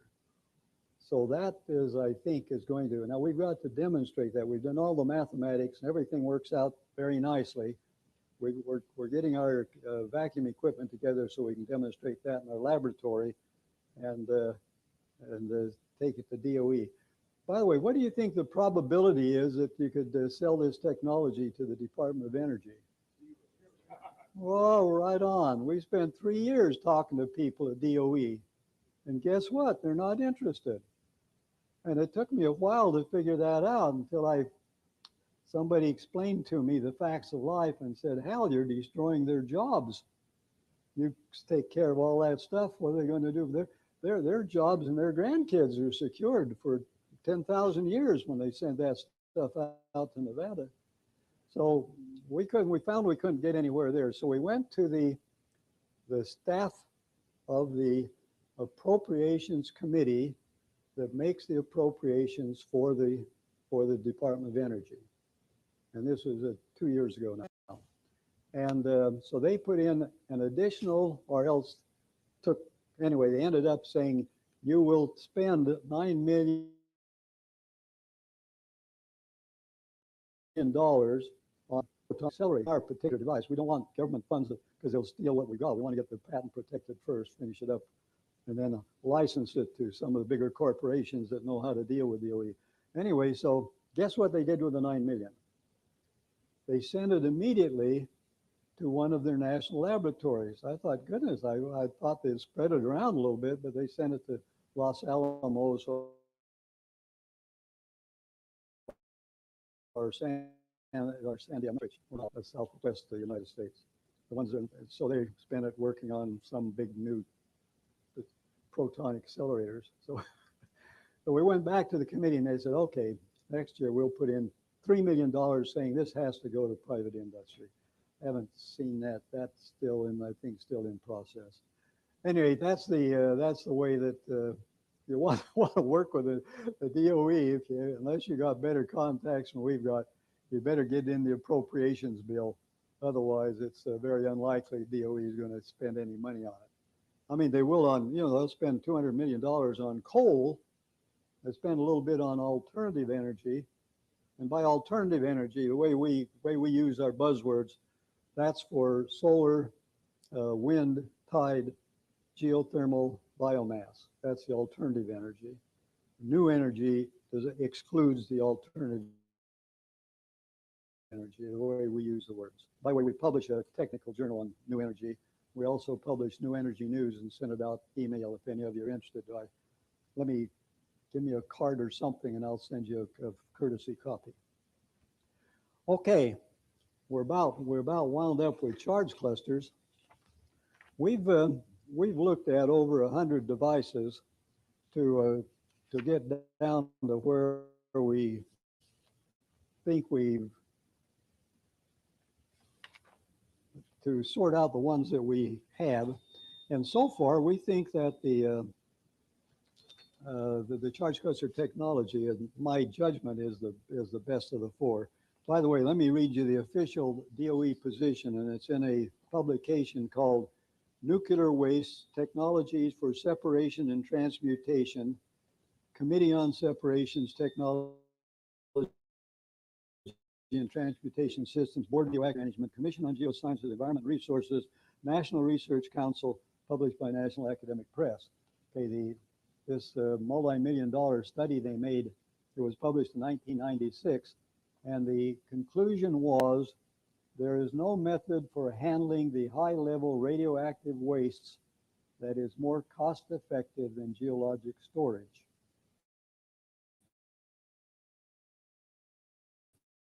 Therefore, the package transferring out to the Nevada. Now there is. Now there's a better method. Just as a kind of a quick review, think of the charge cluster as being the vehicle. Okay, we can select a different payload. For example, if we put that charge cluster in a helium atmosphere, we'd pick up alpha particles. So we'd have alpha particles, which 4 times as heavy as the hydrogen atoms.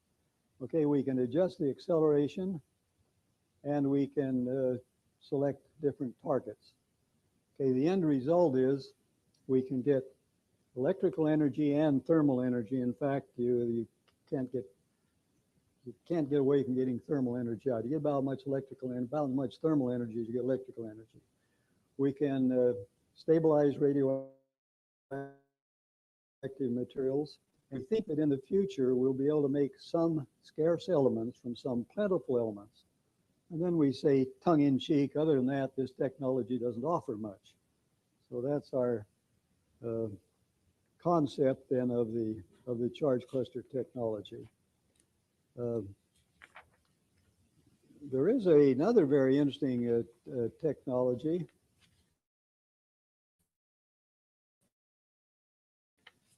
That was discovered by Randall Mills. And Randall Mills, first of all, he's a medical doctor, but he's while he was doing his internship, I think in what's the university across the street from MIT?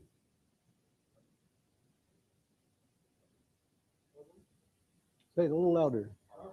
Oh, okay, right. I think that's where he got his MD. And then while he was doing his internship, he went across the street to MIT and took a lot of classes. Anyway, he's ended up doing some very interesting developments. One of which is he discovered that you could take a hydrogen atom. Normally, we think of the electron around the hydrogen atom as having a particular ground state, and it just doesn't get any lower than that. He's found that under certain conditions, you can collapse the hydrogen atom so the electron orbits the proton at a smaller, closer to the proton. And the end result is there's a fair amount of energy that's released when you go from the ground state to these lower states. And it also makes an interesting new atom, which he's dubbed a hydrino. And he has done some very interesting work in hydrinochemistry. He's found, for example, that some of the, he can make some elements, for example, a lubricant that has more lubricity than standard lubricants by using hydrinos rather than hydrogen. So, and Randall Mills obtained about $20 million of funding, and a couple of the sources were from large power companies. So yeah, utility companies.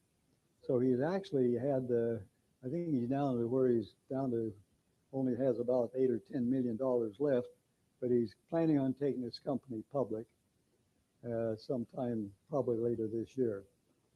I think that he does have the capability of creating a lot of thermal energy. Now it has to be, he's working on some kind of a thermal, using the heat, the thermal energy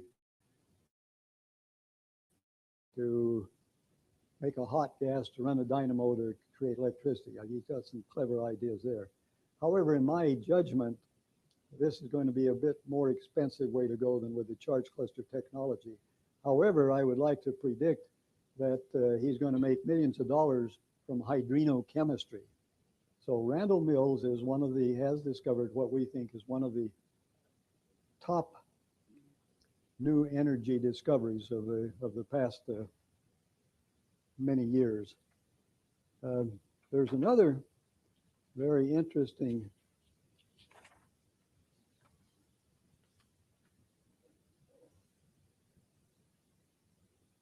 This shows a device. There's ignore that blue spot there. That's just a reflection in the corner of the glass. But think of a tube of glass where you have a mixture of ordinary water and heavy water. And in that cylinder then is a special material which the inventor will not tell us what it is, with 1 millimeter holes drilled in it. Then he uses a piezoelectric device to pulse the water. The material has a very, very high resistivity, and as the water is pulsed through those holes, it creates voltages up to 300,000 volts. The end result are some nuclear reactions, but they're relatively benign nuclear reactions. This is Mike's water right here. This guy is essentially talking about. But there's nothing like a real nuclear reactor that we've all heard about with all this high-level radioactivity. But in their experimental, in the laboratories, they've been able to get about 20 times as much thermal energy out as electrical energy in. I got an email the other day with a request for $2,500, and he'd send me I'm not quite sure where that came along. We've been communicating with him in Russian.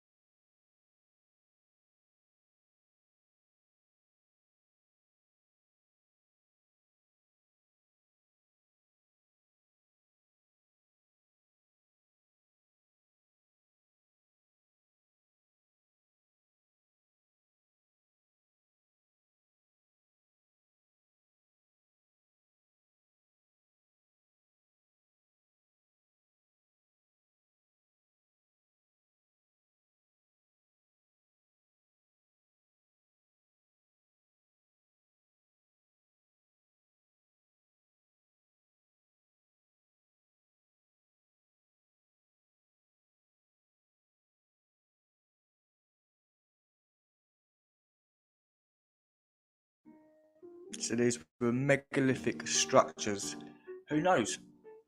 Maybe these were man-made. I'll definitely say they're all man-made. I mean, look at this. Look at this coastline. This looks like part of a bastion wall. And again, like I said, the defaced part, this is what it looks like.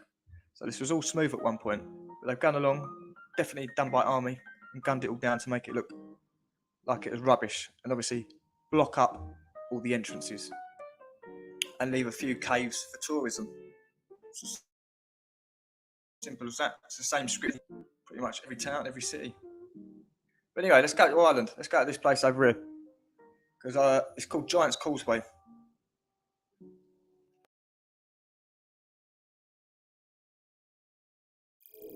Do you need 1,000 parts or just one? CNC machining or 3D printing?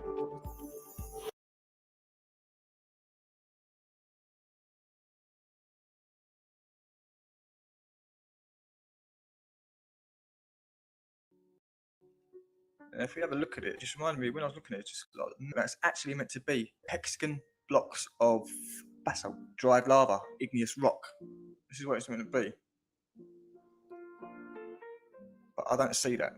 I see a fabricated hill or a fabricated mass bit of land, which is very, very strange, very, very peculiar. But we're going to zoom in, we're going to have a look. We're going to have a right old look. See, you really think like that caused all of them pillars? There's 40,000 pillars. Look at that.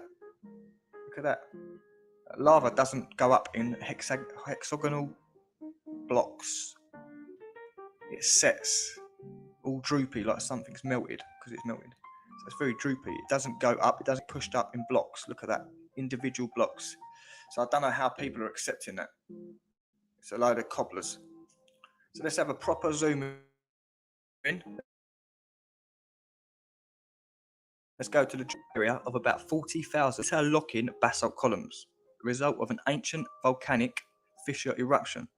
It is located in the county Antrim on the north coast of the Northern Ireland.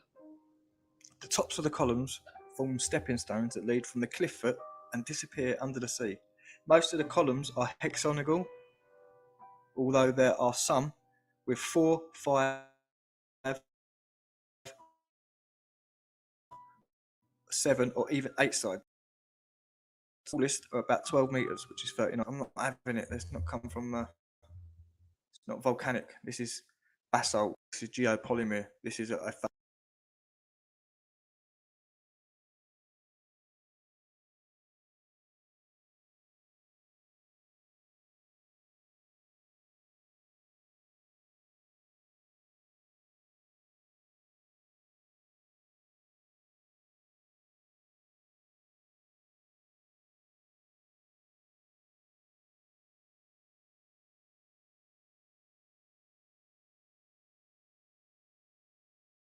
fabricated hill, basically. Another. I said that it was kind of like a vent, not either. It's a load of cobblers. It's just so happens. There's another part of this. I think it's in California.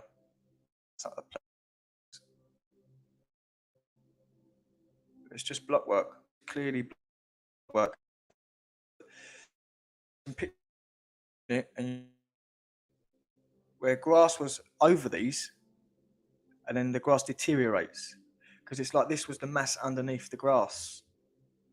And you put a load of earth there, a load of muck, and then lay the grass over it, you know. But look, individual blocks.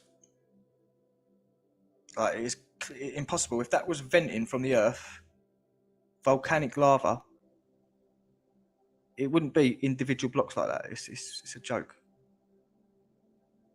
But look, these are man-made. And look, here we go. You can see, look, mass grass all over that, all over it.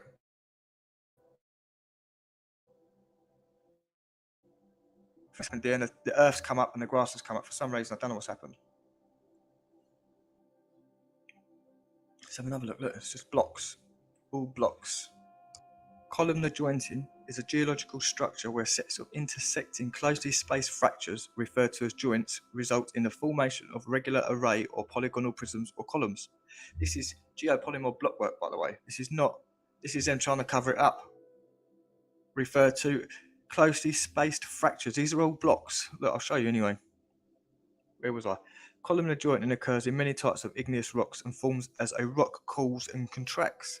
Columnar jointing can occur in cooling lava flows and ash flow tuffs, as well as in some shallow intrusions. Columnar jointing also occurs rarely in sedimentary rocks if it has been heated by nearby hot magma. But there's nothing around. We're in Scotland. We're in Ireland. It's just straight up blockwork. Look at it. Some blocks are falling out. Some have been damaged. Look at it. Geopolymer block.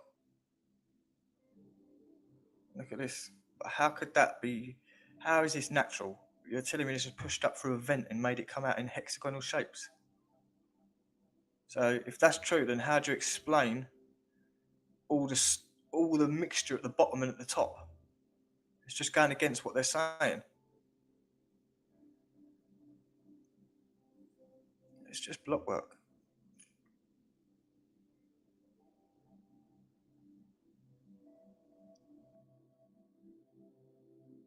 Now here, this is what I was on about.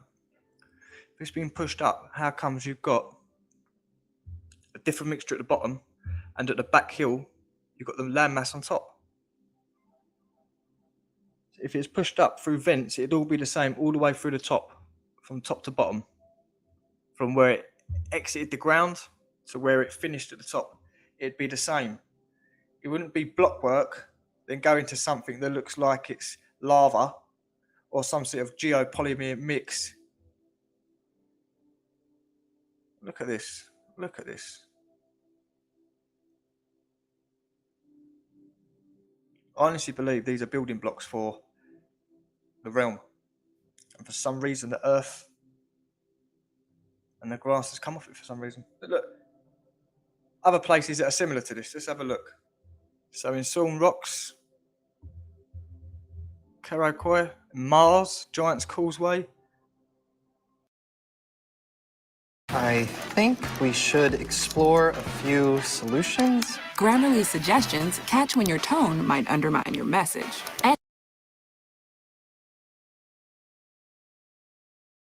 Sunkoyo Gorge, Deccan Treps. So yeah, this is everywhere, this sort of block work. So let's have another look. Fingal's Cave. Fingal's Cave on the island of Staffa is an uninhabited island, and it's known for its acoustics. It's exactly the same as over the pond in Ireland. Let's have a little look. So this is a depiction of it in the 1700s, and look at the columns. They look remarkably fresh and straight, don't they? Looks like they've been subject to a little bit of damage, but it don't look like what it looks like now. They look to now, they made it look like it's natural, like the entrance into somewhere. Look at the blocks just scattered around.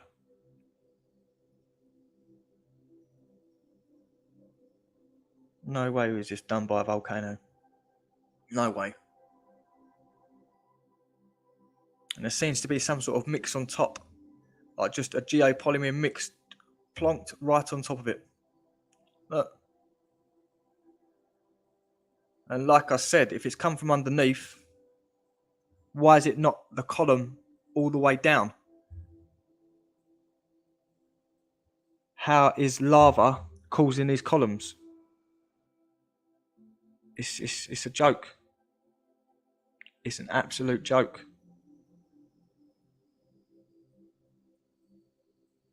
So they basically want you to believe that it come out of the ground and petrified there and then, solidified there and then into blocks. I'm not having none of it. This picture is good because you can see directly on top of it is earth and grass, which is backing up the theory that I'm saying these are fabricated hills. Anyway, let's go to another place in Ireland again called the Arran Island, and we're going to have a look at the cliffs, the Moa Cliffs. Now these again are fabricated. It's all fabricated. And when you look at this, you'll see this is block work. Now, who did all this? When they say God built the world in 6 days and on the seventh day had a rest, I wonder if he was knocking up all this block work in them 6 days. Look at the block work. It's a very thin layer of render. Something, look. Now look at this. Blocks and slabs. Just like in Pumapunka with them geopolymer molds. Blocks and slabs.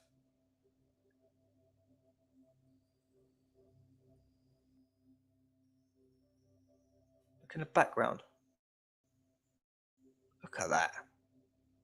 I'm not having it.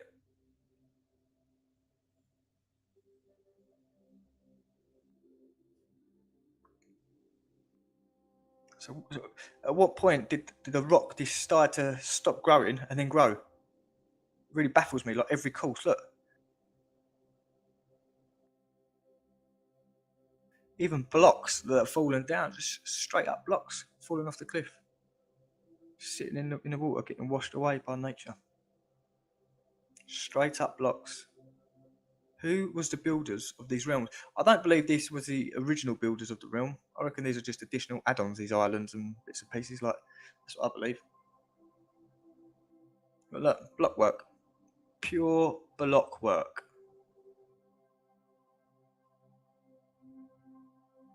See this guy here in the high-vis jacket. Is this a wall or is this part of the actual cliff? You know, you can't tell, can you? Now here, let's have a look. Once the earth and the grass has been taken up, what's left? What do we see? Blocks. Blocks and blocks and blocks. Now I can't see how nature would have laid blocks like this.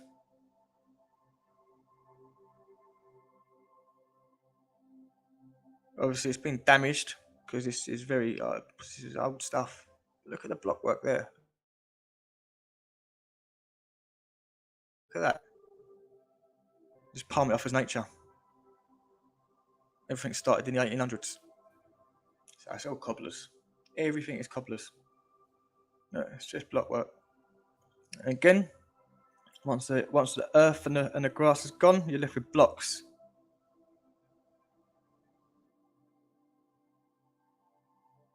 The building blocks of this reality. And another place of this island, now this was all petrified wood. Well, I'm guessing it's petrified wood. Look at it. Planks of wood that have just been left there for some reason. I don't know what's happened here. But I've got to go to Ireland. I'm actually half Irish myself, so I'll need to go there. I'm 49% Irish, 30% English, and the rest mongrel. I've done a DNA thing. Now, again, in Ireland, same place. Look at this. Inside a cliff now. And now look at the block work inside. So this is water coming in a cliff. So I'm telling you, it's all man-made, all of it. It's just gone. It's been there for so long. It's got stuff growing over it. It looks natural. But water has been directed here for a reason into this cavity to come down here and serve it for a purpose. I don't know what. We'll never know, but it had a purpose back in the day. But look at the block work. It's funny that all the ancient waterways are still running. Look at the block. Can you see the blocks? Am I tripping out or what?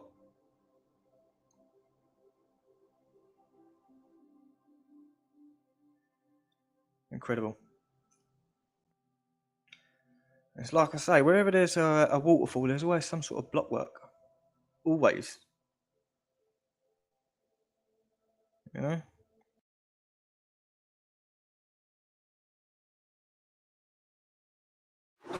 This revolutionary new device can remove up to 10 times more earwax than a traditional cotton swab.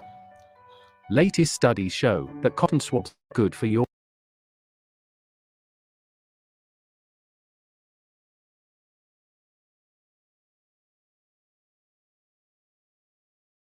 Rolling us with cotton swab advertisements. And this is called Black Gang Chime. It seems like it used to be some sort of hydro structure, and there's clearly visible block work.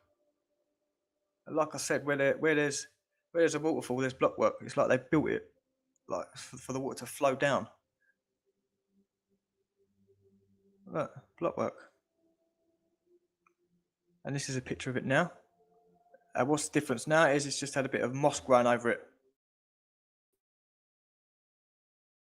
Bit more moss. But look, a little door just underneath on the left-hand side. Look there, little something.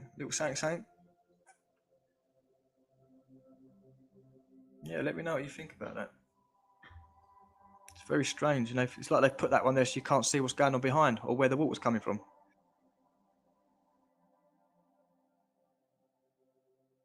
Anyway, let's have a Brucey bonus.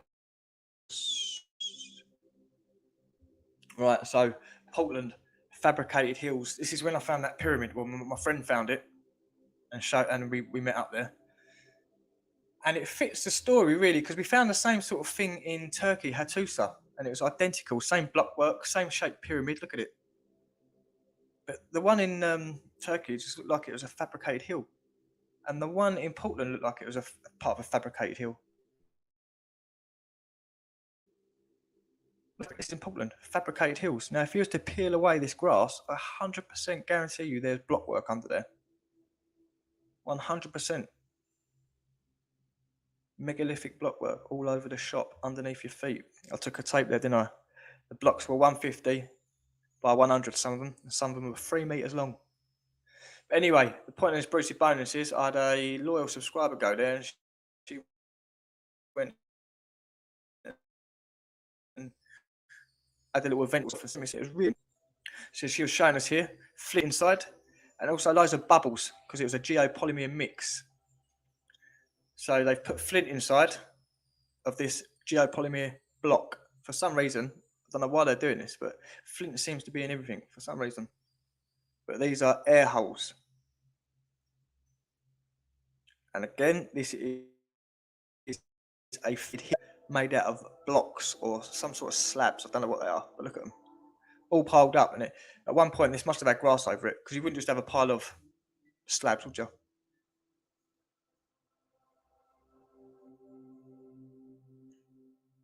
Just giant block work. Again, it's a fabricated hill. This is the bottom of a hill. And this is another angle of it. So what is of blocks everywhere? And then some of them are covered up with grass and some of them are left alone. Some of them are smashed up. What's that about?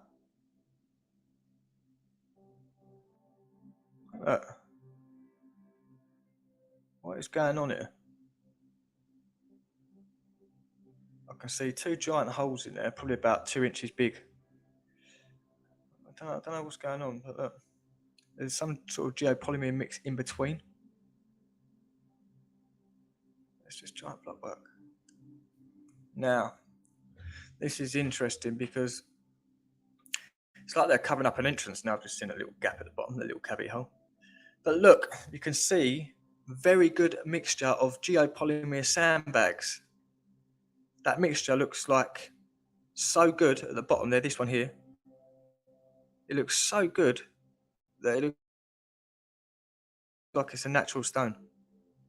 And then you've got the ones at the top where you can see it's done in like some sort of Hessian bag and the mixture weren't really that good. Crazy, isn't it? Who did this? And why did they do slabs, bags, slabs, bags, slates? Are they covering up something there? I can't wait to go back to Portland. Look at that hole. That's what I need to know. It's on the cards. It's all coming. And again, look at these slates and more sandbags. You can see how good that mix was of that geopolymer mix. Look at it. But these ones don't seem that good. But the ones at the bottom are wicked. Yeah, thanks for that. So fabricated hills, fabricated coastlines. It seems like everything's fabricated and covered up, buried on top of, and then built on top of. Very strange world we live in. Very, very strange. And I hope you've seen something you haven't seen before.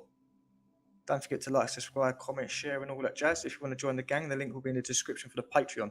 Remember, that pays for me to get out to go and see places and explore these places, and I can bring some truth to you. One love, guys. Ta-da. For me, like when I travel, like the biggest thing for me is the food and the culinary. Calgary has a really good food scene. It's got a really good bar scene. A lot of people are doing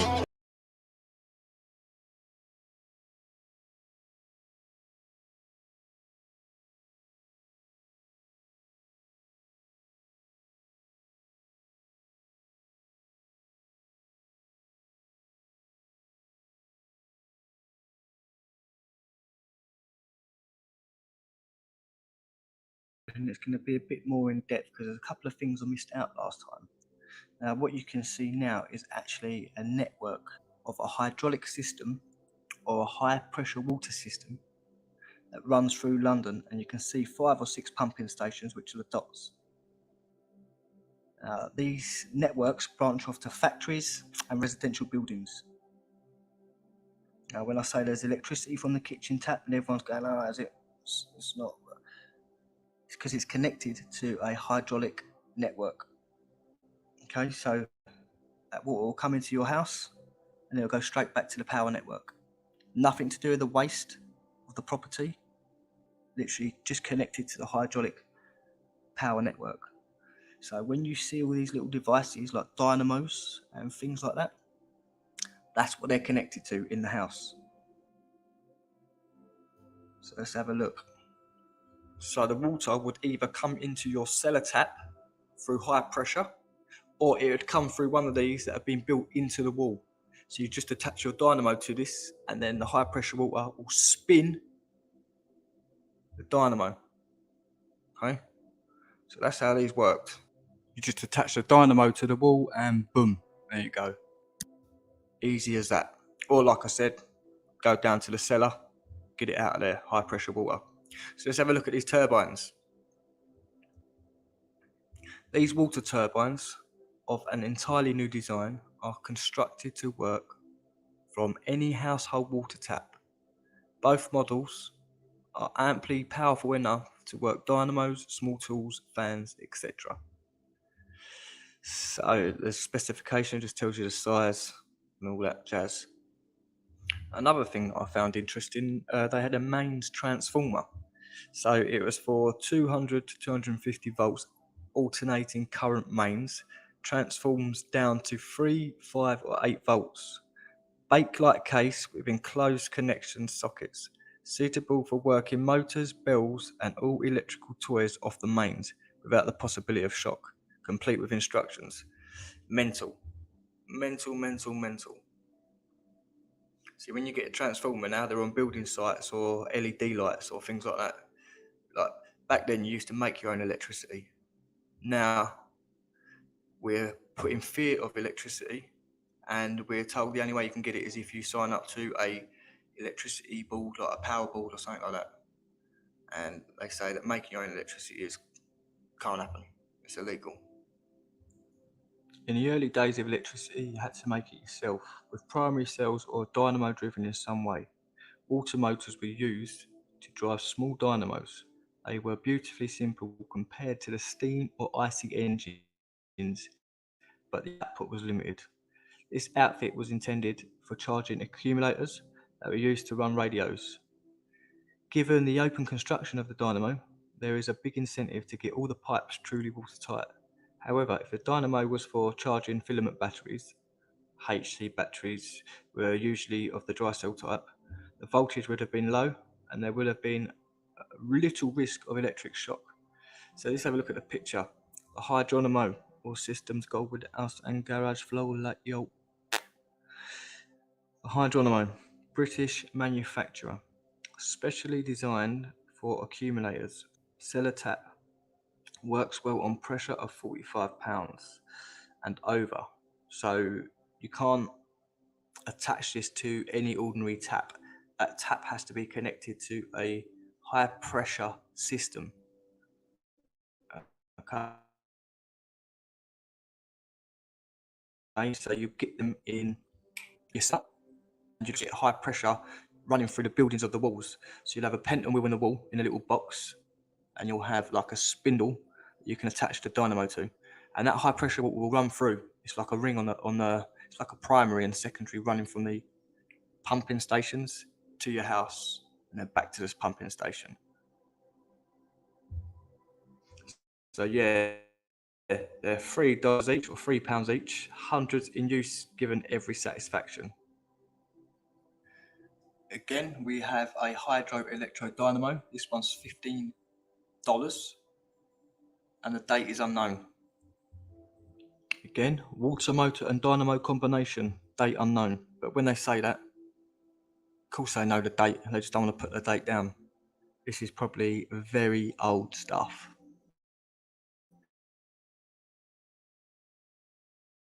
But this picture comes from Small Dynamos and How to Make Them.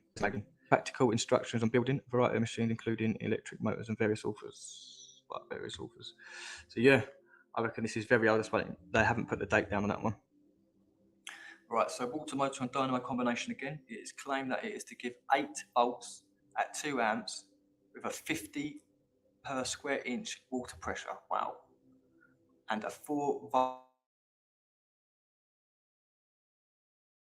volt accumulator can be charged with only water entry is at the top and the exhaust is large pipe at the bottom. So this is not one that you can put onto the wall.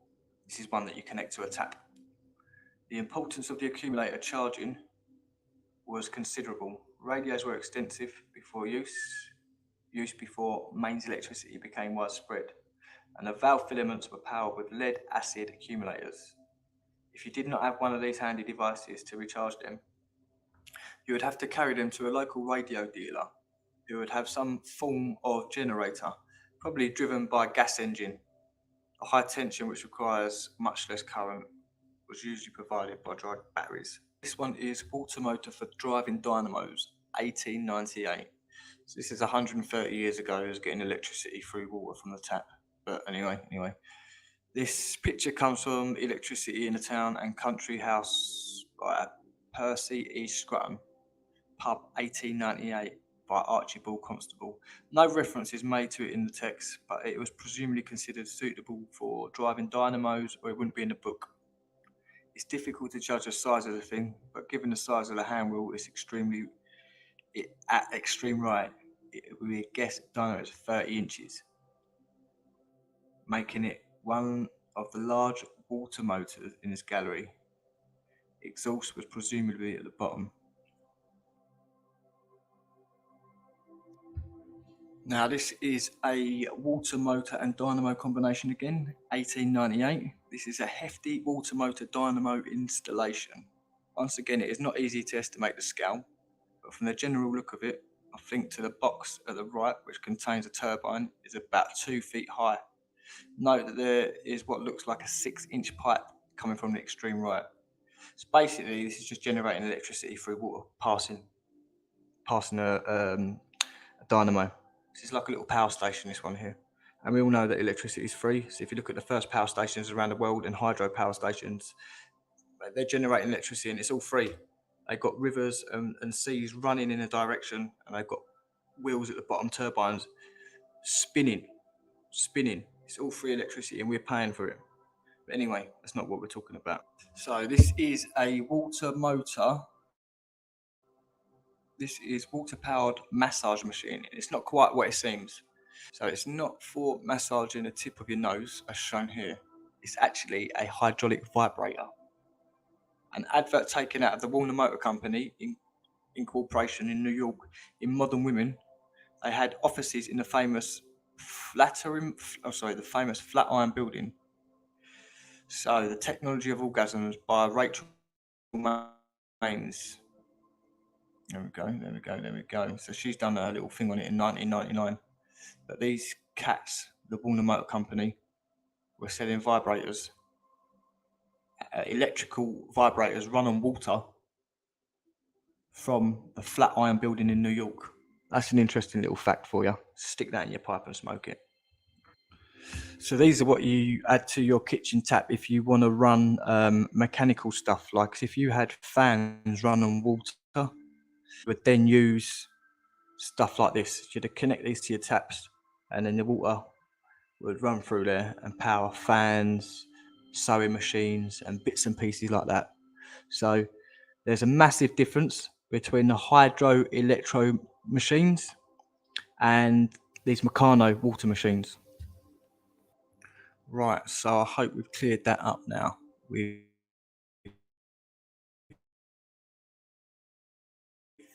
Starters and hydro-electro motors.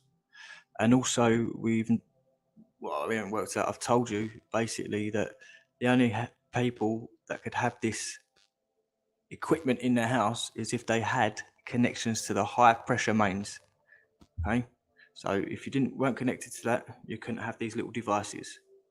You need at least 3 bar of pressure for these devices to work. A bit like a boiler. A boiler won't fire up unless you've got 1 bar of pressure. But most houses are about 1.5 bar. So they will fire up. But if you lose pressure, the boiler's not starting. Because there's a pressure differential valve in there. I'm not getting into all that. Anyway, that's that. I hope you enjoyed it. Now I need your help. Patreon have deleted my account. They emailed me about 4 months ago saying that they was going to give me a £50 bonus because I had 20 Patreons in my first month. And I said to Michelle Gibson that I was going to split that with her because she gave me the link. Now, I've been asking and asking Patreon every single day for 3 months for this £50 that they emailed me saying I was going to get. And they didn't even get back to me. They haven't done anything. They've just completely ignored me. Now what they've done is I woke up this morning. So I had 38 Patreons on there and it was £200 a month. So that was literally my shopping for the month. You know, that was my food shopping. And they just took it away from me, my bread and butter. And I think it's disgusting that a company like that can do that to someone. Like you offer them something, an incentive, they sign up, they do as you're told, and you don't give them what you said you was going to do. I can't stand things like that. But it's gone now. So I've set up a buy me a drink, or buy me a coffee it's called. So I've put all my links together in one thing. So it's going to have my Telegram, my Instagram, YouTube, Facebook. Everything's going to be on this one link called My Link Bio, and I'll leave that link in the description. So if you want to support me, like anyone that was supporting me on Patreon, like feel free if you want to carry on. I'll be blessed if you did.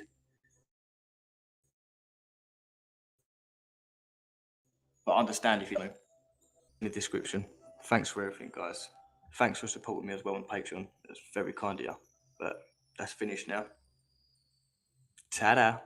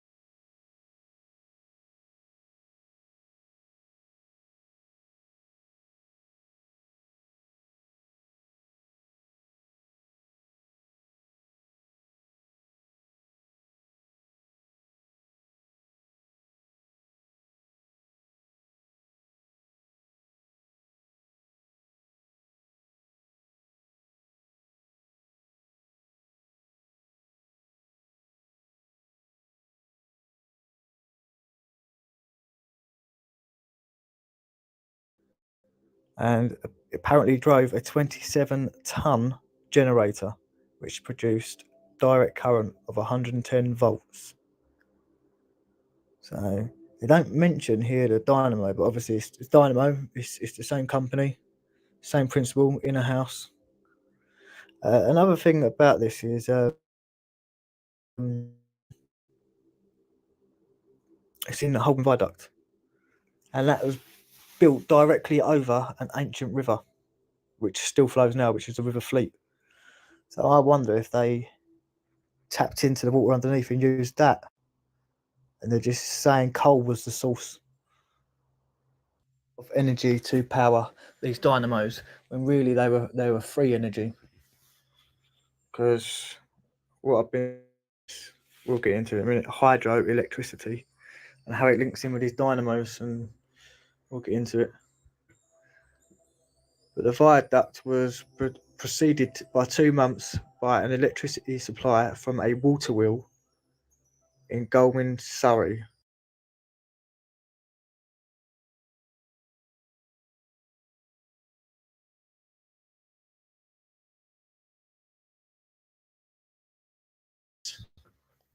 That was powering this bridge, and they used a water wheel in Surrey to generate electricity to power the lights on the bridge. So this is a station outside, and this is a road it was down, and that's Holborn Viaduct in the background. Check the buildings out. Just look at how ornate and old world they look. And I thought I'd zoom in this one because it's quite an interesting picture. Resolution, so it's worth it. The plate on the back of this horse and cart. But it just goes to show you've got all, they're going over mud, over horse and cart. And just look at the world they're in. What he's up to. This geezer looks absolutely dodgy. Don't know what he's up to. Supervising these young chaps. Looks like they've got teapots in there, old teapots. But I love old photos like this because you get an insight to what was really going on. And you can look at the old architecture before it got abused. The haircuts for, I don't know what D is, for something, 4 shillings.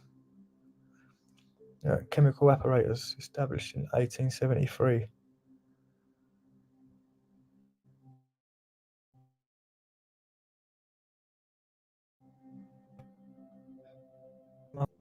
All the adverts everywhere. Let's have a look what was in this light.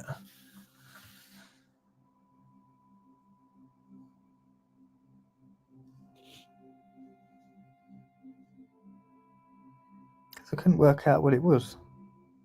It's probably gas, to be honest with you. Looks like a little gas nozzle. Don't look like no light bulb in there or anything. You've got the bridge in the background.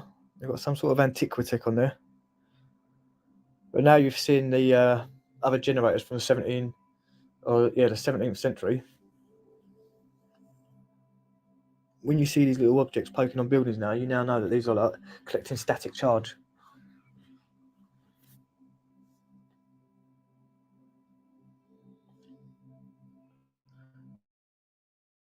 Marcus Wald. I googled that to find out what that was actually a book company. They wrote children's books, and this is a road now. Just square, glass, basic. Anyway, Vulcan Street plant.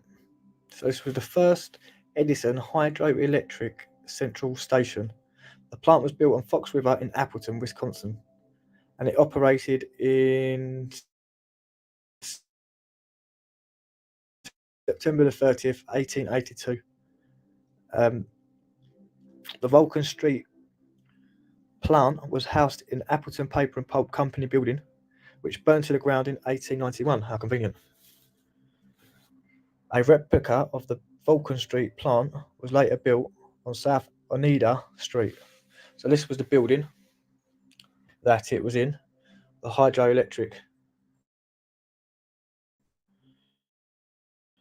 device, which I believe was just a dome, but they took the crank off and put a turbine on it. So basically the water will pass through the turbine and spin the crank, creating electricity. So this is where the narrative gets quite funny. See that little shed there? This is where they said it went into. They said the power station went into there and operated only 26 days after Thomas Edison's first steam plant began operation in Pole Street, New York, September the 30th, 1882. An Edison K-type dynamo produced electricity from a water-powered turbine to like 3 buildings, 2 paper mills, and a couple of other bits. But what I'm saying is, it started off in that house. The house burnt down. They said they moved the dynamo machine into the turbo dynamo machine into the shed, and then they rebuilt a replica of that house, and they now use that house as a museum. So it's a bit of a far out story.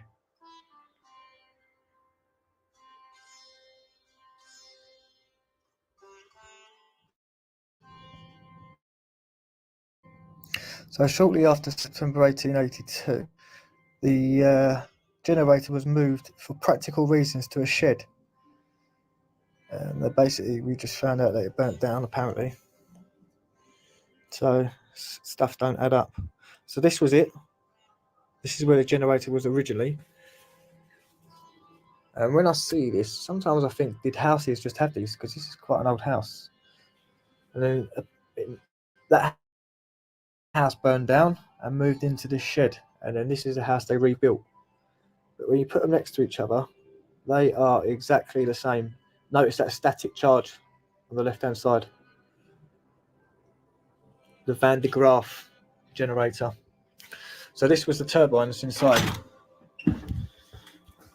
And all that has to do is be connected to the dynamo. And you've got free electricity from water. So thinking of all this, I end up looking at power sources like Niagara Falls and places like that. And it turns out that there's actually, since 1882, there's been electricity generated there for Canada and the USA. It makes me think, why are we paying for electricity? Really? They've got 12 hydro power stations down there. It's incredible. Looking down there, there was this one building called the Toronto Power Generating Station. Just look at this old world building. This was a power station. It looks like it's a hotel or something. Definitely old world. And you notice now I can see these little ball things around the top. They're actually now, I know they're the Van de Graaff generators, static. And this was the first cable. Anyone's electrician or interested in cables, this was the first cable from the Niagara Falls hydro-electro power station. And Nikola Tesla even had a little spell over there, but the narrative says that he popped over there in 1895, and this was his hydro-electro power station. He had a few buildings over there, but this was his spot. It's incredible to think that's 140. This is only 140 years ago, actually, thinking about it. But hydroelectricity, hydro power is produced in 150 countries. Now, there's 190 something countries anyway. So that's literally 75, 77% of the world.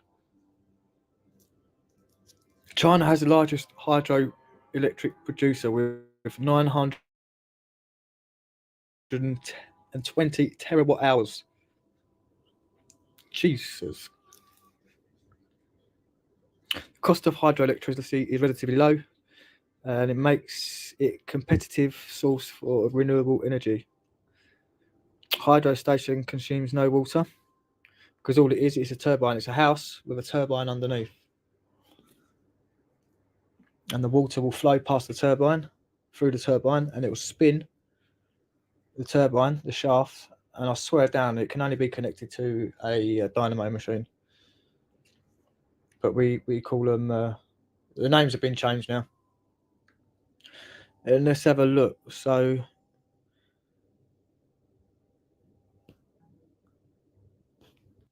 Paraguay produces 100% of its electricity from hydroelectric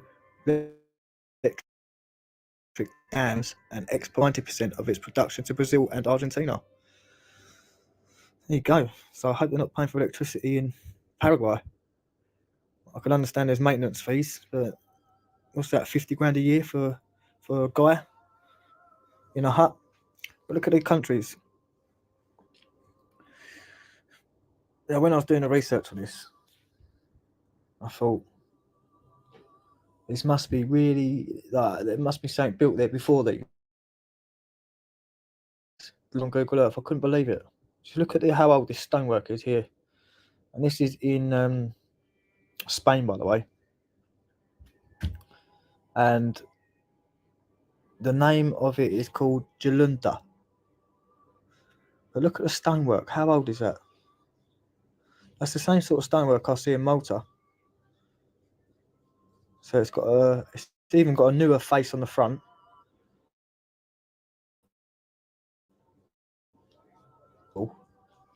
No block is the same size. You've got 3 different size doors. What in the world was going on there?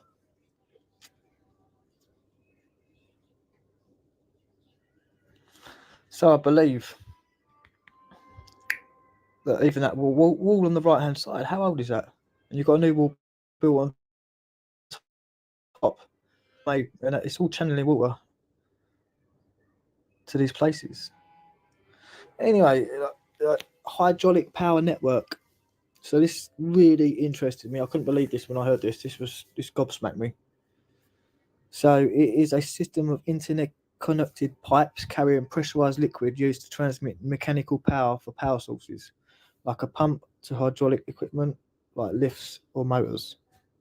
The system is analogous to an electrical grid, transmitting power from a generating station to end user.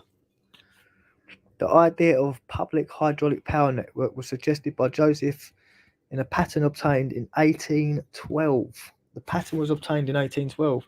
And I'll tell you another thing about all these power stations, they're all red brick, all of them. And then when I started looking at pumping stations, they weren't red brick. But I won't go into all that.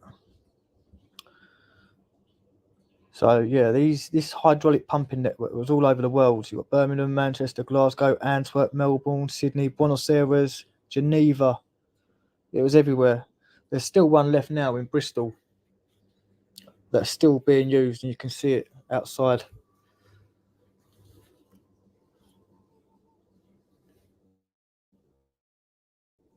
So just like it was a hydraulic grid. The first practical installation which supplied hydraulic power to the public was in Kingston upon Hull in England. 1876, 2.5 miles of pipe, 6 inches in diameter. Be nice if they got that on the price work, that pipe work. The pumping station was near the north end of the pipeline at Mackle Street, near the disused Scott Street Bascule Bridge, which was powered hydraulically. So they supplied dock gates, cranes, bridges. There's pumping stations scattered around everywhere just to keep the system pressurized. So just in London, there was 5 pumping stations. Remarkable, and I never even heard of this till the other day. Didn't even know nothing about it. So far in a time scale of 100 years, we've found electrostatic, hydroelectric,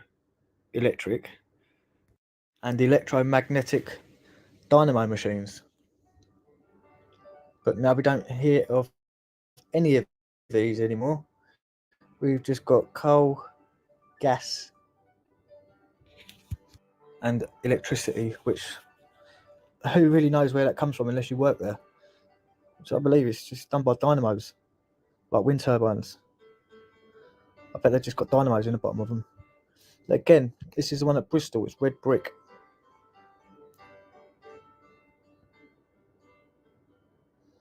And there's the hydraulic pump on the left-hand side.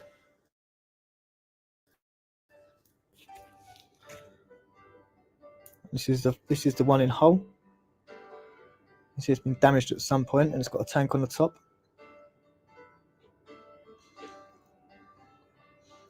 But I've seen these buildings all over the show, especially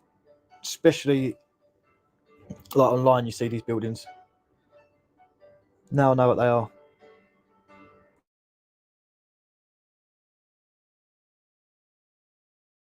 So London's hydraulic power for power beneath the streets of London. There is a network of hydraulic mains carrying water at a pressure of 700 pounds per square inch. This hydraulic power is used for many different purposes, for driving motors to operating lifts and similar mechanisms. Beneath the streets of London, there lies a network of water pipes carrying an enormous pressure of 700 pounds to a square inch. The great cities have similar networks. The Great London System, however, is not intended to supply water for drinking and similar domestic purposes.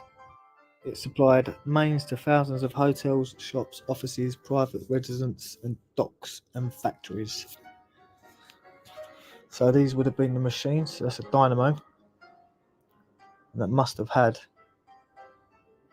a water motor attached to it. So they had a hydraulic water network that supplied a dynamo that had a water motor attached to it. Look at the tools in the background. Look how big they are.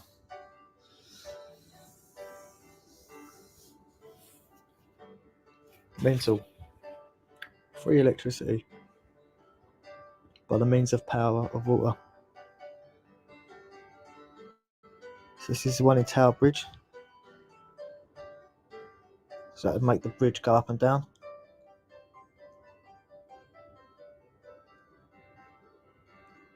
So there's loads of purposes. Obviously you can have a pause and read this. Let's have a look at some of the pictures then. So this was the pipe work and this was the subway, Tower Subway, and it's built in 1868 and this was beneath the River Thames. So do you know what I mean? Technology rivers. Unbelievable. And even map out where they're going under rivers. Unbelievable, eh? And this was a hydraulic accumulator. And it was like to regulate pressure. And this was the Penton wheel. Obviously you put water on it, it makes it spin. And this was just a little model of it, a cute little version. So there was 5 pumping stations to keep this pressure up. You had Falcon Wolf. And this was inside.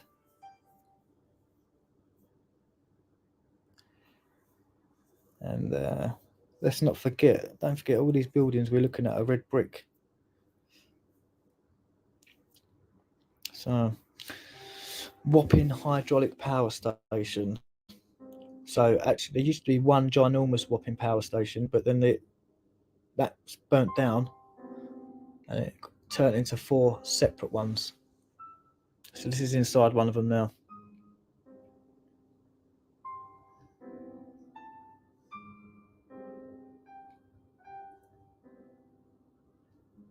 So just like we have electricity now, there was a hydraulic network. And you could connect machines to it and they'd work.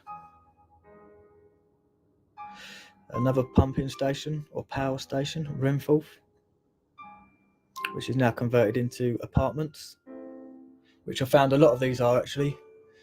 City Road Basement power station. Again, this one was converted into apartments.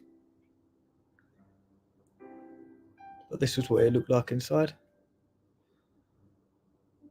Feet of art.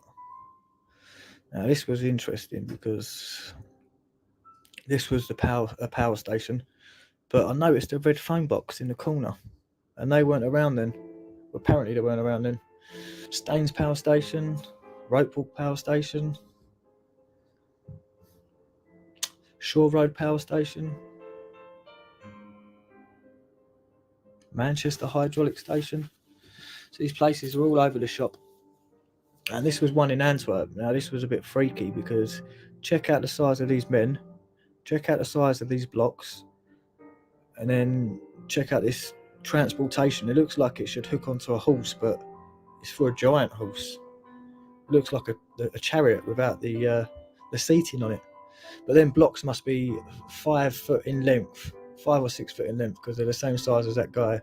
2 guys standing up. And look at the size of the door. What's that, 18 foot?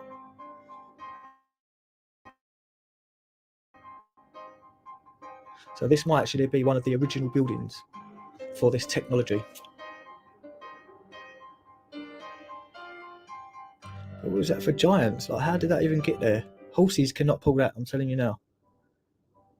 Well, a few could, but it just seems ginormous. And obviously a hydraulic lift, which was quite popular, especially in hotels, shopping arcades in London. So at the bottom it looks like weights, that's what I thought they were, but it's actually a hydraulic compartment with the hydraulics inside, because I found it in another factory, which you'll see here. And that was 1833, this was. Cranes, hydraulic cranes, 1833. It's definitely not what we're told. Definitely not what we're told. Now, this was a revolving stage done with hydraulics. And this was in the London Coliseum. It's just remarkable. We're not talk about this. Yeah. And if you go and Google something, anything to do with electricity, it'll just bring up Edison made the light bulb in 1880, whatever it was. It'll just bring that up. Even though you didn't even mention light bulb, it'll just bring that up. So this is below the revolving stage. So it doesn't seem so basic as we're told as it was. Like, they seem very advanced, like more advanced than we are really. Like, what do we use? Like, we don't even know nothing about our power source. We just pay for it. No one asks any questions or anything. Anyway, Craigside. This was the first hydraulic powered house. So all the electrics in here were powered by hydraulics, which is interesting. It was the first home of some bloke with a long name, an industrial magnate. But again, you can see them electrostatic balls on the building. Craigside was the first house in the world to be lit using hydro-electro power. That's an Archimedes screw there. So this was a screw press and a hydraulic press. And inside that building, I was having a little look, and I couldn't believe, look at this. The fireplace is an enclosure with a sofa in it. What a beautiful feature, huh? Imagine having a roast dinner than sitting inside there. But just look at that work. It's definitely not chipped or scratched or sculpted. It could only have been cast, but there's some shapes on there. Don't make sense. Anyway, so this building, in the grounds, it built dams, lakes to power a sawmill, water-powered laundry, an early version of dishwasher, and a dumbwaiter and a hydraulic lift, and a hydroelectric rotisserie. And this was all in 1886, by the way. Now, that's pretty much the end of it. But I was just looking at some pumping stations near me, and this is one near me, a Victorian pumping station for sewage. Check this out.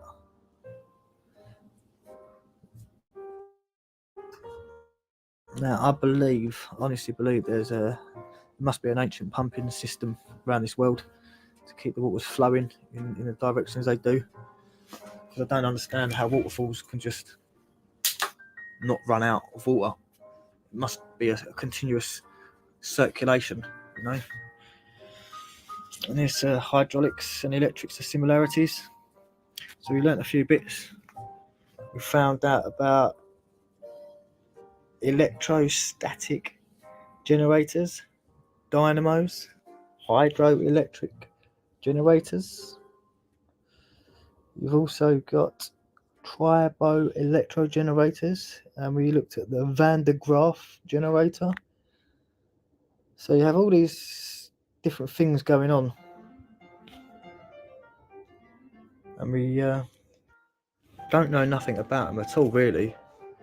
I mean, we're just given a bill at the end of the month. So I believe electricity is free now, looking at this. I honestly believe it's free. But I hope you've enjoyed this video and it's had a little insight to power sources that were used straight after a reset. It looks like they were trying them out. That's what it looks like. They're trying all different ones out, and they just stuck with gas and electric. Anyway, I hope you liked it. Thanks for the love. One love. Please subscribe. Ta-da.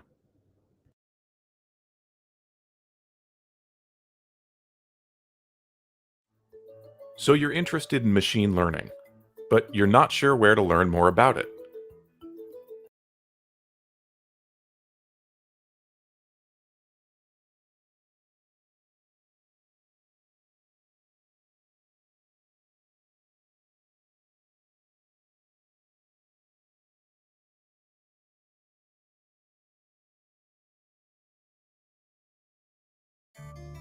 Oh, Sir B.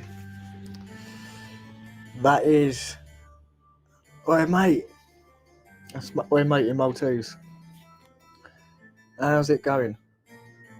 I thought I'd do this video basically just to show you parts of Malta that are not seen. And it took me 2 years on this little tiny island of going around in and out of tunnels, underneath star faults, in star faults, underneath cities, in abandoned buildings,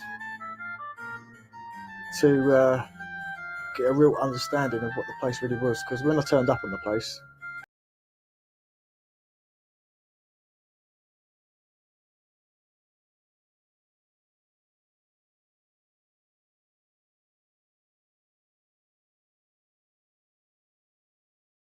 I mean, they're good.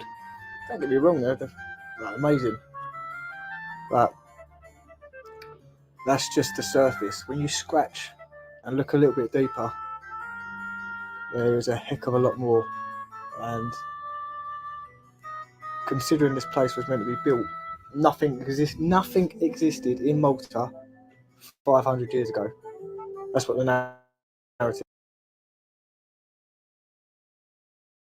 says. Fortifications. Anyway, this is my apartment. This is where I lived in Malta. This weren't here, obviously. Google Earth needs to update. My road was called Trit Il Rempush, and it's Master Scala. And it was in a valley, and I actually found a catacomb in that valley, actually. That's what I'm going to do. That's what the video is about. I'm going to show you the star faults in Malta, because there's only 3 apparently on Wikipedia, but I'm going to show you underground in 7 of them. I'm also going to show you some other rock cut stuff that I found, like rock cut buildings. Just loads of other little goodies, just stuff that you wouldn't see. Like, let's go. So this is Cotinera Lines. Now, you would not be coming here if you was a tourist, by the way. There's a school right next to it. That's the star fault. And we're in the just outside the lines of it. Now, the thing with these star faults, every single star fault in Malta, I don't want to blow my own trumpet. I really don't. But my say in star faults in Malta, I must have some sort of credibility because I've studied them like hard, inside and outside. I've lived inside one, inside the city of one. You know, I was fortunate not to work for 6 months in Malta when I first moved there because we saved a little bit of money up so we didn't have to work. So I spent 6 months underground on YouTube, on Google Earth and underground. But my point is, on the outskirts of all of these star faults is multiple entrances. Now, I don't know how far these go down. This is obviously mud flooded, and we're only seeing like one level of it. But the level that's exposed just above the mud is rock cut structure that looks to be destroyed. And then it's been built on top of that, and then built on again. But here we go. You see these everywhere. Now, that one there on the right actually went inside there, but only went about 30 meters, and it started going down. It sloped down and it split up like a Y. But I went in there because I was driving past it and see it, and it took me about 20 seconds to realize what I'd just seen. So I pulled over up the road, and then I ran down there, and I left 2 people in the car, and I had no light with me, just my phone.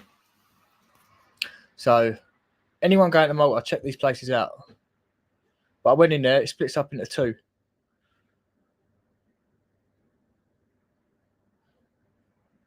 So this is like a town close to mine. There's another one there that you can see now where it was all rock cut, and then blockwork's gone up. But that blockwork, I believe, was earlier than Knights. I believe the blockwork on top was done by the Knights. But yeah, all of the star faults, and you can, whatever, I don't care, I'm not wrong. There is multiple entrances outside the outskirts of every single one of the multiple. So that tells me it must have been like apartments or dwellings, because I know I've said this before. The Maltese say that the tunnel, the entrances in these places are actually air raid shelters. But if you're going to build air raid shelters, you build them in cliffs and things like that, and mountains. You wouldn't build it in a target. Definitely wouldn't be building it in a target. And I don't believe in obviously the war happened, whatever happened, but I don't believe it was real. Obviously, people left their lives, people pretty fought, but they didn't know what they was fighting for. Stuff got written in the tabloids, and I don't believe in any event anymore, apart from natural disasters. And some of them I don't even believe, because of HARP and stuff like that. But look, we're just going down the road. Now, I was fortunate. Here we go. There's untold along here. Heck load. That blockwork there inside that, all of these are covered up. You'll come across, I've come across about 10 that ain't covered up. And obviously I've gone in them. This one now, not in the centre, but the one on the left. But look, how old's that blockwork inside? Like weathered wise, but that one there, I've been inside. And if you look just to the left of it, you can see where they started to have another go again. These 2 marks, the one on the left is a different one, but the 2 marks, you see this everywhere, and they're the same size as the door. I promise you. Even when you're in tunnels, you see them marks, like where they was going to carry on somewhere else and stops. But yeah, not this one. So you've got a little canopy on top. This one had a semicircle canopy. And there was an arch there at some point.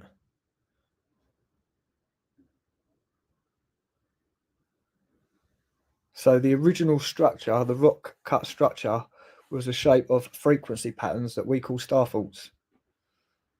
And they were heavily, look, can you see canopies on top? See, if these were like air raid shelters, they wouldn't have canopies and things, would they? Look, how old is this? Look, that one there. You see, look, it's getting mud flooded now. But I don't even believe that's the ground level. We're actually 41 meters above ground level, sea level at the moment.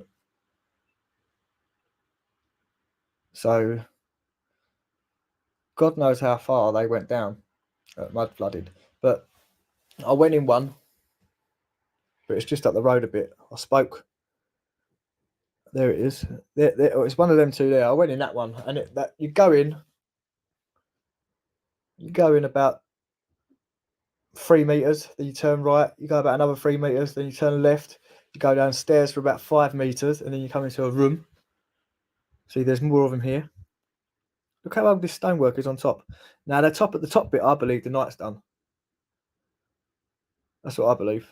And I believe the stonework at the bottom, I believe, is megalithic, thousands of years old. That's what And another thing is the technique inside and outside is the same technique that you see in Baalbek in Egypt and all other ancient places. I'll show you. I've got proof in this video anyway. I probably will waffle on, but I just wanted to compile everything, because even if you probably went on 10 holidays to Malta, you wouldn't even see all this stuff. Like, it took me research, like hours of research to find this stuff. Look, there's loads, loads all around the edges of it. So I believe there are like hubs, like towns, cities, and the commerce was inside. People lived on the outside, maybe protecting it. I don't know. I'm just guessing. But over here, there is actually another arched entrance, but it's blocked up. Any Malta use a lot of the tunnels to run their cables and their pipes in. And I've actually managed to map out some tunnel work that they use, but I'll show you later anyway. So yeah, we're just walking in on the outskirts or the insides of the Cottonera lines now. There you go. Got a slant or slope rather.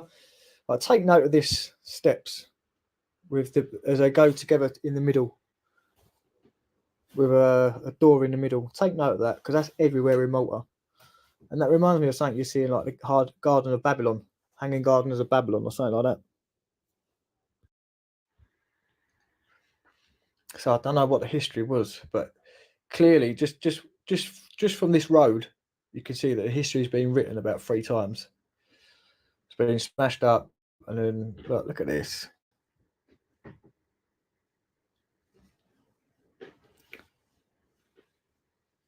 I'd love to know who done this. Like, what civilization done it? How was they aware of the building knowledge that they were building advanced frequency patterns or cymatic water patterns?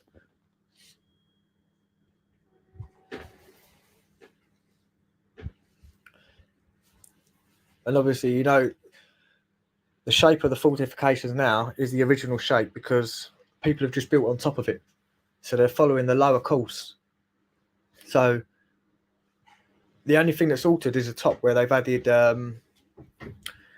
holes or windows where you can shoot out of for military stuff. And this is another thing I believe about these star faults. I don't even believe they're faults. That's just the last purpose given to them. Obviously, we've inherited them to military purpose.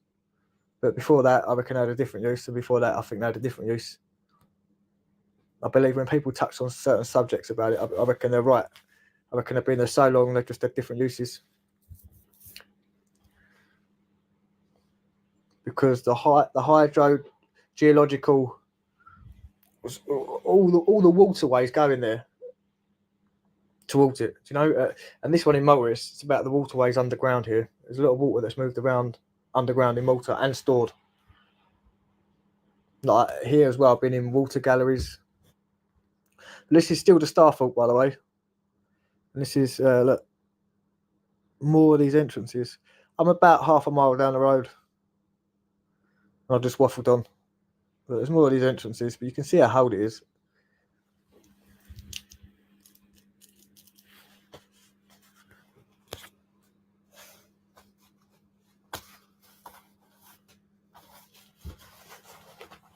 More entrances. They might have been used in the war, but I doubt it. Like, if you're going to hide, you're not going to go. You can't hide in a target. It's like me hiding in Big Ben or something. You know, it just don't make sense.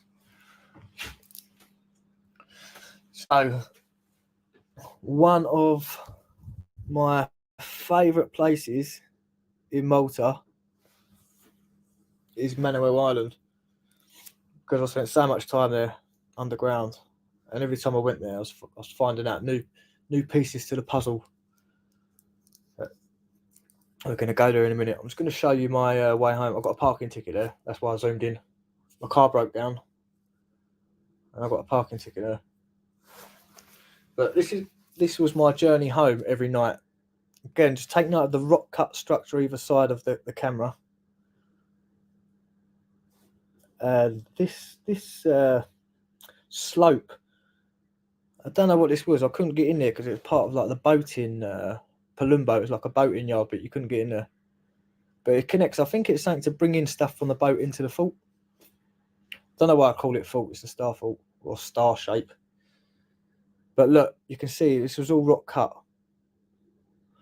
Even the arch, part of the arch was rock cut. The whole thing was rock cut. You can tell.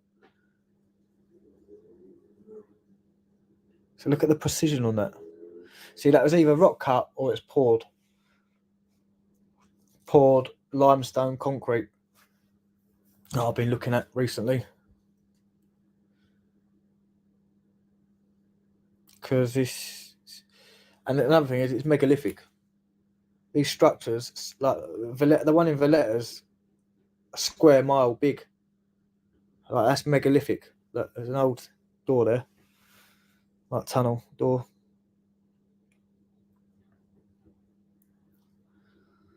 So I used to drive down this road for about 6 months, and then one day I just thought, you know what, I'm going to have a look. And I couldn't find, I couldn't get in anything. That's nothing. That's just like you could imagine a statue being in there, like a shrine, or Jesus in there. But this didn't make sense.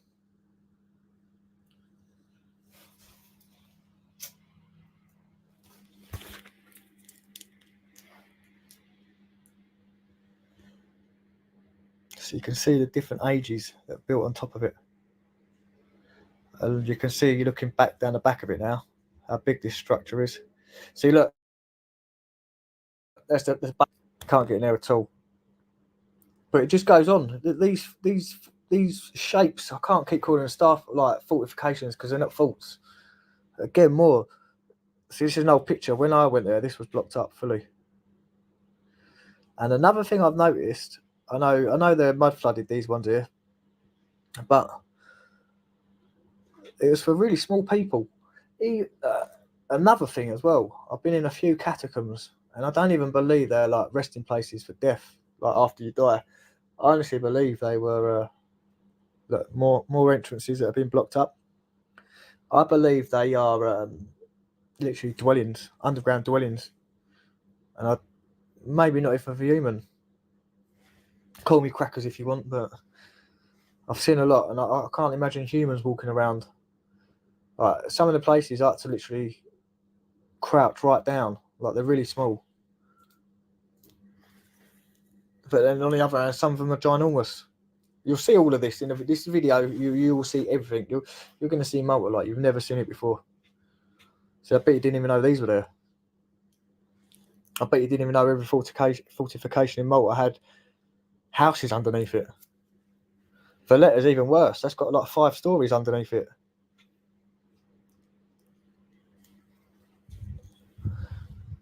Five stories of a metropolis that gets opened up once or twice a year to the public. See where I'm going now here. This, I'm going to zoom in on this circle now. This is a massive, well, they say it's a storm drain, but the water must be quite high because it's up to that man's hips. The water must be quite high for that to overflow into that. But look, you can see all the wind. Oh, I don't know if you see it here. But yeah, anyone going to Malta, if you've got some rope, jump down there because apparently that tunnel goes far. I don't reckon it's a storm drain. So Manuel Island. A few films have been filmed here. Troy, Gladiator.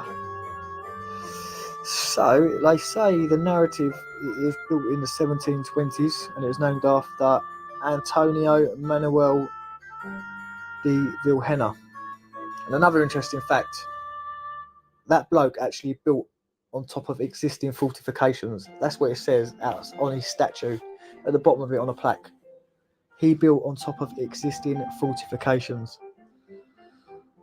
But I digress. So yeah, basically 1592 there's a hospital.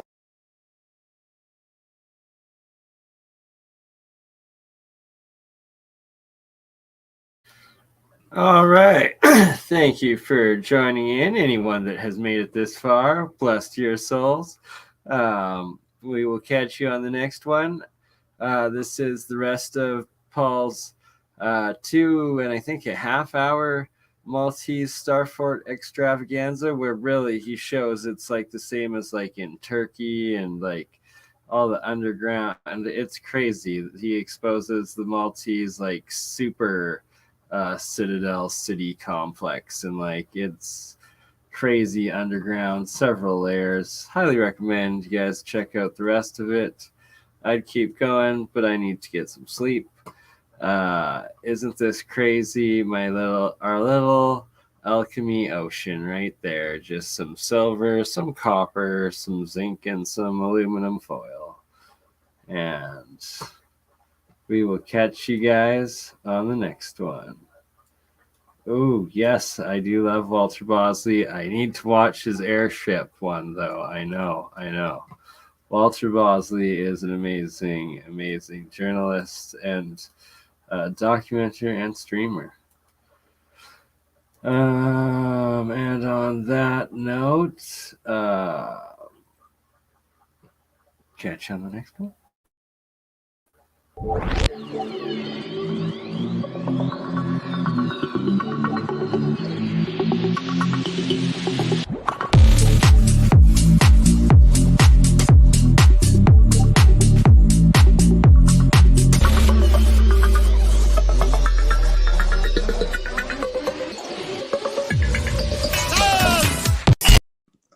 This is the bit, isn't it? That confuses me. It's like, did we choose to come here to get this sorted out, or is this just seems a little unfair, doesn't it? That you know, we seem to be here and there's this parasite messing up our experience. And, I agree. I know in my own life, the times that I've made major changes, it was like it became more painful not to change than to change. That was when I made big changes. You know, it's this whole ridiculous narrative of it's an unsafe world. There's not enough for you. It's scary. Everyone's out to get you, and clearly the old civilization was completely the opposite to that. It was all about empowerment, like literally. Cosmic resonance, I think they called that one. Or Cosmic resonance. That's a better name. Real science. You can actually produce free electricity, and this is part of what Tesla was doing. Is the differential between the top of the spire to the ground actually creates an electrical differential that you then connect to another wire that goes into the ground, your grounding. Put that into the third phase in your circuit, and then you have a bell ringing circuit, and that actually produces plasma electricity out of the air. It's real technology. These things actually function producing electricity. It's crazy. The movies are the truth and the news is the lies. They've completely flipped it. You know, when you look at everything with new eyes and you come across information like she was born into a very wealthy family with elite connections, you know, it means something very different now to me than it would have even a few years ago. And it's our free will that they've really also messed with, because we've been lied to and we react based on lies. Just getting their independence and end up in civil wars for 20, 30 years happens a lot. Because we keep choosing to pick up the gun and use it on ourselves instead of building and uniting and accepting that we are one people, one spirit, one harmony, on one plane that together, united, can achieve anything we dream of. So do you want to, wake up, or do you want to just keep going along because the change is too difficult? and then give them pieces of information that they will then pursue themselves and look into, and then they'll wake themselves up. I was going to mention it's the whole red pill, blue pill of the Matrix. I mean, that of the movie. And you can consider that movie as a documentary because they're telling us something about what's happening here.